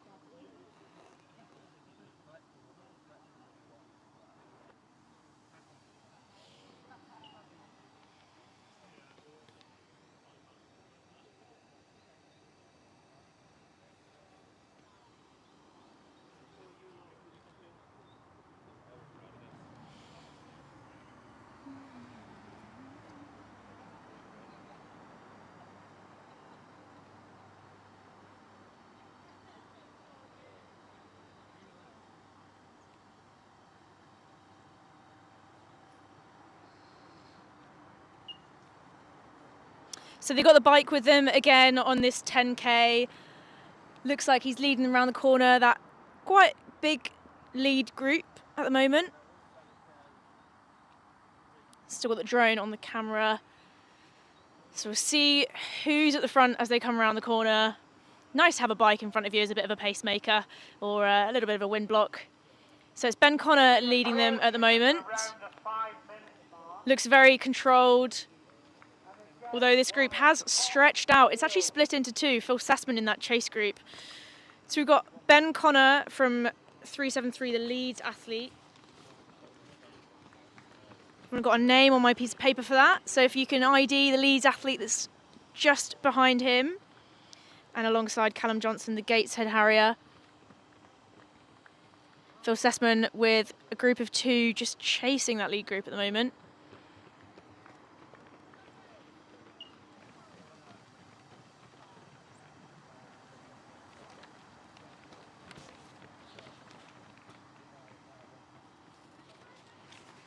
So we've got some results from the half marathon. Just to confirm the times, Andy Hayes winning in a time of 64:06. Mohammed second in 64:23. Phil Sassman in third, the Leeds City athlete, in 64:56. It was Johnny Mellor in fourth in 65:12. Carl Avery, the Morpeth Harrier, in 67:17. Ross Braden finishing in 67:40. Chris Richards in 68:04. Gavin Tomlinson in 68:14, and Callum Rowlandson rounding off the finishers in 70 minutes and 45 seconds. A few dropouts there, but as we've heard, probably some pacemaking going on and some other plans in that race. So great that the 9 of those guys were able to finish that race, and a tough one at that in this heat, and running lots of laps of this course.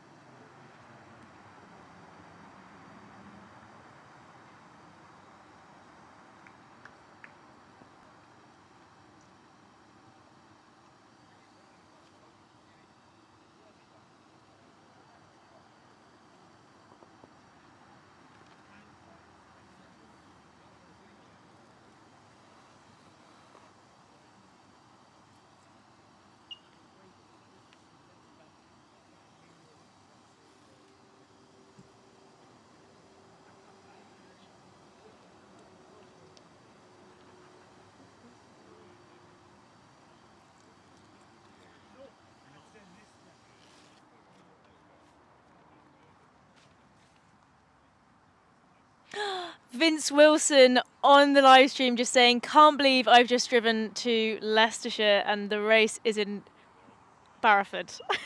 I'll skip out what he said before that. Oh, Vince, that's an epic fail. I mean, you're definitely in the wrong part of the country. I'm not sure you're going to get up here quick enough. But at least you've got the live stream.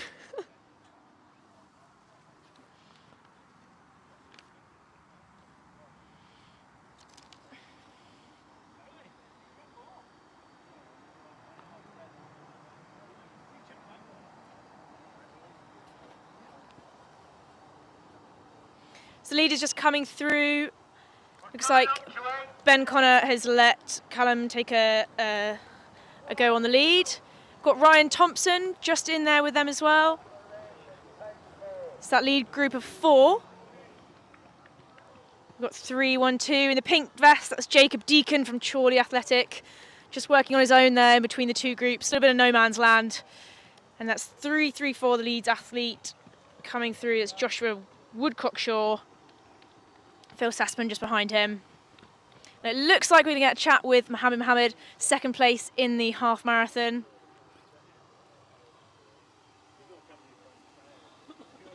Mohammed, well done on your race. How are you feeling? Have you had time to recover from that? Yeah, definitely. Just about. That was a bit long one. It was. How did you find the laps? Have you ever done a course that's got that many laps that's quite that long before? Literally, I've done 10K. Yeah. But I feel like this is similar to 10K with more like a 10K on the track almost. 10K on the track. Yeah. But yeah, it's just. Did you almost have to switch off and ignore those numbers for a good part of the race so that you could deal with that? Literally, for sometimes I just stop even looking at my watch. Yeah. Like I ignore even my watch. I don't want to even look the laps. Yeah.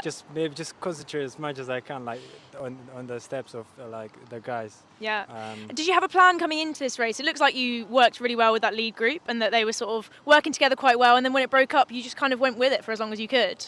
Yeah, definitely. Just like I haven't been competing for quite a while now. It's been a long time to like doing distance, and on this track is a bit hard. Yeah. And yeah, my plan is just go as hard as I can with the guys, and really enjoyed going around the laps. But yeah, it's good to be pull out the guys and finish up. So that's really good. Yeah, and slightly unusual doing a half marathon at this time of the year, in the middle of the track season. Have you got the temptation to kind of maybe go the full distance in the near future and do a full marathon at some point? Yeah, definitely. I've made my decision. You've made your decision. Wow, you heard it here first. Have you committed to a particular marathon yet? I've committed to no marathon, but like just maybe focus on a half marathon and build up the foundation. So yeah, I've done 2 half marathons so far. So maybe just go from here now onward. Maybe I'll do a couple of, like, for the future, I'll do a couple of on the track, but maybe just focus on half marathon now. Nice. So will we see you on the cross country this year, or are you going to be focusing on the roads from now on? I will be doing a couple of cross country. Nice. But maybe I'm going to focus on the road. You've got to come back and defend that cross country title, right? I definitely do that. Yeah. That's probably my one, so I'll do that. Yeah. Awesome. Well, thanks, Mohammed, and again, congratulations on coming second today. Well done. How's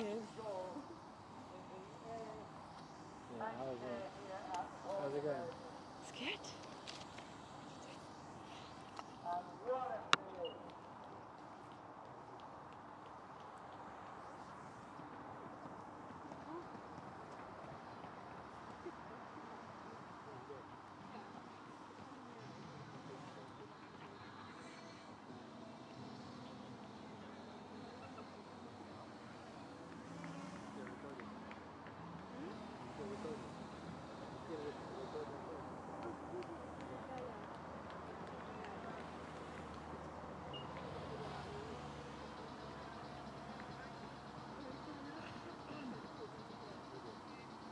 The local clubs are well represented with Barley and Blackburn.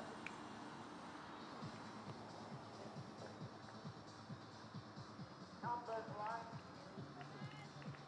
Blackpool and Miles, all here at the air race at Penstow. And Ben Connor is leading the field at the moment. Prior to going to the European Championship. Yeah, Vince, I think you're going to have to commit to watching the live stream. Making a comment there. Callie's not going to be happy with you. Yeah, maybe I'll ask her about that after her race. I can let her know if you'd like.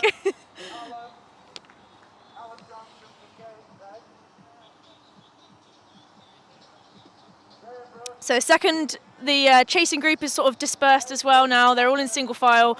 Good amount of daylight between everyone. Phil Sessman's sitting back in about 6th or 7th position, I think. So maybe his legs are sort of feeling that half marathon effort, having gone straight into this 10K that's probably quite considerably faster.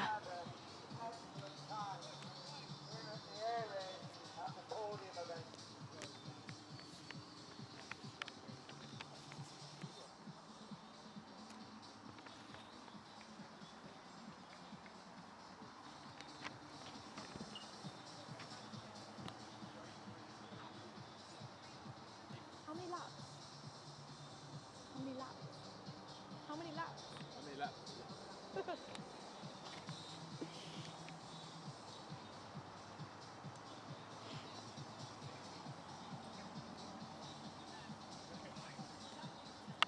So 5 laps to go in this 10K.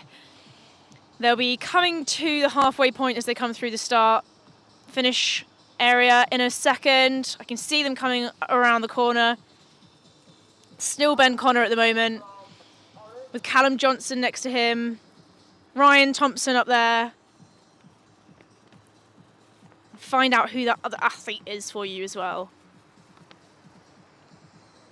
It's a good group of 4 working together. I wonder how long it's going to take for someone to make their move. Coming up to 14 minutes. So that's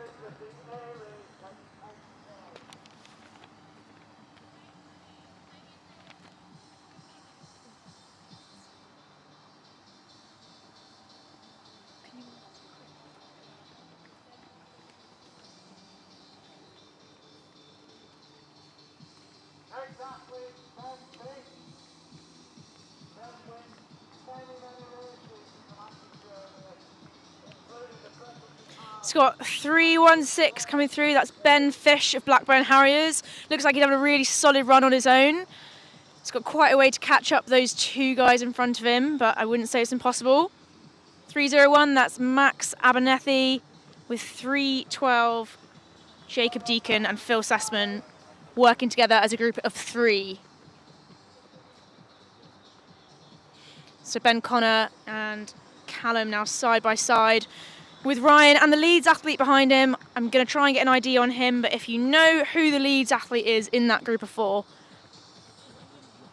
Graham Rush, I've been told. Graham Rush up there with the group of 4.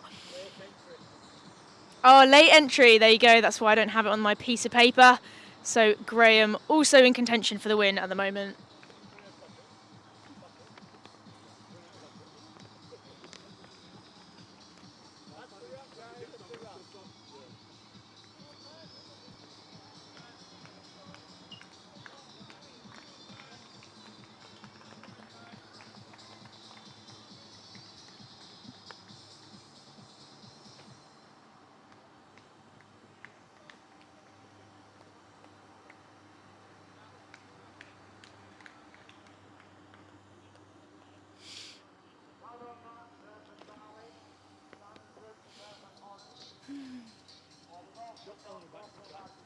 Yeah.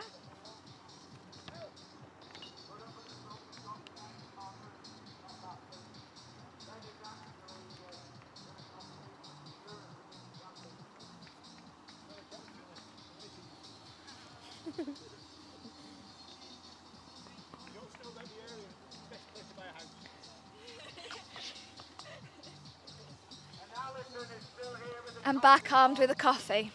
It was needed. So I think they're going to have about 4 laps to go when they come through. Well, not about 4 laps. It will be 4 laps.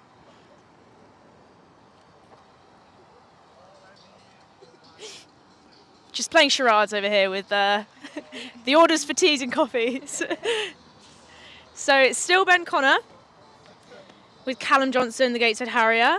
So we seem to have 2 groups here, do we? We have this group at the front, and then is there one a bit further back? Or Yeah, so spread we've out a got bit group now? of 4, Ben Connor, Graham Rush, Callum Johnson and Ryan Thompson. Ryan Thompson just hanging on by the looks of it. Looks like he might be able to hang on to them. A little bit of daylight between him and Callum Johnson. And then quite a big gap before the next 2 athletes, which is 3:19 Jonathan Glenn, and 3:28 Joe Sager from Spenborough. Two of them are working together quite well. You never know, when you've got someone to work with, you know, they might be able to close that gap. I think that is showing in these races. Those that are working together seem to be getting the best times and really pulling through. And then when you're by yourself, it's a lot harder. But we say that, and here is Ben Fish. Yeah, Ben Fish, the Blackburn Harrier, really on his strong. own. Local legend is working Ben really Fish. well, actually. He's been on his own for most of this race, but really grinding it out. Max Abernethy as well, now on his own, as he's pulled away from Benjamin Douglas, the Leeds City athlete. It's Matthew Watson just coming through with Jacob Deacon and Joshua Woodcock-Shaw. I believe Jacob Deacon is an under-20 athlete. Oh, is he? And that's Jacob in the pink vest there. Yeah, with a hat on. Known for running in a hat, but yeah, very impressive. It's good to have a signature look. What's your signature look, Philly? Sunglasses. The sunglasses. I mean, I feel like I should be taking mine off. And I'm copying today. I'm loving the sunglasses vibe. I mean, I draw the line at the rain. If it's raining, you know, I take them off so that people don't laugh at me too much. Race director Chris Barnes spraying water at me whilst running today, which was great to cool down. Helpful. Until he sprayed it at the front, and it just all went on my glasses, and I thought, I'm not actually going to be able to see. Not able to see now, yeah. But that didn't compute in his brain, so we managed. We just needed some windscreen wipers on the glasses. So looks like Phil Sessman's had enough. I think he's done his miles for today. I think so, yeah. Half marathon, and then about 6 or 7k of the 10k as well.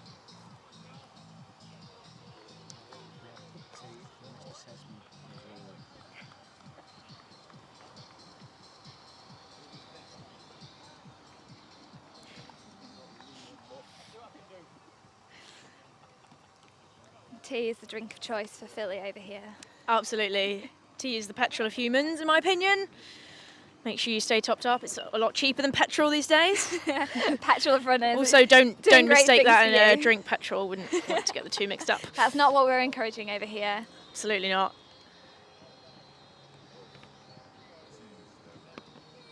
So still in a really great group over there, and just following the bike.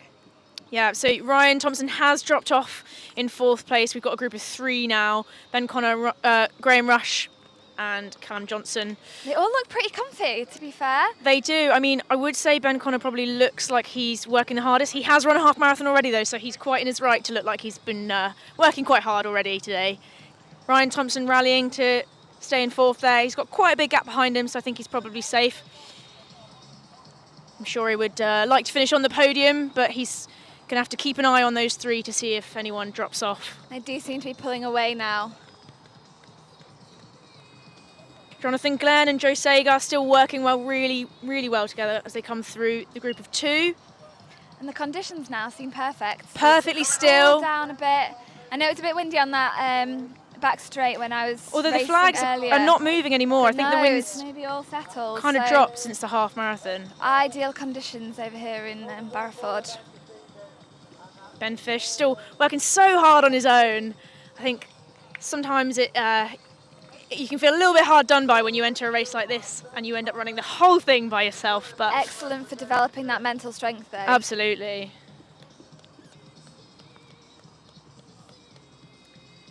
So Benjamin Douglas and Max Abernethy now working together as they come through. He seems to be smiling as he comes through the gantry there. Clearly having far too much fun. We've been joined by Phil Sessman. How are we doing?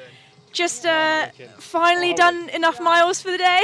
Yeah, I think that'll do it. Yeah, that's enough. So it's 5k out of the 10. So okay. Wasn't the plan, but just thought, like, it's hurting more than it needs to be, and I won't sensible. do a session in a week if I finish this. Yeah. It's not so the plan was always to come in, do the half, and then do the full 10k afterwards as well. Yeah, that was the thinking.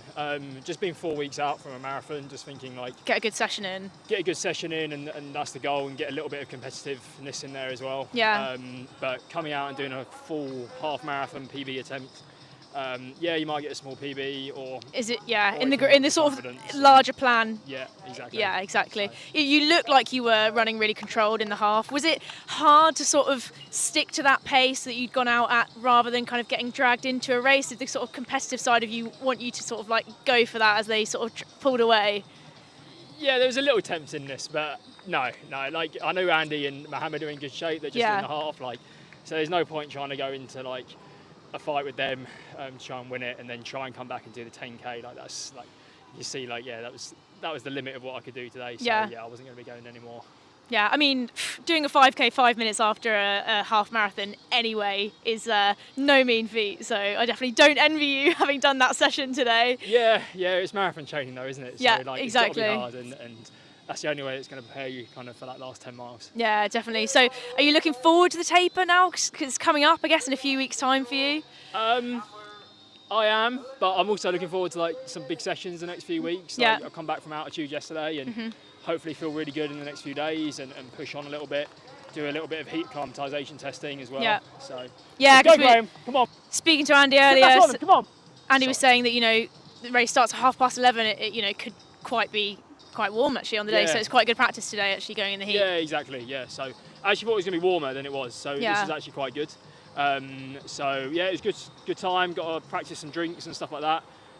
Although someone robbed 2 of my drinks in the 10K. Oh no! Yeah, so Andy Drake kindly was over helping me out with bottles, and he left the table for 30 seconds and someone robbed 2 drinks. No.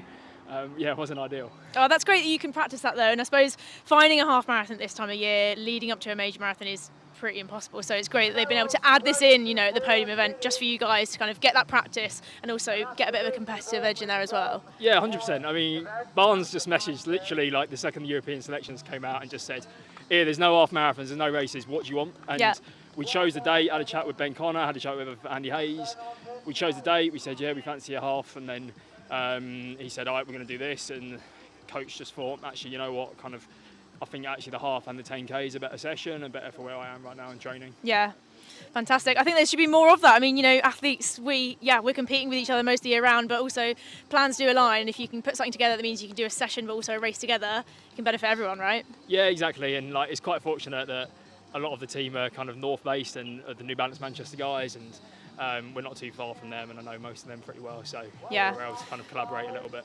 Awesome. Well, again, congrats and well done on your efforts today. Let's see how this 10K pans out. Looks like you've got some training partners in there as well. Yeah, hopefully, yeah. So the Leeds guys, so big shout out to Joshua Cotshaw and Graham Rush, Russell Bentley as well. So yeah, it's good to see them kind of giving it a good go and see what they can do.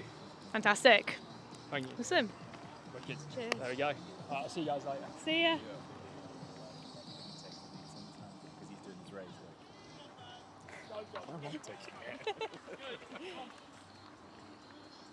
All right, got 25 minutes and 25 seconds on the clock, getting towards the business end of this 10K.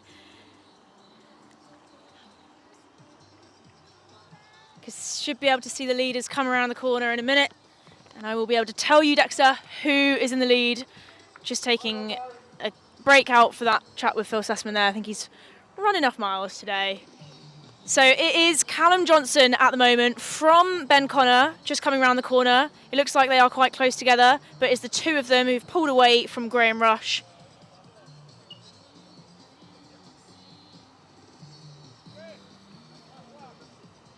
And this is just coming up to 1 lap to go, so we will hear the bell on this lap. That's going to be a welcome sound, I think, for them. And the last time that Ben Connor will hear the bell today, you already heard it, obviously, earlier in the half marathon. Bit of deja vu. And they are actually going to be lapping athletes as well, so if that tells you how fast they're running as they come through at 26.25 with a K to go. Race between these two now. Yeah, Ben is just tracking Callum at the moment. Graham about 30 metres off of them in third place. Ryan Thompson also still pushing really hard on his own in fourth place, coming through to take the belt in 26.45. He seems to have worked hard all the way around, but he's still kept up that pace, so it's a really strong run there. Yeah, really strong running from Ryan. Looks like he's on good form at the moment.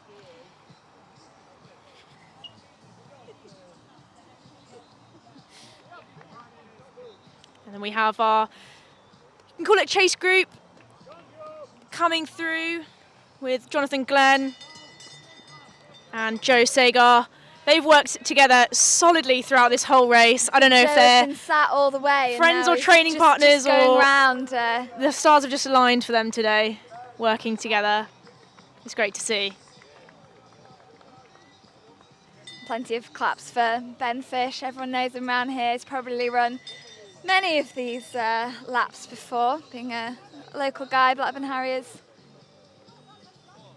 Yeah, it's great to have a race like this on your doorstep, right? Flat and fast, well organised, fast times.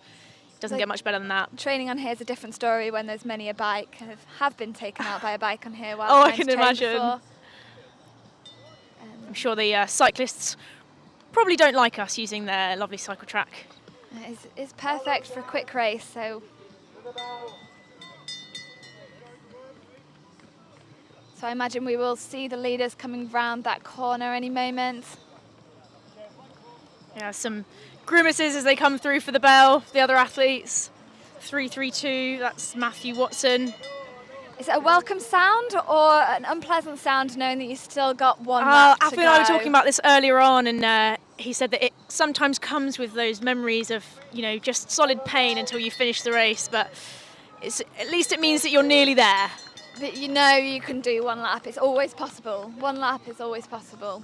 Absolutely. Although, you know, a lap here is a K. It's not 400 metres like it is on the track, so you should have to grit your teeth for that little bit longer.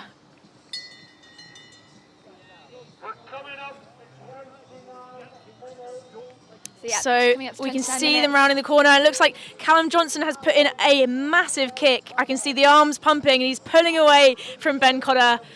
It's going to be Callum Johnson as he's coming into the finish. The clock's just ticked over to 29 minutes. So he's going to break the tape and we can get the time for you. It's going to be 29:15 for Callum Johnson. Ben Cotter just a couple of seconds behind him. What a great run from him, having run the half marathon. It's a massive day. Graham Rush coming in for third. And nearly forgetting to finish. Nearly forgetting to finish. He just wanted to run another lap. That's just what you want. You've done 9.5 laps, and you know you just want. Just one want to keep more. going. Perhaps he thought he was in the half. Maybe he'd missed that one. Ryan Thompson coming in. He's going to get under 30 minutes for fourth place. Strong finish there. It's quite nice at the podium. Just track. 9 seconds off his PB, actually, Ryan Thompson. So great run from him. Brilliant run. Do you finish slightly downhill on a very flat track, but it does feel slightly downhill. So nice way to finish. And we've got Jonathan Glenn putting a bit of a gap on his long-time race partner Joe Sagar, coming in for 5th and 6th. Oh, working really well together. It's so hard when there's been two of you all race. Who's going to take it in that last bit? And it can only be one. You've been competitive all the way round, so last sprint finish it normally comes two.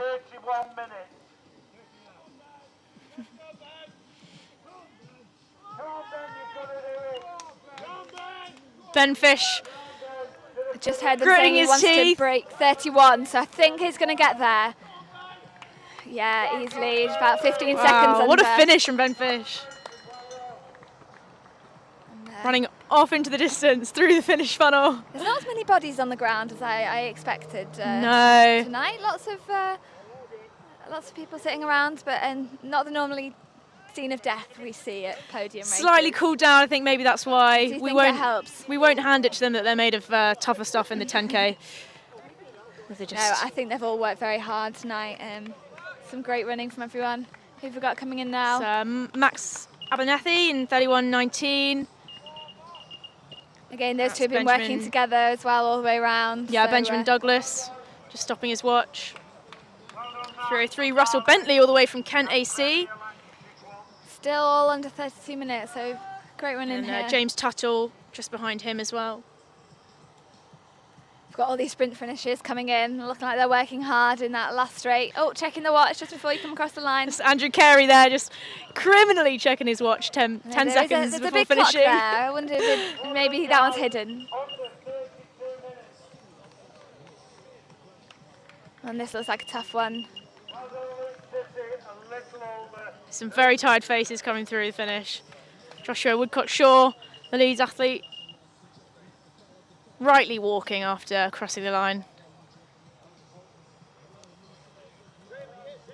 I feel tired just looking at them. Yeah, indeed. And now we can see a bit of the... we have our winner. Callum, congrats on the win. Cheers, yeah. Thanks. How did you find the race? Tough, yeah. It's really hot, quite humid as well. Yeah. I say quite humid, very humid. Yeah, it was good. Ben took it out in the first few, sort of couple of K, 2-3K, and it was a good solid pace. And then I thought I'd move to the front and try and keep it on and, you know, hopefully get a small group away or maybe just a few of us. And then I sort of thought, I just want to like sit back and see if anyone else will come through and do some work. And you have to sometimes play the game a little bit. Absolutely, yeah. It looked like you were working really well together, so we were just sort of waiting to see who was going to put that kick in, but I think maybe you had the advantage over Ben having run the half. Having that at the back of your mind, maybe sort of, you know, giving you a bit more confidence as well. I think so, yeah. So I decided to sort of move to the front with like maybe 3.5K to go, a couple of miles to go, and I moved alongside Ben, and then I really tried to just wind things up from there. And yeah. I thought if anything, like if it's just me and Ben at the finish, like bless him, he has just run a half marathon, and fair play to him. Like I couldn't have done that, but he's a quality athlete. So like obviously there's no shame if he did outsprint me, like. But it was nice to sort of, you know, outsprint him there because I don't really have much speed, but. I think, bless him. Well, I mean, I think you showed at the end. You definitely do have some. I mean, were you going for a time today, or was it more about kind of getting that race? A bit of both, really. I would have liked to have ran close at the 29 flat and possibly under, because I did just run close to it a couple of weeks ago. But it is really hot tonight, and yeah, absolutely. I think that doesn't help. And I think when I assessed the situation a couple of K in the race, it was definitely we had more of a race on our hands, I think, than chasing times. But I think sometimes, yeah, like obviously to run 29.15, I think. Yeah. I'll take that. Like I'm really happy with that in these conditions. Yeah, fantastic. So what's next for you? Are you on the track, sticking on the roads? Like what's coming up in the next few weeks? Sticking on the roads. I think maybe some more 5 and 10Ks over the next sort of month or so, and then. Great North Run is main target. Oh, fantastic. Obviously, local race for me. Yeah. It's always nice to put the Gateshead vest on and run on home roads. And yeah, I bet you get a lot of cheers doing that in the Gateshead vest. Yeah, it's pretty surreal, to be honest. Like, yeah, last year was the first time I'd experienced it, and it was unbelievable. Like, I've never had anything like that in all of the years I've been racing as an athlete. So got to go back and do the iconic course this year then, because obviously last year they changed it for COVID. I think finishing down at South Shields has got to be pretty spectacular. Yeah, definitely. I've never actually done that course before because last year was my first time, and so yeah, I'm looking forward to that iconic sort of Newcastle to South Shields route. And I know I've heard good things about that last mile down the South Shields. I think the support's pretty good, so I look forward to the crowd taking me through that last. Absolutely. Well, I'm very jealous. It's on my bucket list to do as well. I did it last year, but I think you've got to go back and do that iconic course. So yeah, I'll be watching on to see how you get on. Well done again today. Cheers. Good run. Thank you. Cheers. Right, thanks for that. No worries. Go and get cooled down. I mean, it's probably cooled already. Cool down. I mean, I just need it lie down. Lie down. Can we just buy you for photographs? Yeah, of course. Well done. Cheers. They're amazing before it's half painted. I'm like, how are them two doing 10 minutes.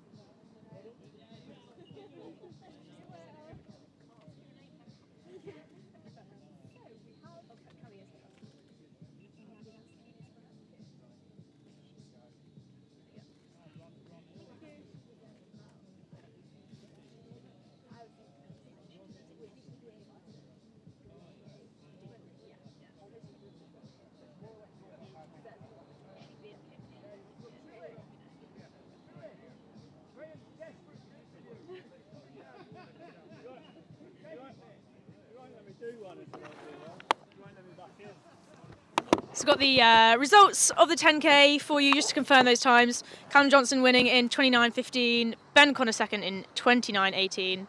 Graham Rush finishing in third for 29.32, and then Ryan Thompson just behind them in 29.53.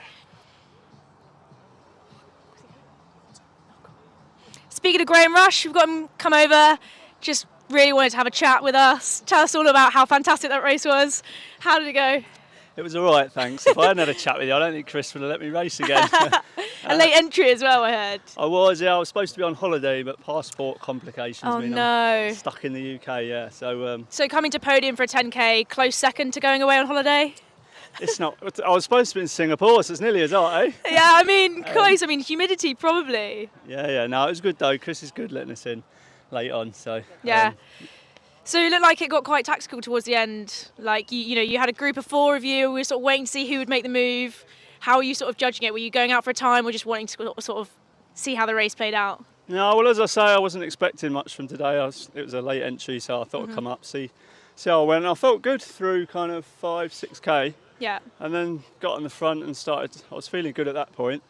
And then we started to drop 1 or 2 off, I think, off the back. I thought we had 2 laps to go, and I was kind of like, right, okay, 2 laps. We saw you there at the end. Looks like you just wanted to keep going by the looks of things. I don't know about that. I didn't see the finish. I was stopping early. I thought that line was there. I thought so Chris... maybe could have run a little bit quicker if you'd realised that was the last lap. I would like to say yes, but no, I'm happy with that today. I'm happy with that. That was good. It's a good event, and yeah, I'd quite like to just watch, to be honest. But, yeah. Oh, great. Well, are you back into training now that you're not going on holiday, or have you got some other races sort of lined up? Yeah, just keep training. Training's been going well last 6 months or so. I've not really been targeting racing, so yeah, we'll sit down after this and think about what's coming up. It's relays, really, the most exciting thing in the next few months. That's where it's at. I mean, you've got a pretty good team up at Leeds, so I'm sure you're probably targeting that title. We have. I'll be happy to be in the B team if I'm honest at this rate. But yeah, no, we're going all guns for that.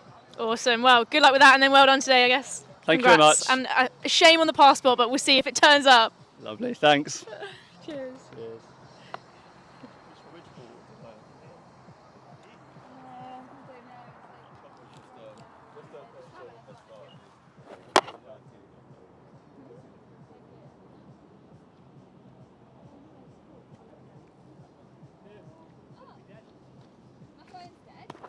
It's got the start list for the 5K just on the screen there for you. They're just lining up. Should be starting in about 5 minutes. So the last race of the day, that 5K A race, should be an exciting one.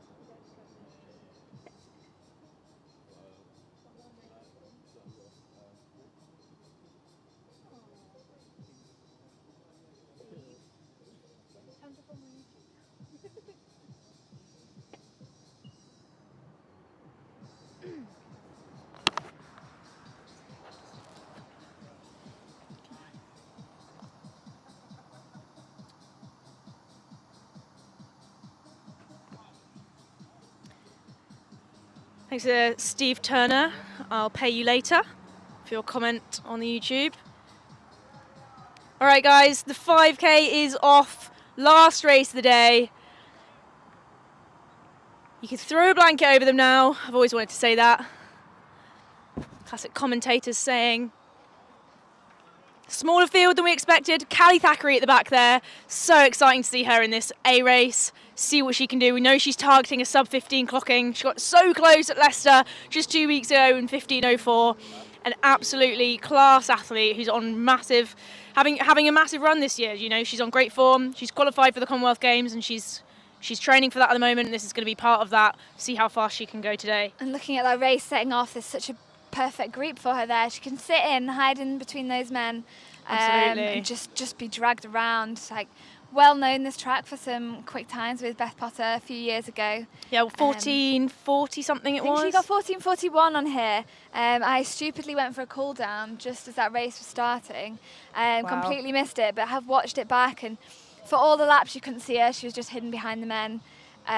Just being dragged around. I don't think she herself realised quite how quick she was going. So yeah, it's great when you can just switch off and not even look at your watch, not even look at the time, not even think about it, and actually, you know, really surprise yourself when you're not confining yourself to a specific pace or time that you're targeting. Definitely, it's a really good opportunity, and as girls, we're really lucky being able to train and race with the guys and use them to drag us round. Absolutely, that's one of the benefits of being a female athlete. There aren't many of them, so we'll have that one. We can get dragged round by the male pacemakers in these races that are dominated by the men with smaller female fields, but fantastic to see Callie going at it today in this A race. And we have our very own Alfie Manthorpe in this race as well. Indeed we do. We will see him coming round. I believe reigning 5K champion of the podium course, actually, because he won here in March, I believe. Indeed. 14:06 Alfie ran in March. Again, what a brilliant group. They're all really, as Philly likes to say, you could throw a blanket over them right now. Just going to come round with 4 laps to go. So it is Alfie Manthorpe at the front with 122. Which I don't have a name for. Once again, we have a late entry from a Leeds athlete. I'll go and badger Chris and find out who that is at the front.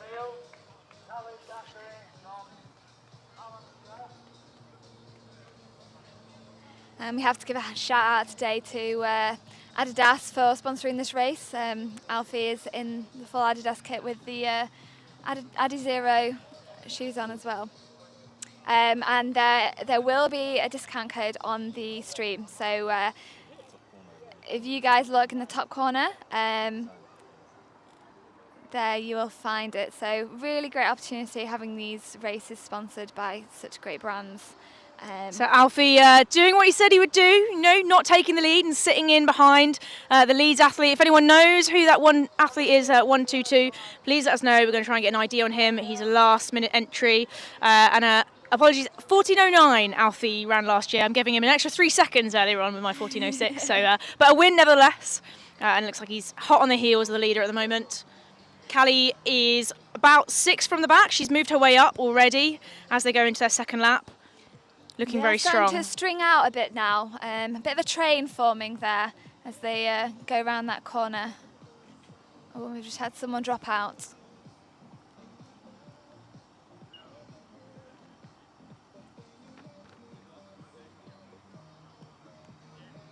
So many laps run of this course tonight. I wonder. Yeah, I think that's got to be a record, right, for a podium event? Yeah, I think normally there's about 4 races of 5Ks. And then we had a 10K night maybe a couple of years ago. Okay. But yeah, I think with the half in there, 2 10Ks. It's the half marathon, the longest podium distance so far. Do you think there'll ever be a podium marathon on this course? Oh, could you do it? Could you imagine all those laps? I certainly wouldn't want to be volunteering for that. No, I don't think many would be. I think we'll stick with the city marathons.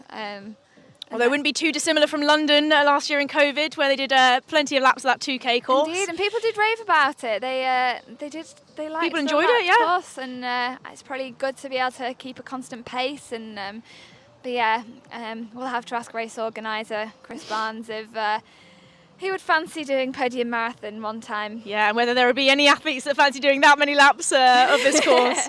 He's full of crazy ideas. Whether the athletes will catch on, I'm not quite sure. Exactly. So 5 minutes has gone by. We can see them just coming down towards the finish. Won't be for the last time. Still that Leeds athlete at the moment. Trying to find out who that is for you. That's 1-2-2. That's all I can tell you at the moment, unfortunately. From Alfie Manthorpe. Behind him we have Michael Ferguson from Aberdeenshire and the Border Harriers athlete Solomon Okrafo-Smart. Apologies if I'm not saying that correctly. Callie leading a group of guys at the moment. She's got about 6 guys on her heels. Come on guys, let's help Callie out. She's going for a good time today. Yeah, they seem to be sat on her rather than the other way around. She's doing the work at the moment. So I don't think they're going to get too much benefit from hiding from the wind behind her. But yeah, come on guys. Go. Not afraid of a bit of hard work though, Callie, with that amazing win at Watford where she put a huge gap on Samantha Harrison towards the end, working together for the most part. But it's great to see her, you know, pushing it with the guys today. If they're not going fast enough, then she says, I'll go for it instead. Yeah, and just keeping your eye on that group in front and pushing forwards.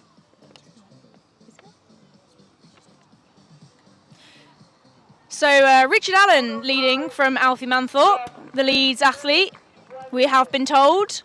So we have a bit of a group of 4 forming, all seem to be working together there at the front. Yeah, and Callie looks great, doesn't she? She's got one guy hot on her heels at the moment and then a gap to the next group. So clearly weren't going fast enough for Callie Thackeray. We'll try and figure out what the split is when they come through 3K. I wonder if we can figure out where that mark exactly is. And I wonder if you know exactly where it is from running this course so many times. I think it's probably about where that guy is standing over there in the grey. Okay. Not that helps many people on the live stream. Perhaps we could read the time out for you when they go through there. Yeah, so a club transfer, Richard Allen. Used to run for Aldershot. I think he actually might have been a Bracknell guy back in the day as well, but running for Leeds City and leading at the moment from Alfie Manthorpe.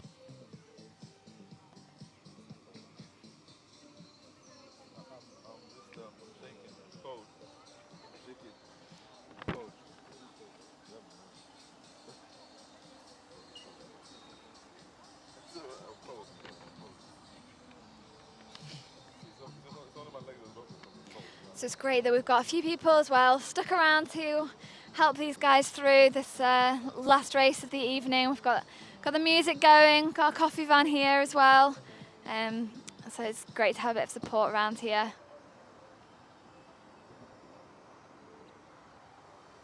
We're coming up to 8 minutes in the A race of the 5K. So Ben Connor and Graham Rush just doing the cool down on the course whilst the 5K is going on. Getting those last few miles in for the day. They've not had enough of these laps yet. They have not. Just want a few more. Can't get enough of the loop. So it's still Richard Allen with Alfie Manthorpe, Michael Ferguson in that group, and the Border Harriers athlete Solomon Okrafo-Smart. Slightly behind is another group led by Cameron Smith of Notts AC.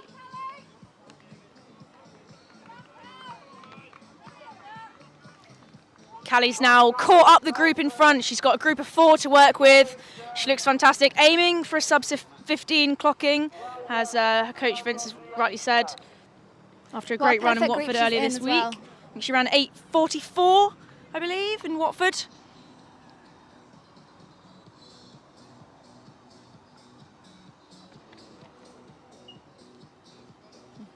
Yeah, and hopefully she can use those guys there just to pull her around. She just seems to be sat on them, which is perfect in a 5K. Yeah, so there's been a slight change at the lead. Michael Ferguson taking a turn at the front.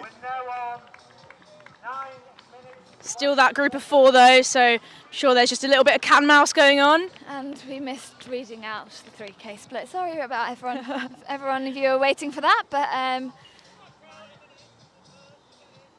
Callie's looking really strong there, just moving through that group. Yeah, it's just in the slipstream of 2 slightly taller athletes, which I'm sure is helpful. Looks like they're working together quite nicely. Bringing the mats out in preparation for the finish. They've still got a lap to go once they come through the finish.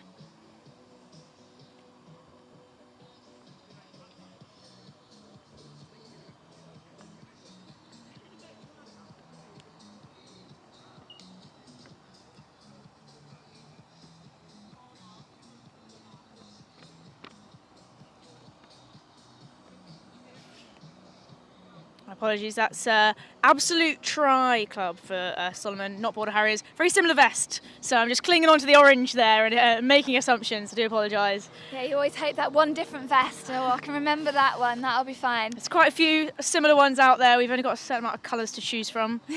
So colourful they are, actually. I do love seeing the vests out at the National Cross, races like that. It looks quite spectacular, actually. It's always great, everyone having their club vests on.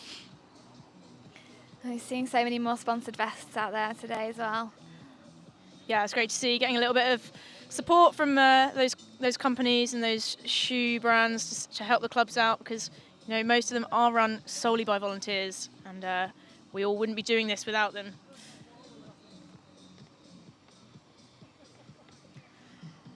So I can see them just coming through, about to have the bell rung for one lap to go. Yeah, and they're all still there at the moment. I think this might come down to a kick in the last 400 metres, maybe even less. Depends how long they can hang on. So still Michael Ferguson at the moment. Alfie putting himself in that second spot. I know that's where he wants to be. Solomon slightly behind, and then Richard Allen, but there's really nothing between them at the moment. Any guesses on the chat for who is going to win this one? We're going to see a kick at the end. Is our own Alfie Manthorpe going to come for a second win at Podium? Callie Thackeray is moving through very nicely. She looks really strong, coming through for a lap to go. 12 minutes. Doesn't look phased at all by the pain. Very impressive. 11:50 with one lap to go, so just over a K. I'd say that means she's on track for that sub-15 clocking. She really is. That'd be really impressive to see. Perfect night for it. The temperature's slightly dropped. The wind is down. The guys are all still together, all just working together. Yeah, all four of them. Alfie just biding his time in second. I know that's where he told us he would be, but it's be interesting to see. It's still Michael Ferguson at the moment.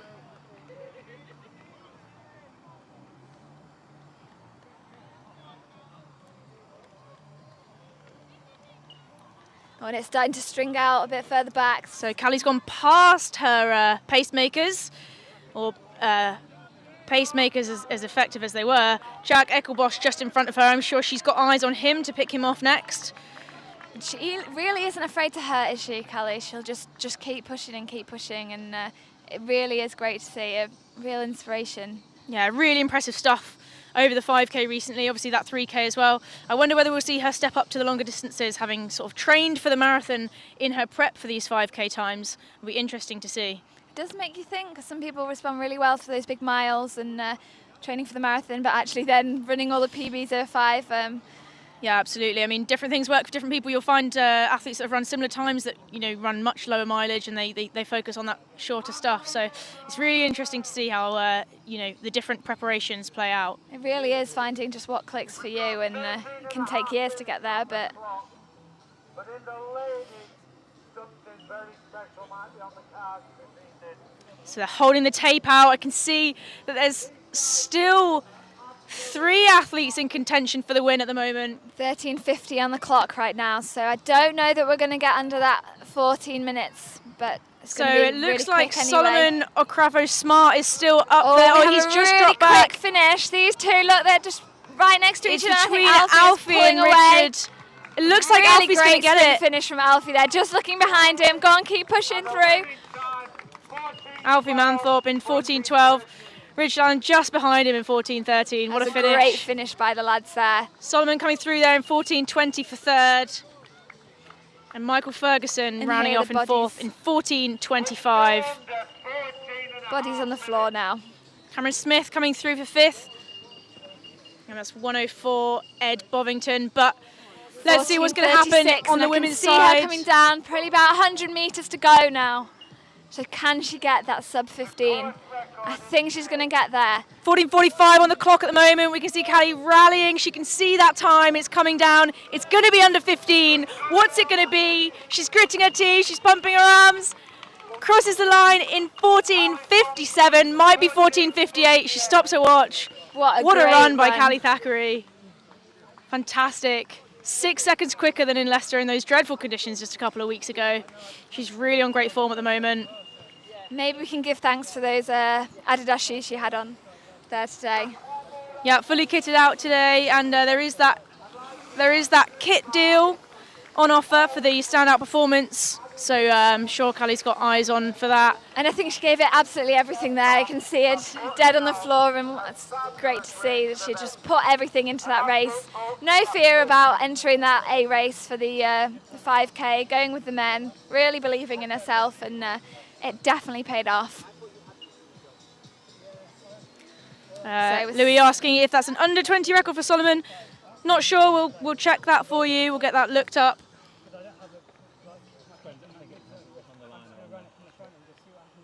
What a great night of racing. Many laps around this track. And what a final race to round off the day of racing in. It truly is. Really great racing there.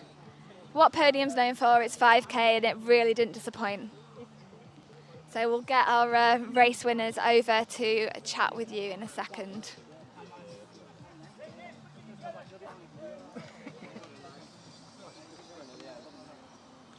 Just say thank you to everyone here who's helped out tonight. We've got many photographers, our timers, anyone who's looking for the results. It's on UK results, uktimers.net. So yeah, thanks to everyone who's been here to help out. It's been a really great event, as always, down here in BARROWFORD. Up here in BARROWFORD, sorry.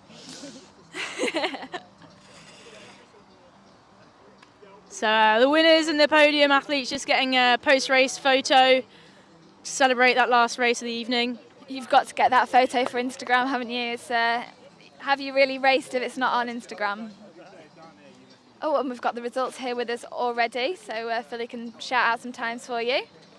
Very fast timing on the results getting printed off. So you can confirm Alfie Manthorpe's winning time there of 14:12. Richard Allen just a second behind him in 14:13. And Solomon Okrafo-Smart in third place in 14:20. We will check how that lands in the under 20 rankings for you. Michael Ferguson finishing in 14:25 and Cameron Smith in 14:30. And what you want to know, the confirmation of Callie Thackeray's time, 14:58. Well under 15 minutes, and such an impressive run from her. She is just going from strength to strength this season. I think she's got that confidence. She knows she can do it. And yeah, it's really inspiring. Love to watch it. Absolutely. Really excited to see how she goes in the Commonwealth Games, home games. She must be so excited to represent England in just a few weeks' time. Hopefully we'll get her on in a second, and she can give us a bit of background behind that race.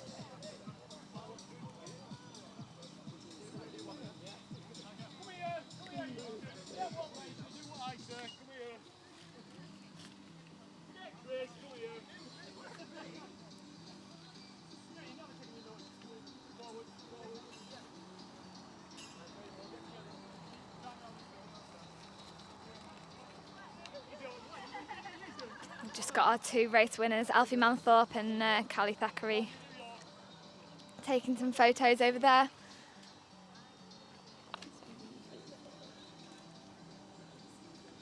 And shout out to Chris Barnes for organising this race, getting all the flags up and everything else. It's so much more than that, obviously, getting the numbers out and everything else that goes into organising these fantastic races as we see everything just start to be taken down just to end a wonderful night of racing.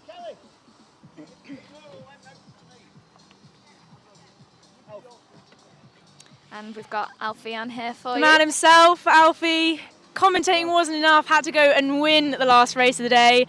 Looks like that played out exactly how you wanted it to. I wish it hurt a bit less, to be honest, but yeah, so when we did this in March as well, the same race, Richard Allen was there then as well, and it was exactly the same. Yeah. Just we had David Malarkey as well, so I knew it was going to be a hard kick.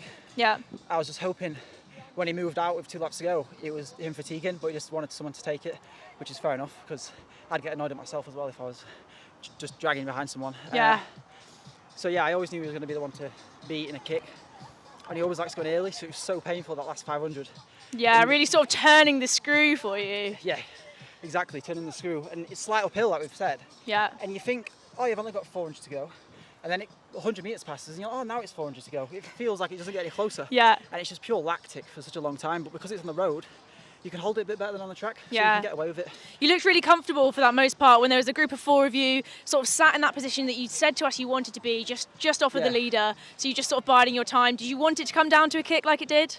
Yeah, I did, because I know I can, well, I know that would be my best chance of winning without risking anything. Yeah. But I also knew it would be an extremely painful kick.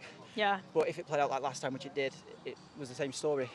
But yeah, I felt really, really comfortable actually. I was really happy with that. And then as soon as he turned the screw, just switched exactly like last time. Yeah. Literally carbon copy race. It was like within 2 seconds. Of And the a very race similar last time. time as well, 14:12 today. Yeah. He was just a second behind you. Exactly. So, I mean, I'm always happy to beat Leeds runners. So that's Yeah. what matters. I'd have happily come 5th, and if he came behind me, it would have been fine. There you go. It's a rivalry up here, but you took the win today, and that's a streak now. So will you be looking to come back for the next one?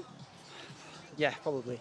I have to keep a streak going, or at least try to. Absolutely. Yeah. Well done. Thank Congrats on the win, and yeah, enjoy the celebrations. Thank you.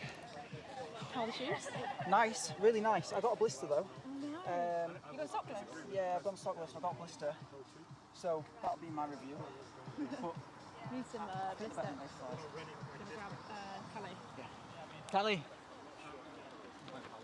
Cheers, thank you.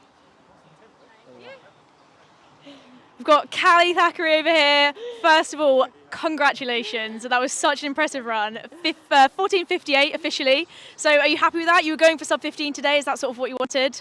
Yeah, I'm really happy. I didn't know, I felt a bit heavy legs on my warm-up, so I was a bit worried. But yeah, definitely. I finally got under sub 15 and it does feel good. I need to give myself a pat on the back for that because I'm never fully happy, but if you told me I'd have ran that last year, I'd have laughed at you. So yeah, finally I did it. That's amazing, that perspective. And I think 15:04 at Leicester a couple of weeks ago, I think quite a few people would probably say that's worth a sub 15 clocking with the conditions. Obviously I can attest to that, I haven't been there myself. But absolutely hats off to you today. And what was really impressive to see was that you were working with those group of guys, but then when they weren't going quick enough, you weren't scared to sort of just go around them and take the work on yourself rather than sitting behind someone. Is that something that you want to take with you maybe into the Commonwealth Games? Yeah, it's definitely harder to know with guys just because you never know what extra they can give. Yeah. It's obviously the same a little bit in the same sense with girls as well, but with guys I just never know and they can always give that extra, so I was slightly a bit more unpredictable in a men's race, yeah. But I just went with it. I just went off my how I felt and Yeah. I just felt like I had that bit more, but then again on the last lap it did hurt, I'm not going to lie. Yeah, I mean you made it look easy, you looked like it was really under control, and I think, watching you do that, it's very impressive. What have you got coming up now before the Commonwealth Games? So I'm going to do one last 5k next week, 2 weeks out from Com Games. That'll be my last one. I really want that sub 15 on the track, so yeah, hopefully I can make it happen at Trafford, but yeah, I just want to prove to people it can be done, not just at Diamond League level, but at any level. If you believe it and you feel it, you can do it no matter where you are in the world. Yeah, absolutely. I think you've proven that today as well. Not necessarily having that field around you, but just doing it on your own. So it'll be exciting to see what you do in a couple of weeks' time, and then leading into the Commonwealth Games. Congrats today. I think you deserve it. Definitely give yourself a pat on the back. Thank you very much. Well deserved, Thank Callie. you. Thanks. So impressive, honestly. So cool to watch. I love seeing you commentate. It's so cute. You should have dumped his mics on the floor. Oh, yes. Yes. It was alright, lad. I've still got bruises everywhere. I know. I tried. I got the timer in the end.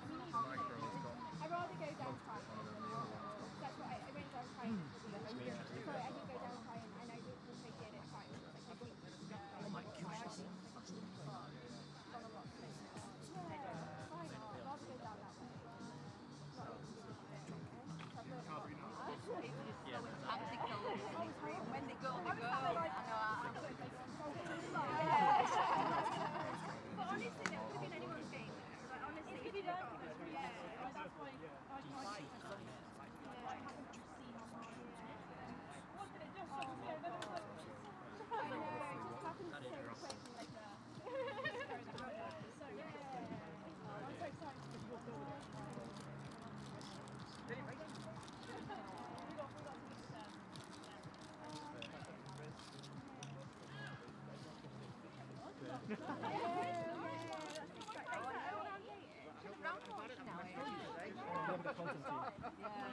go again, mate. Mind up, stop. Get it down. If we get the work done tonight, then we can do more work tomorrow. That's how it works, isn't it? Right, I'm going to go with Mohammed. Obviously, I've seen his Instagram. Oh, fine. To the hotel. See you later. Just get a lift. He must be hungry. Alright, I'll see you all later. Sure, we'll see you soon, mate. Good to see you. Good to see you, buddy. I'll send Take all it your easy, mate. footages over. I'll try and tag you in some stuff. See you. See you later, Dan. Oh, see you, Jerry. Good job. Yes. Yeah. Good. Good. How did you get here? How did you get down? Oh, train. Yeah, oh, Train.